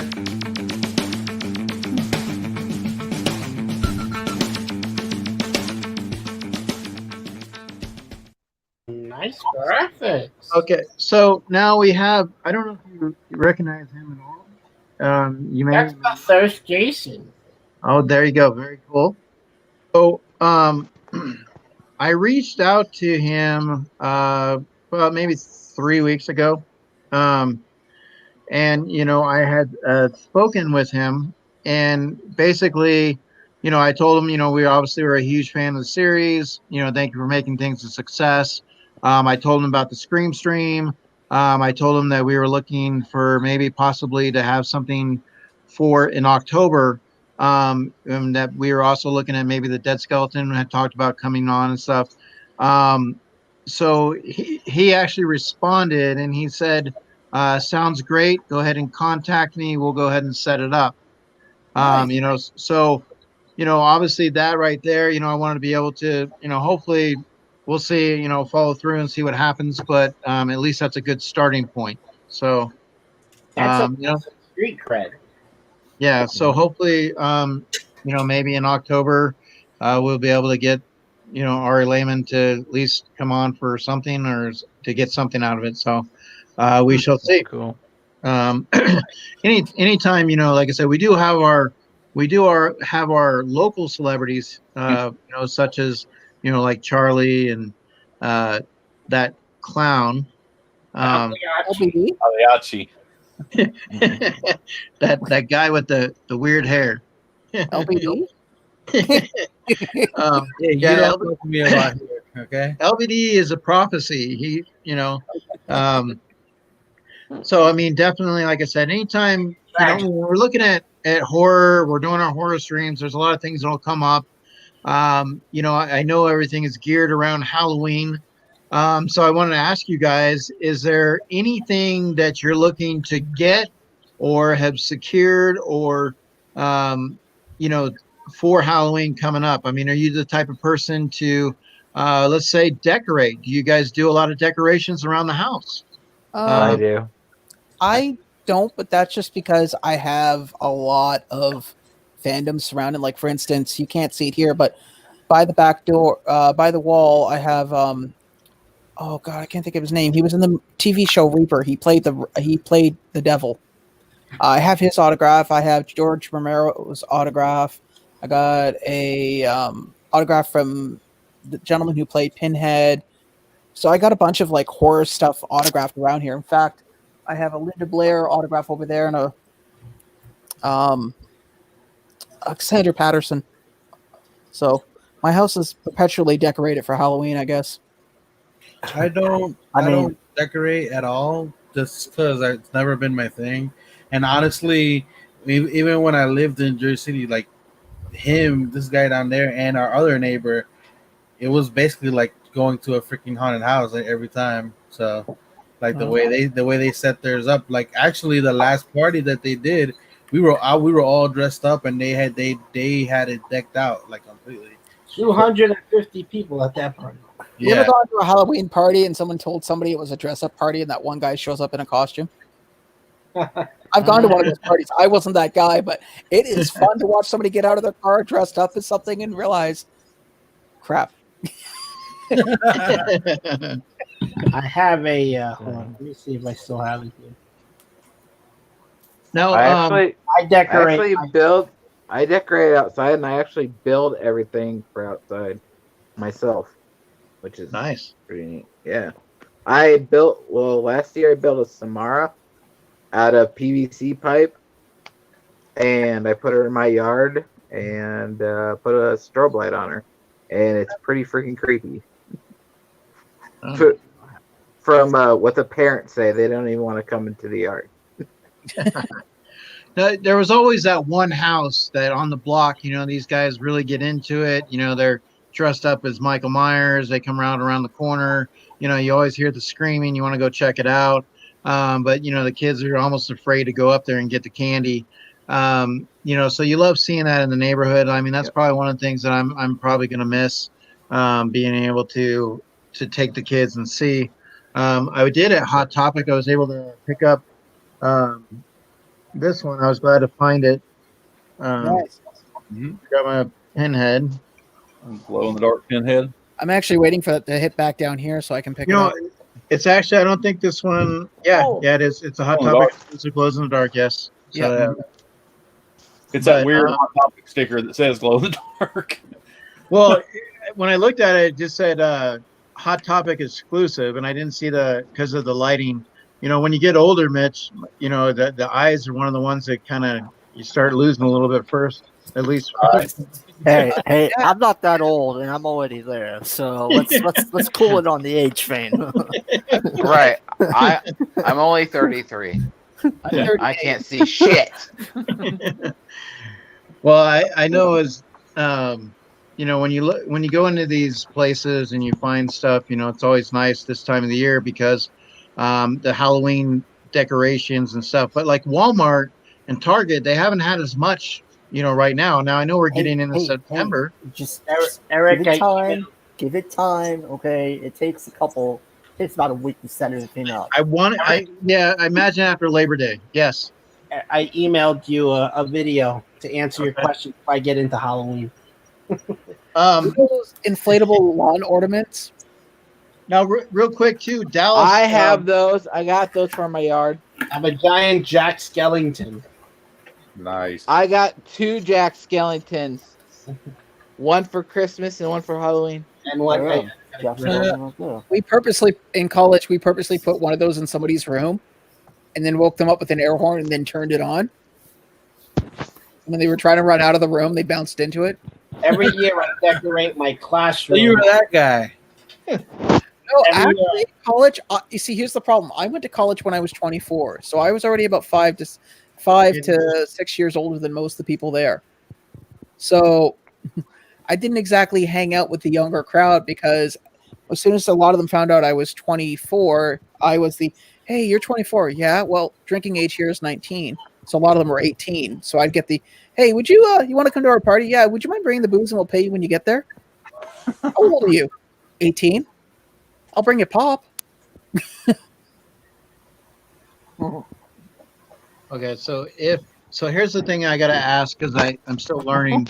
So if you sent me an email and it's a video form, how do we share that? Like, how is that something you want me to share? I'd imagine, correct? Yeah. You gotta save it to your computer, Eric. Save it to your files, and then when you do the share screen, you always have to bring it up that way. You always have to download the video from the email, and then you should be able to. Can you set it any more snarky? Say it. All right. Yeah, every year I get to decorate my classroom, but this year I won't be able to, so I'll decorate here. So we have like a whole room. Drew, you look like what was it Halloween 3, the one with the masks? Oh yeah. Yeah, Drew looks like one of those kids. Now, actually, you guys have on to say this probably my last time on screen. Sorry, do we have what? Oh, hold on. Go ahead, Dallas. For because of work, you starting work? Like how? I know you start Monday, right? Earth to Dallas. Dallas, you starting work on Monday? I don't think you hear, you know. I see a head nod. I'll take that as a yes. Yeah, he said it start earlier. on Monday. They So, start on Monday. Good luck. Good luck. Congratulations on Tarjay. Okay, so it's just like my Yes. other ones that I've done. Okay. Oui. Bonjour. Yeah. See, the problem with where I live above a Yeah, storefront in a dog. major city, so I can't really do decoration of the front yard. The city gets really upset when you put stuff on the sidewalk. What are you gonna do at Target, Dallas? What are you gonna is there a certain thing you're gonna be doing? He's gonna be putting pops outside the back door for us. Yeah, he's doing He's loading frozen. stuff. Well, what's that? What's going on there? What the hell's in the back of your house right there, dude? I Now, like if that is, now if that's not creepy as shit. You're big, Andrew. Yeah. Here you go, Andrew. You got the full screen right now, bud. Yeah. That's I crazy. got something scarier than that. That'll scare the Easter Bunny. Can The I? kids Okay, don't so- like it either. I can't. Okay, so what I'm trying to do is I'm trying to look at the download. Now that's scary. Oh, but that video was so nice. Oh wow, it still smells like Play-Doh. I don't, Robert, I'm for some reason, so I downloaded it. So, okay, let me look at the title. So, image 2177 MOV. Trying to see if I can find it where it might be because I went to downloads and I thought it'd be in the recent one, like it would show today, but it's not. Let's see. I guess I can just show it on my own screen. Yeah, let's just do it that way because you can just share. Hold on. I just realized I can just share it. Hold on. I gotta airdrop it to the. Now let me ask you. Now I know, Mitch. I know you probably don't have a lot of candy. I don't know if you have a go-to or a favorite, maybe back in the day, or if you guys still occasionally do. Do you guys have that one candy that you kind of when you go to Halloween, you remember, or at least that you remember saying, hey, look, if you had nieces and nephews, or you when you went trick or treating, the one candy that you just really, really wish that you had a lot of when you went trick or treating. They always melted, but Reese cups were always really good. I always loved those, and whatchamacallits were always my favorite candy bar. Oh, whatchamacallit's nice. Oh, yeah. I've heard you guys talk about that, and I've never had one or even know what it is. Oh, Yeah. whatchamacallit? Yeah, we don't have them here. It's kind of like chocolate caramel and kind of like this rice crispy type of center Damn. to it. Yep, And delicious. it's super good. But the Rice Krispie stuff is peanut butter flavor. Yeah. Oh man, now that's really good. Yeah. And it is. And if you, you got to look out. Like, you don't want to buy one at a gas station sometimes, and where you get excited, you get in the car, and it's like hard as a rock. But if you, if you get a fresh one and you bite into it, you're just like, oh, it's that I'm whatchamacallit. actually looking it up right now. I We have put to, Eric. we have to send some to you. Yeah, I've never honestly. I'm looking at the bar right now, like a picture of it. I have never ever seen them here, ever. Yeah. I mean, they're Jay, the Smarties up in Canada are different than what they are down here. yeah. Smarties are closer to M&Ms up there. My favorite candy that I sent to Sean Ryan was I can't stand it. It's Big Turk, and I was like, dude, you can try it, but chances are you're not gonna like it. Messages me back is like, that thing was horrible. So this is Got fitting for Alright. trick-or-treaters. Oh yeah, you got Mary Jane's or peanut butter chilies. A trick-or-treater, oh, I'm really scared. So you're the ones they're talking about. We listen to the boogie said, little close at hand. You better pay attention. Little Oogie Boogie action. Boogie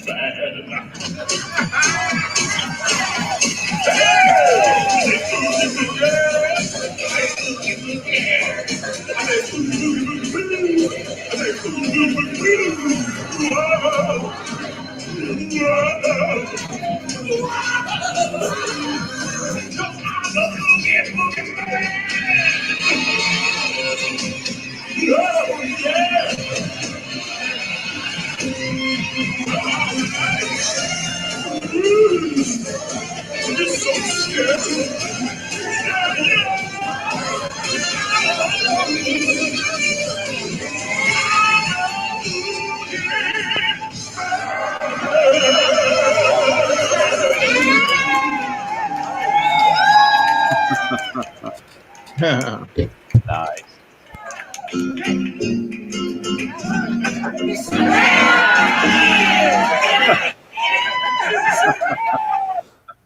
So that was with your students? Yeah, every year we host an open mic night for Halloween and Christmas. So last year we themed it on if the Sanderson sisters had revived Oogie Boogie. So we did a little story and we made it like they had to do a talent show. So each kid got to go up and perform basically a song or anything related to horror.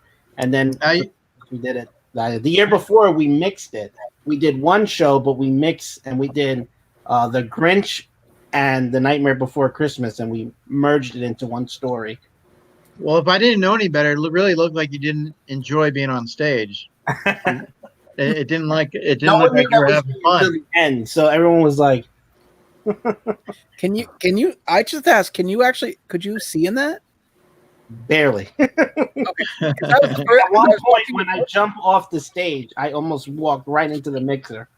Well, that's what I was doing. I was watching your footwork because I was like, can he see? So I was watching to see. I had an idea where certain things were, but I had them move like that like zombie baby. Yeah. And like there's like a dead skeleton cat, a dead skeleton dog. So all those, all that equipment that we can't use it this year. So I'm going to bring it home and decorate my balcony and here. It was probably so hot in that thing. Oh, it definitely was hot. So what about, like when you look at, Halloween is coming, upon us and things like that. And Sean, like I said, I really appreciate you gracing us, with your presence. No problem. I appreciate it. Like I said, it's always getting the knowledge, and Mitch is able to help us out. I appreciate you guys, LBD, Dallas. What do you say when you got Halloween? Like, I mean, is there like a movie, a figure from Halloween that you really, really like endure? You know what I mean? Like, I mean, are you a Michael Myers fan? Are you a Jason Voorhees fan? I mean, are you somebody like, is there somebody obscure, that we haven't maybe have heard about? I know like Ness, we had this conversation, and it's something we're going to do in October, but we're going to put together like a little tournament, and we're going to generate the horror guys. And so, for example, you had Victor Crowley. I don't know if you're familiar with Victor Crowley, but he would go up against, say, like Jason. Or you might have, say, Chucky goes up against Leprechaun.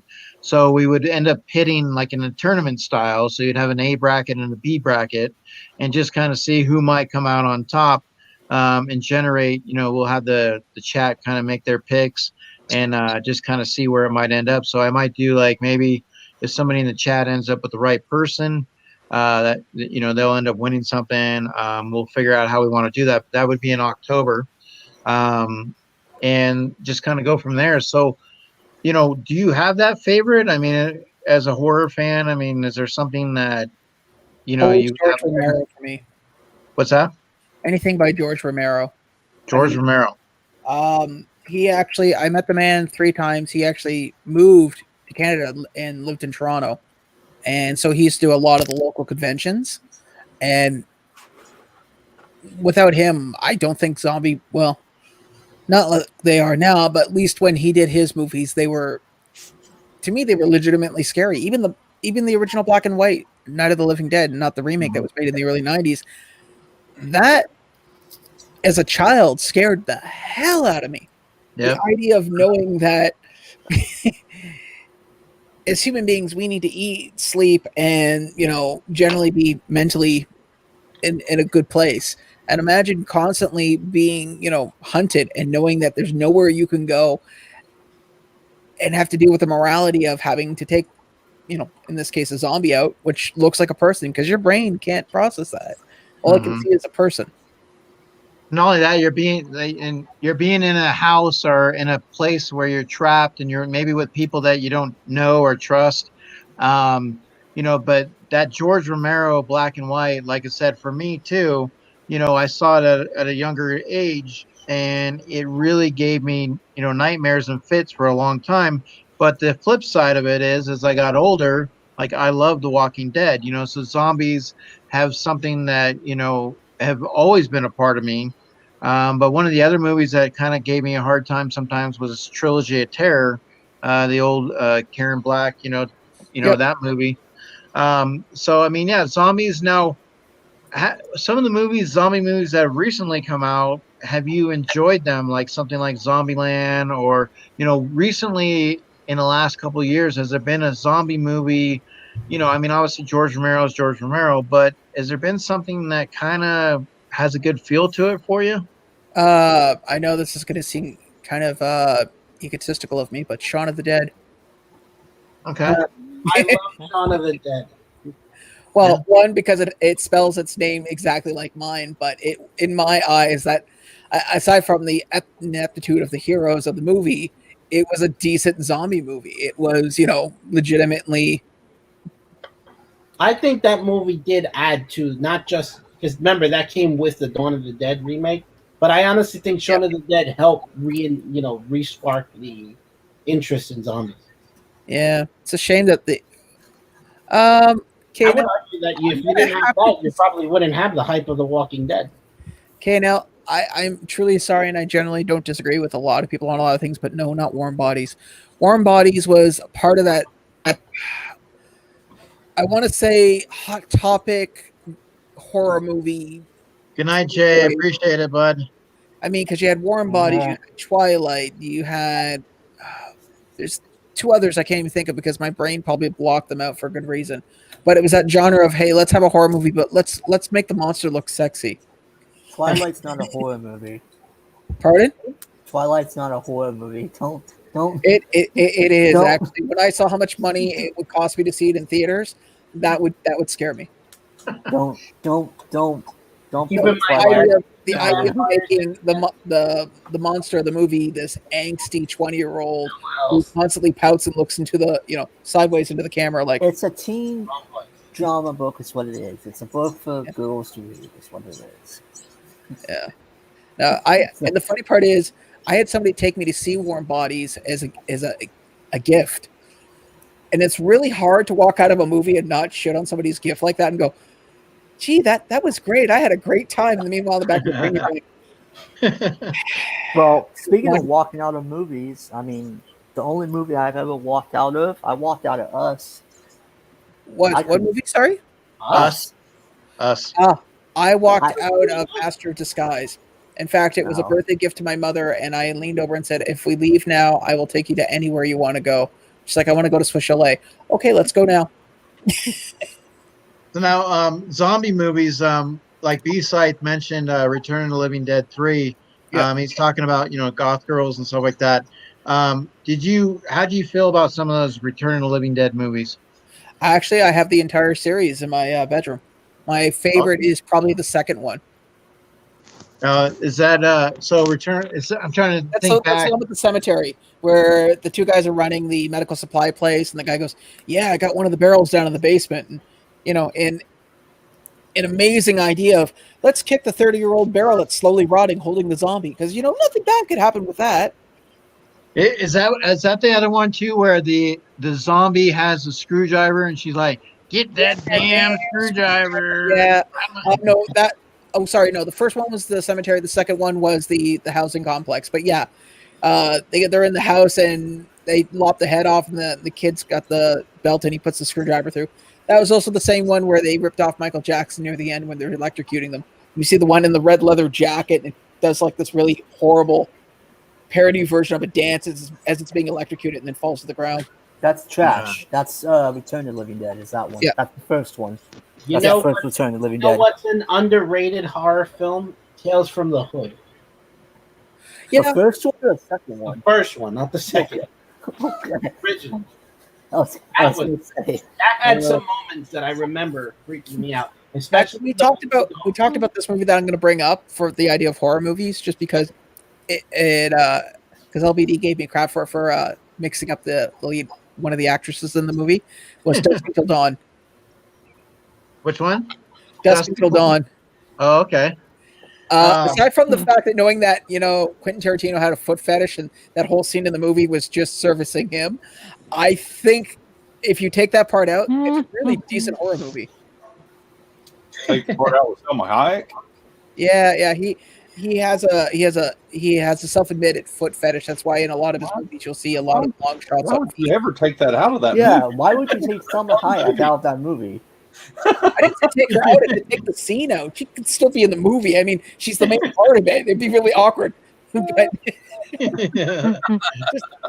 sorry, man. It's just the idea of knowing that him sitting there while she's doing that, and he's like, "I'm getting paid to do this," and nobody knows. Cut. Try again. You did it wrong. Could you redo that again? Take number 374. Right. Yeah, I just mean not doing it right. they got the chest bursting scene right on the first one. Come on, Sean. No, but I was also telling somebody too. A friend of mine took a girl to see that movie, and he said it was nothing's more awkward than sitting in a theater with a girl you like and hear Cheech Marinus describe female anatomy in such detail, while you're sitting beside someone and going, "So, how was the movie?"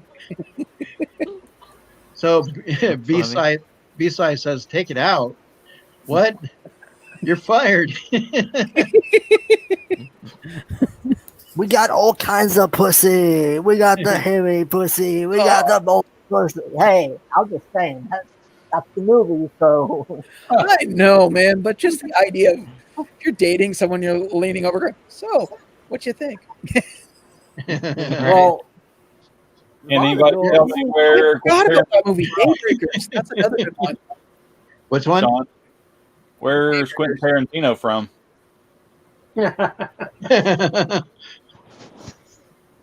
Anybody? Sorry, what? What was the question? Where is Quentin Tarantino from? Canada. I'm gonna guess with his foot fetish, Tennessee.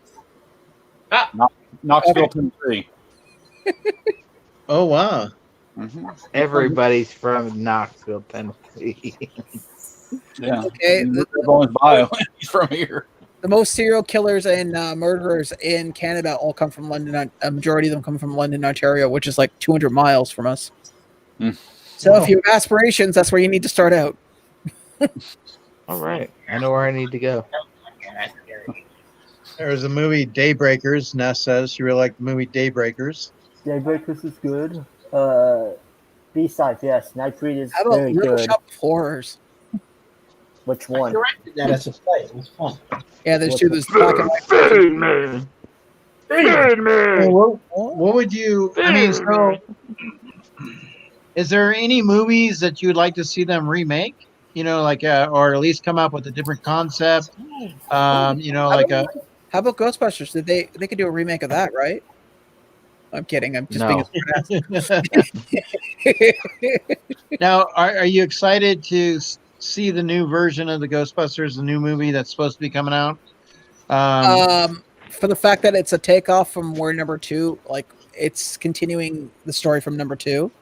Granted, obviously, Harold Ramis is no longer with us, but I'm more interested in that story than that other thing that I went and paid good money to see and walked out and thought, I could have done something with that money more productive, like burn it.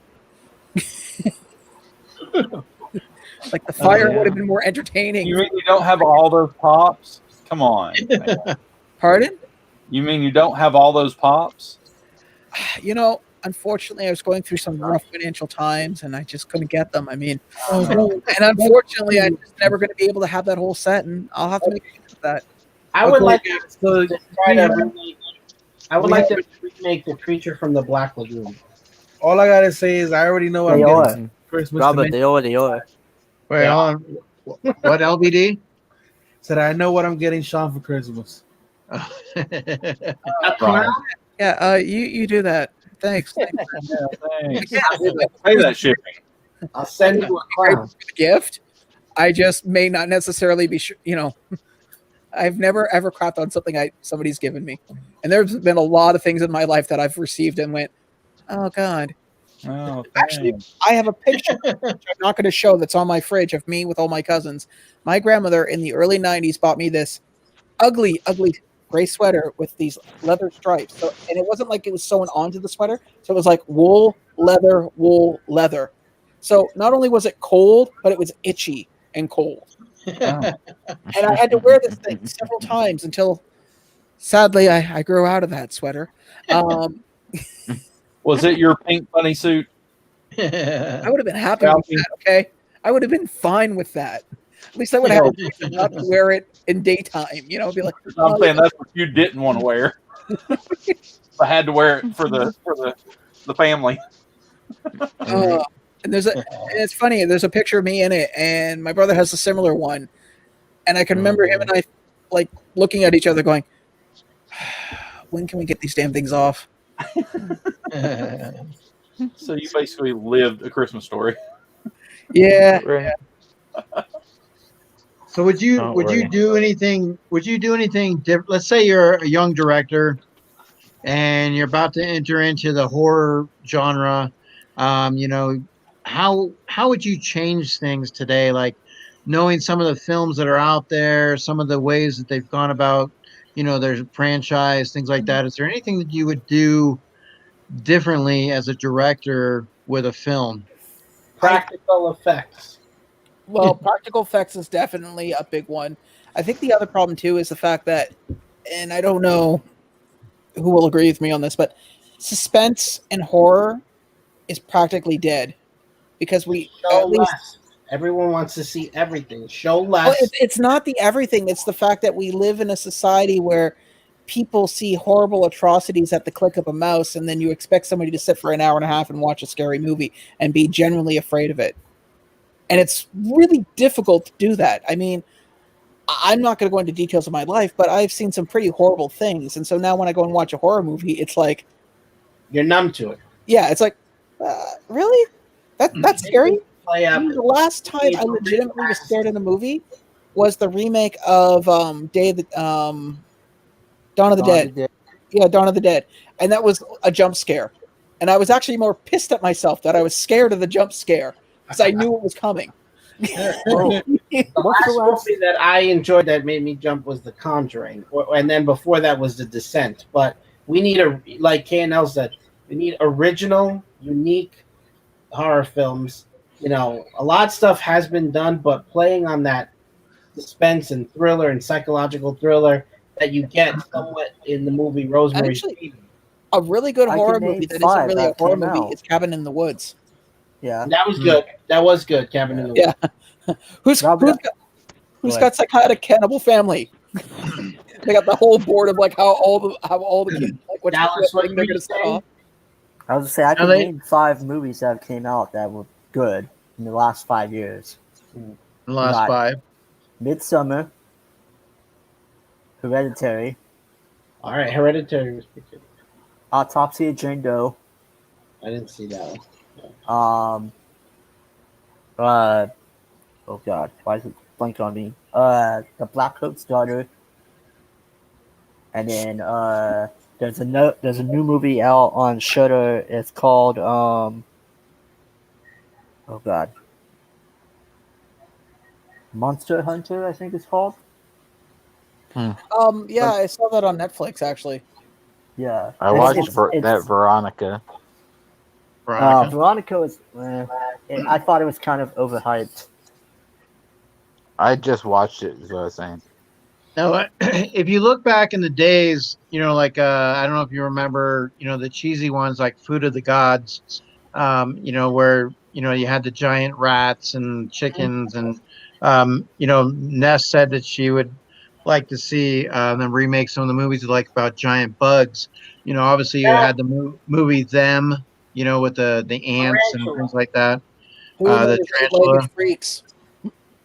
How about so the Attack of the Killer Tomatoes? Let's get that again. Attack of the 50-foot woman. Do you know that movie Attack of the Killer Tomatoes for almost a solid 3 years was showing on a local station here called City TV, and they would start playing those movies at 1 a.m. and would stop at 6. That was their filler. Oh, Jesus. And I can tell you for a fact that I probably have seen all those movies at least 3 times each, like the entire series. Not because I wanted to, it was because I couldn't sleep and it was the only thing on. Jesus Christ. So as a zombie one, what did you think? What about what's your thoughts? Like if let's say we had a zombie apocalypse, all right? Do you think the zombies are gonna be like 28 days later? You think they're gonna be like 28 days later, or do you think they're gonna be like slow moving? Like, I mean, do you think zombies will be, how would you think that a zombie would be today? I mean, is there any movies that seem to kind of get that essence right? Had you asked us that question any other year, we'd say they'd probably be like The Walking Dead, where you could beat them. But it's 2020, so if 2020 were to present us a zombie apocalypse, and then my money would be on flying zombies that run faster than the movie 28 Days Later, and really, I was going to say faster than somebody on meth drinking Red Bull, but okay. I think we lost Eric. Sounds like my neighbor. No, I'm here, but my cat jumped. It's weird. My cat jumped up on the table and knocked my laptop and now it caused my camera, like whatever the case may be. So it's got some sensitivity issues. It needs to see psychological. Honestly, it has feelings.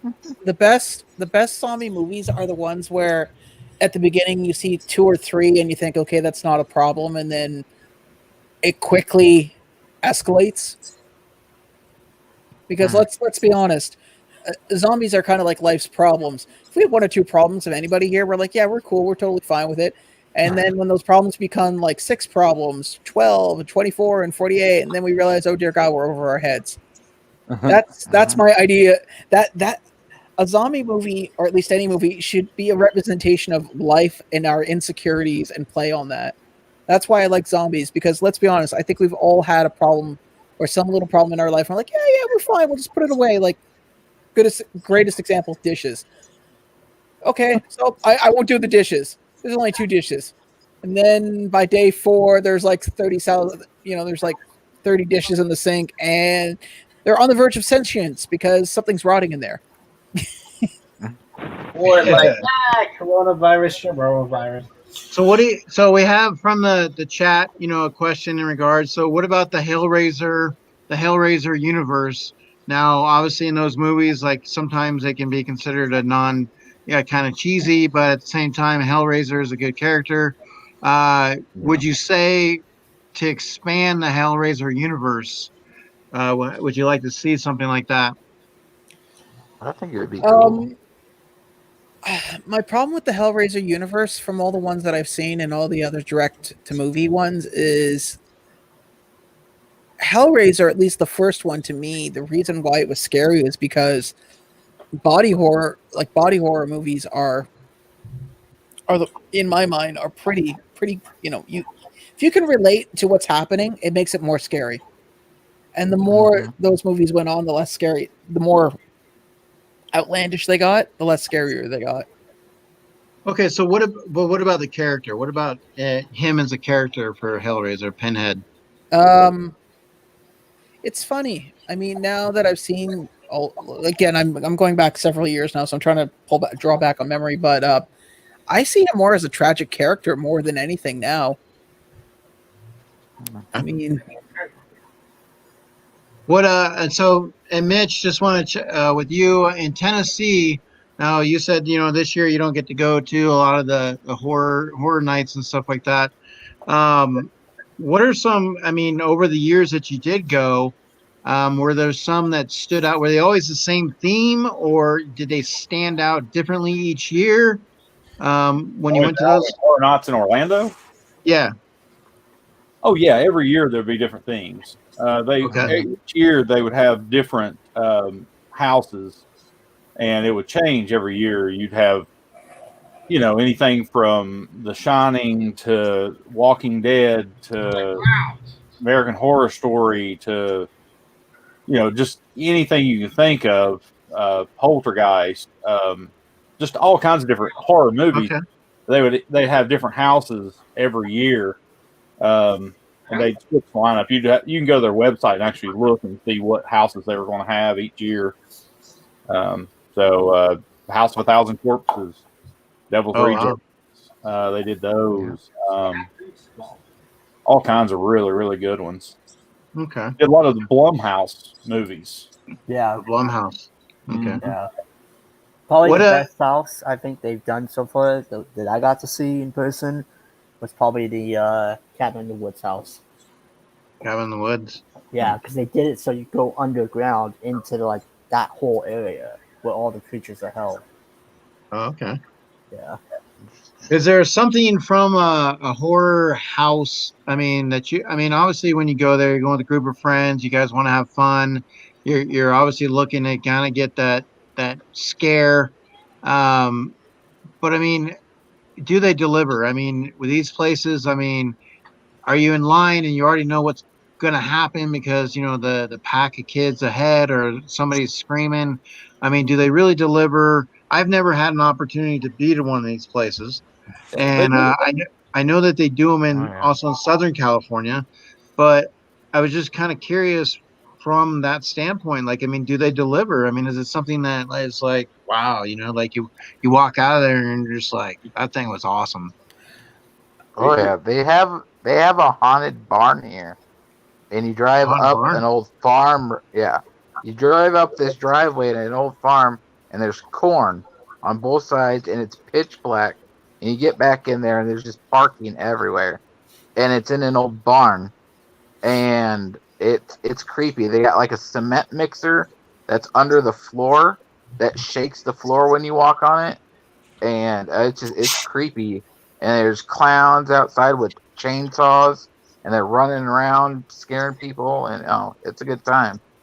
It's a really good time. But hey, Christina Payne, Christina, yeah. So psychological, and what about psychological horror for you guys? When you talk about suspense, you talk about movies that maybe you have horror and you have suspense, but what about like the psychological aspect of horror? Like Nessa talked about Jigsaw. Is there certain horrors that, I mean, you obviously have like Psycho, you got movies that are cat and mouse.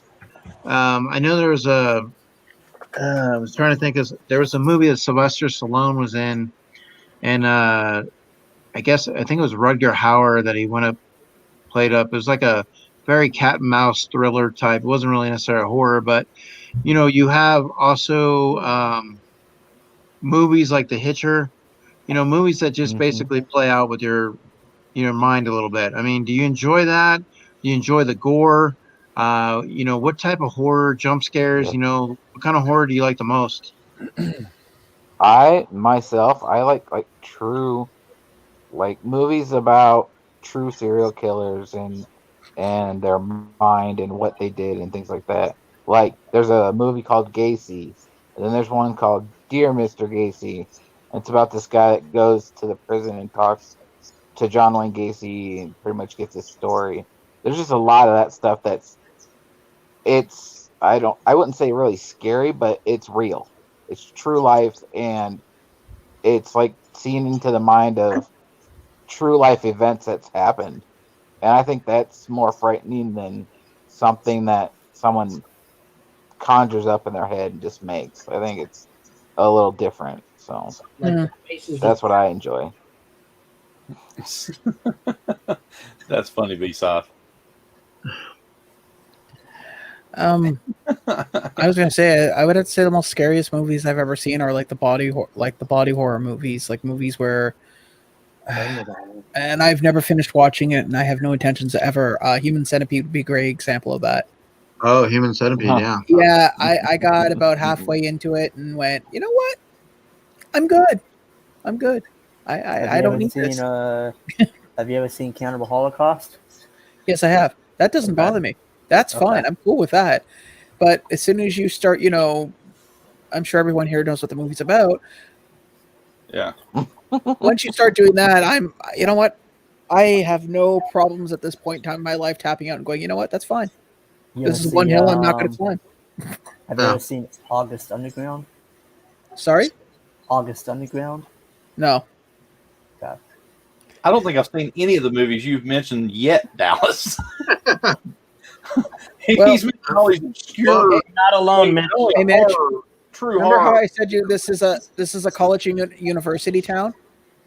Yeah. About 3/4 of these older movies I saw while going through into college, because there's always, if you're into the science fiction sci-fi, there's always going to be one what I would call young Spielberg wannabe who's obviously going to film school, Right. who's always going to be like, you must see this movie here, and they'll loan you a bunch of stuff, and you get bored enough, you'll watch anything.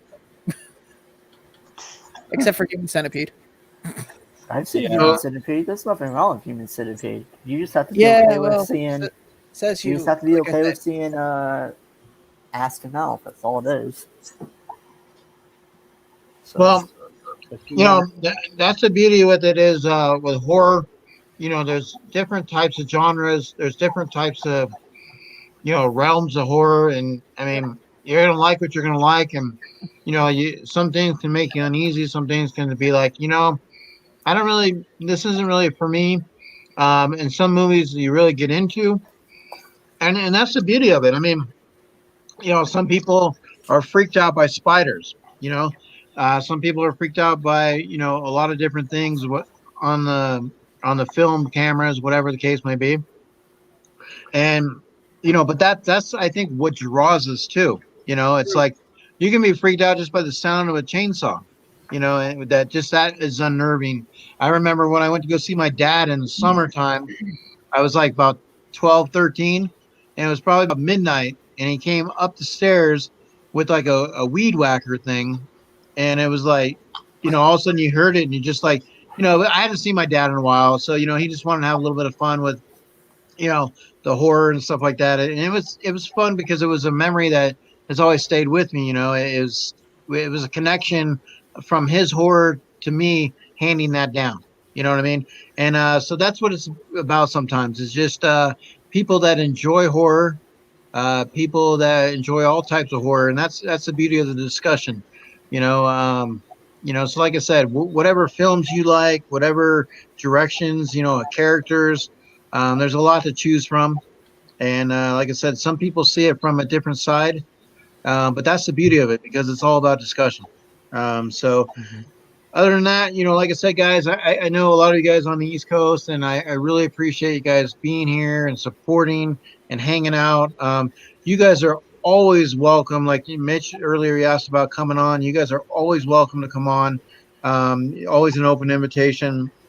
Andrew, definitely, like I said, Sean, definitely a pleasure anytime we can get you on. Insight knowledge.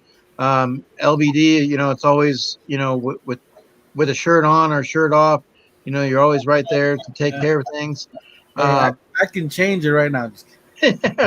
Slipping the nipple. And then of course, Robert, bringing your insight and knowledge, we definitely appreciate it. And then just in the chat, just want to thank you guys, Chris, hanging out, B-Scythe, it's definitely a pleasure. Make sure you do reach out to me on Instagram. Ness, once again, always being a supporter. Everybody else that was here earlier and people that will watch on the rewind, we really appreciate it. Thank you so much. And once again, our heart goes out to the family for What's that? let's see if I can pull them up. I'm just gonna. We lost what 2 people today, famous people today. Who else were you Bob saying? Bullet Armstrong is who he's talking about. The wrestler passed away. Yep. Oh, Who, the wrestler. Brad Armstrong, Steve Armstrong, actually Road Dogg Jesse James. It was his father also. Oh wow! Oh, okay. Mm-hmm. I'm in threes. I just realized I have work in like less than 9 hours. Well, it's a good thing. It's a good thing we only need a couple hours sleep. But Oh. definitely, Sean, I appreciate it. And Not a problem. anytime you can be here, you're always welcome, bud. All right. So chat, you guys take care, be safe, and until the next one, this is. I'm like right away. What the hell? All gotta end it right way. Glad y'all got to see me. The pleasure was all yours. Stream. Everyone. So just to let you guys know, also important, next Friday we're going to be a little bit later. Brandy is going to be having her show, so she'll be back in the fold. She's going to start on Friday, and I believe I know I'm going to be on that show, and I think Matthew is. So she's going to be doing a I want to say G.I. Joe, Back to the Future, something really cool. So we will start a little bit later than normal, but definitely appreciate everybody being here. And then remember, on Tuesday nights, we also do What's in the Zombies Garage, a little bit different. So be sure you guys can hang out for that. All right, guys. Let's real quick, just kind of, it's the weekend. What do you guys got going on for next week? Anything going on, Robert?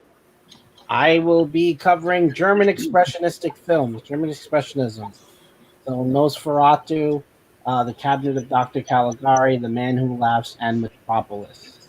So that'll be on the What's Poppin', discussing German expressionism films that influence movies, especially those of Tim Burton.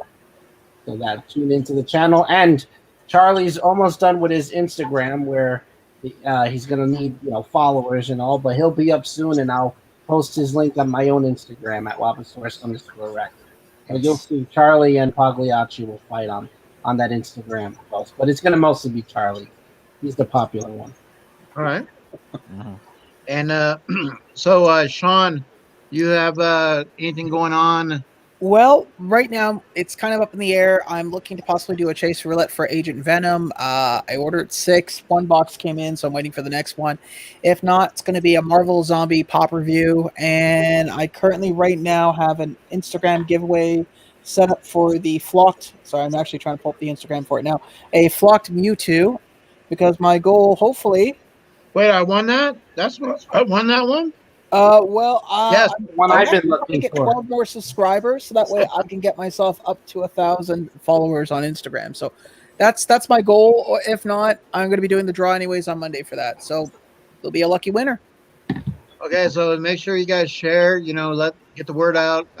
Like I said, let's get some followers for that. We gotta be really looking for that Mewtwo flop. Yeah, I got an answer for that. God, I can only think of. It should be in my house.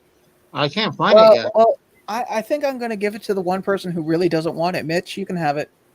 Sweet. No, you gotta want it. Oh no, I really don't want it, dude. I got rid of my whole flock collection. It's over there. It's over there. Mitch doesn't have any more room in his car. He's got Indiana Jones. He's got Nessie. You really don't have enough room anymore. I don't. There are pops everywhere. The wife everywhere. I got rid of 5 statues and 5. I think it was 5 pops, and I got 3 in the trade. I got rid of 5 and got 3 back. 3 better ones, but at least I'm getting some of them out that I don't care for. Then I got another 5 over there in his house. Okay, so Mitch, what do you got going on? You got anything coming up planned? I've got a couple of videos that I've already filmed. I've got to edit them, and because they ended up being too long, and they spliced into 2 files, so I've got to put them together. So I'm trying to start learning how to edit things. So that should be fun. No more pulling a Sean Ryan. Just film and go. I know. I film with my camera now, so it's a little different. What about are you're doing softball, right? You're playing some softball games? Yeah, we play on Monday nights. Monday nights? Yeah. So but yeah, as I said, I've got a couple things filmed. I'll drop a couple of videos here in the next, few days. Is that device working for you? Didn't have to have the capture card. Oh, really?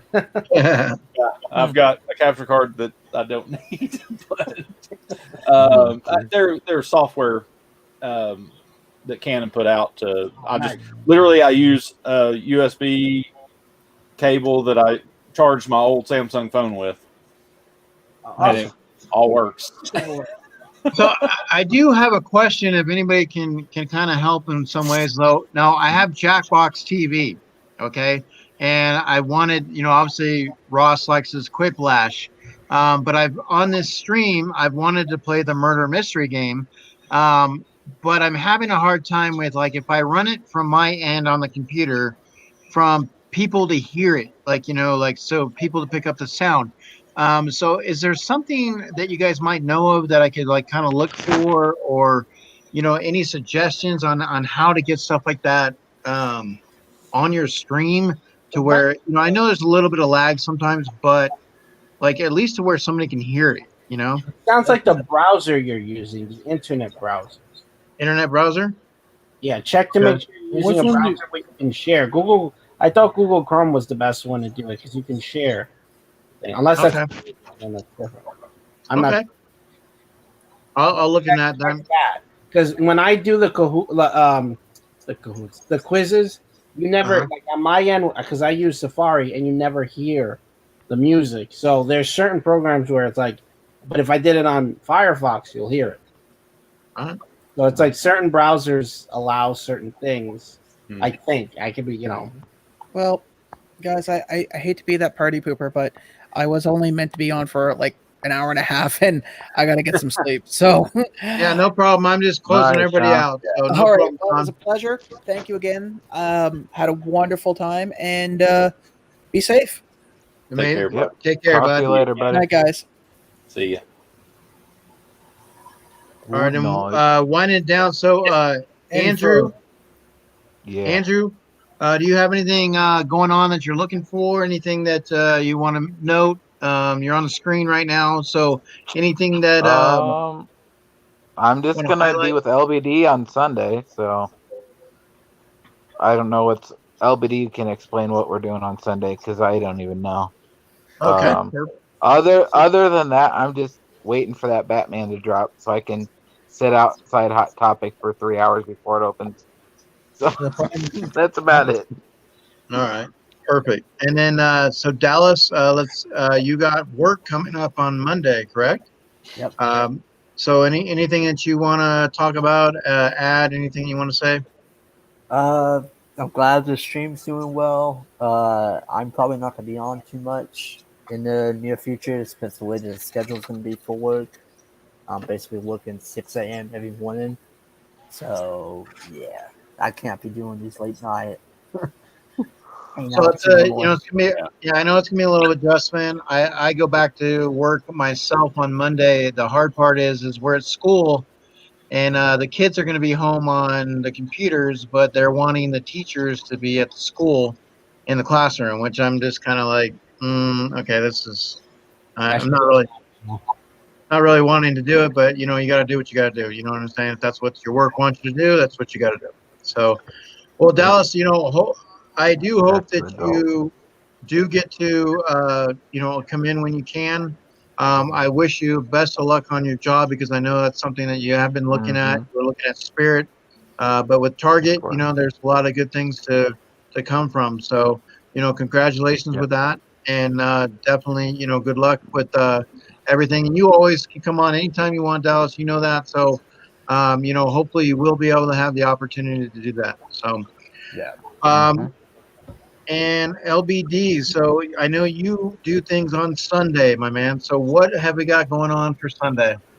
So since there wasn't too many suggestions of the same kind of like same interest, I decided to go with symbiotes, as that's technically the line I'm mostly going after right now. And there's so many of the lesser known symbiotes kind of coming out in pop form now, like Scream and Mayhem and what's the other one that just came out the other day?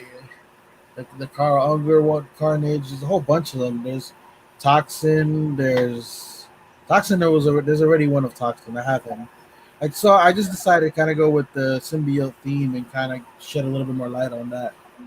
Now with the movie coming out, Venom, that they're talking about, is there different symbiotes that they're going to showcase in that movie that you know of, or Well, that you would like for them to do? in the first one, you got Venom and you got Riot, and then you got obviously they're gonna have Carnage in the new one. I'm assuming because they at the end of the ending scene is that's the human who bonds with Carnage who he goes Woody, visit. yeah, Woody Harrelson is Cletus Cassidy, right? Cletus Cassidy, yes. So I'm assuming they're gonna have Carnage, but if they already put Riot in there, I'm assuming Carnage won't be the only symbiote to make an appearance. Now is there a female version? Is that what you, Well, anybody who bonds with the symbiote can be a host. Well, not anybody, according to their, you know, according to how they work it or whatever. Like I said, I have the Carl Unger here. She's bond with Carnage as well, and I think was it Scream? I think Scream is also a female. There's Color Under Carnage, there's Scream, there's Gwenom, there's Venom is more of a kind of like a throw-in. I don't really consider that one too much. That's one the symbiote still, technically. It's still, but Venom is basically just Venom with Gwen. It's like You can say that about any of them then. No, not really, because she doesn't really have her own established kind of like thing. It's different. Hey guys, I'm gonna head out. Yeah. Thanks for having me on, guys. I'll go to work in the morning. All right, Mitchie. Yeah. All right. Well, we appreciate it, Mitch. Like I said, it's always a pleasure. So, thank you for stopping by. And like I said, I'm gonna get that comic book out to you. I assume that you would be interested in having it, with being the Flintstones. Yeah, man. Thank you. That's all. I appreciate that. Yeah, I went through the bundle and I was like, oh, okay, this is Flintstones. I was really like, I gotta grab this, and I was like, Mitch will like this. So. Oh yeah, definitely. All right. Well, take care, Mitch. Mitch. Be safe. And All right, guys. Talk to you later, see you on the Mitch. next one. You too. Hey, you can take me off big now. Okay. LED don't want to be big. This computer. Look at this stupid thing. See, it's so That's simple. me. That's Every me. time I move, No, it's, that's me. I gotta get a Eric. mouse. I know. That's me doing it. I know. So the thing is, so every Sunday. Now remember, I won the Godzilla trivia, so you put me on that damn wheel, right? Whatever Dallas doesn't have on his list, I have it over here. Oh Jesus, I don't know. Okay, this is what I have. Since I'm probably not going to talk to any of you guys before I start work on Monday, because we're moving into the house this weekend too. So, You know what? You should just send me a picture of that, because there's no way I'm gonna get all that done right now. But I got Robert on here twice. I got me, Quickie, kind of mainstreams on here 3 times, and I have Nick. That's what I have for the big wheel. yeah. Well, what's the difference for those watching on the rewind, LBD, and that it might come to your show for the first time? What's the difference between a big wheel and a little wheel? The size. it's the Size doesn't matter. So last month we did a 25 gift card and $10 gift card. This time I'll probably do more of a pop town or a pop like moment or whatever, and then a smaller pop for instead. I haven't really decided which one it is. I have a few things in mind. And did you fall asleep, Andrew? No. I heard somebody snoring. I'm like, the hell is that? So does the pops do My the pops go do the pops go in correlation with the trivia, or is it just they're just random? It can't really go in correlation to the trivia because we do different trivia every week. Okay. You know, it would if I could do one every week, then yes, I would do it in as themed. If they have a pop, I would do it themed with the like. So for example, if I won, if I got the wheel spin and I won on Godzilla, could I say, okay, well, you can give me a Godzilla pop? So if you did one on the theme of that week that you won See, on, that's where the item would be a problem because most of the Godzilla pops are expensive. And That's why you just respond and they're say. only 40. They're only $40. That's why you. And That's I why you have say it's nice to want. yeah. Hey, All right, LD, My mom always says, "Want in one hand, shit in the other." See which one fills up first. LD, check your Instagram. All right, well, LBD, I appreciate it. I mean, you do a great thing. If you have not had an opportunity on Sunday, check out LBD. Now, what time is that going to change at all? Is there the same time No. we're coming through? If anything, I might go on a little bit earlier, considering that sadly we have lost Wink Inc. as a member of the community. He's doing his something with his personal job or whatever. He's got a promotion. Yeah, he got a promotion, so he's a step up, and so he's taking a step back. So normally when I would go on, he would be going about a half an hour in already. Uh-huh.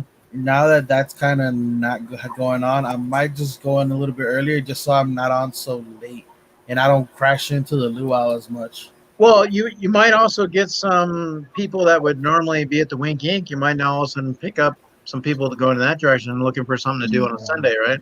Well, yeah, there's that as well. But I mean, that could have happened at 7 o'clock either way. But bringing it back a little bit more to maybe 6:30 might be a better opportunity for me, as into I'll be able to, instead of only having 2 hours, I'll have 2.5 hours to kind of play with, because sometimes it gets longer and I don't mean it to, but it just does. And everybody's gonna go to the luau on Sunday. Come on now. He's the giveaway king. Well, and that's the thing too. I mean, it's always, it's a good show. I mean, to have the opportunity to be on. I know you have been on that show, LBD, and I know Andrew, you've been on that show. And so it's always a fun opportunity just to go and hang out and talk with them. I'm actually in a football fantasy football league with the Luau and Sean Ryan, and then we'll be popping. Mm-hmm. So the draft of that is going to be on Saturday. So I actually have the third pick, so I'm looking forward to that. So, by the way, if anybody needs the child moment, like the moment that just came out, I have an extra one. I think if they both came in good condition, I have an extra one. I'll sell it to you at cost and shipping. I forgot that I had ordered two, and I had canceled most of my double orders. Now, is that an anime pop? It's Child? Mandalorian. Oh, I'm sorry. When he said it at first, it sounded like he said something different. That's why. Oh, so speaking of Mandalorian, I have a question. So did they I heard that they were supposed to drop a trailer. Did they drop a trailer today? Well, if they dropped it, by the way, thanks, Dallas. I got the picture. If they dropped it, it would have been on Disney Plus. They wouldn't have dropped it anywhere else. Yeah, I think everyone's focused on something else right now. Yeah. Okay. No, well, I mean, I know that was something that they had talked about dropping it on a Friday, but yes, with the events that are going on, I could see how the worst part is go on eBay right now and look at all the Black Panther stuff. It's insane. Oh wow. Mm-hmm. It's ridiculous. It's Kobe all over again. No fucking respect whatsoever. Well, so let me ask you. Let me ask you on your. I heard today they talked about doing a 10-inch Kobe Bryant pop. I have never been a fan of Kobe, so I wouldn't want a Kobe pop unless even a 10-inch Kobe. Don't be wrong. I respect everything he did as a player, but I honestly do not care for his pop or any kind of figure of him. The human pop figure. What the hell? I don't know. Just popped up at my timeline. But yeah, so that's my thing. I don't like. I'm a Vince Carter fan. I'm a Joe Johnson fan. I'm a Nets fan. So anybody who plays for the Nets, I'm pretty much stuck with no matter what. That's So if that top figure was alive. I met Vince Carter here at the Celebrity Golf. He's a pretty cool guy. Do you think it's the right time? I mean, I think it's kind of I don't. Part of me feels like it's disrespectful to do a 10-inch. Like I mean, bring out Kobe Bryant stuff and that. I mean, I know it seems like didn't that happen too? Like when Michael Jackson passed away. Oh yeah. Anytime somebody passes away, they're whoop the right up in merchandise, prices. and honestly, if they have the license for it, there's nothing anybody can do about it. Yeah. No, You know? they're gonna milk it too. Yeah. Well, and then As you long as have they the people. But here's the thing: there are people who are gonna want to have that in their home. You know, they're gonna want it. My friend who was on the stream, my friend Pedro, he's a huge Kobe fan. Huge Kobe fan. He was wearing a Lakers jersey on my stream. Like I remember, yeah. I gave him a hard time for the Lakers. yeah, so it is one of those things, man. Like I'm like, it's not a big deal to me. Like, but for other people, it's gonna be, you get obviously the flippers are gonna try to get their hands on it and all that stuff. But for the most part, people are gonna want to like, it is what it is. Mm-hmm. Like look at those Just Jordan. like you just said, just like you're saying. Look at the Black Panther stuff right now. Oh, dude, I was like, there was something that was related to Black Panther that I was like waiting to get.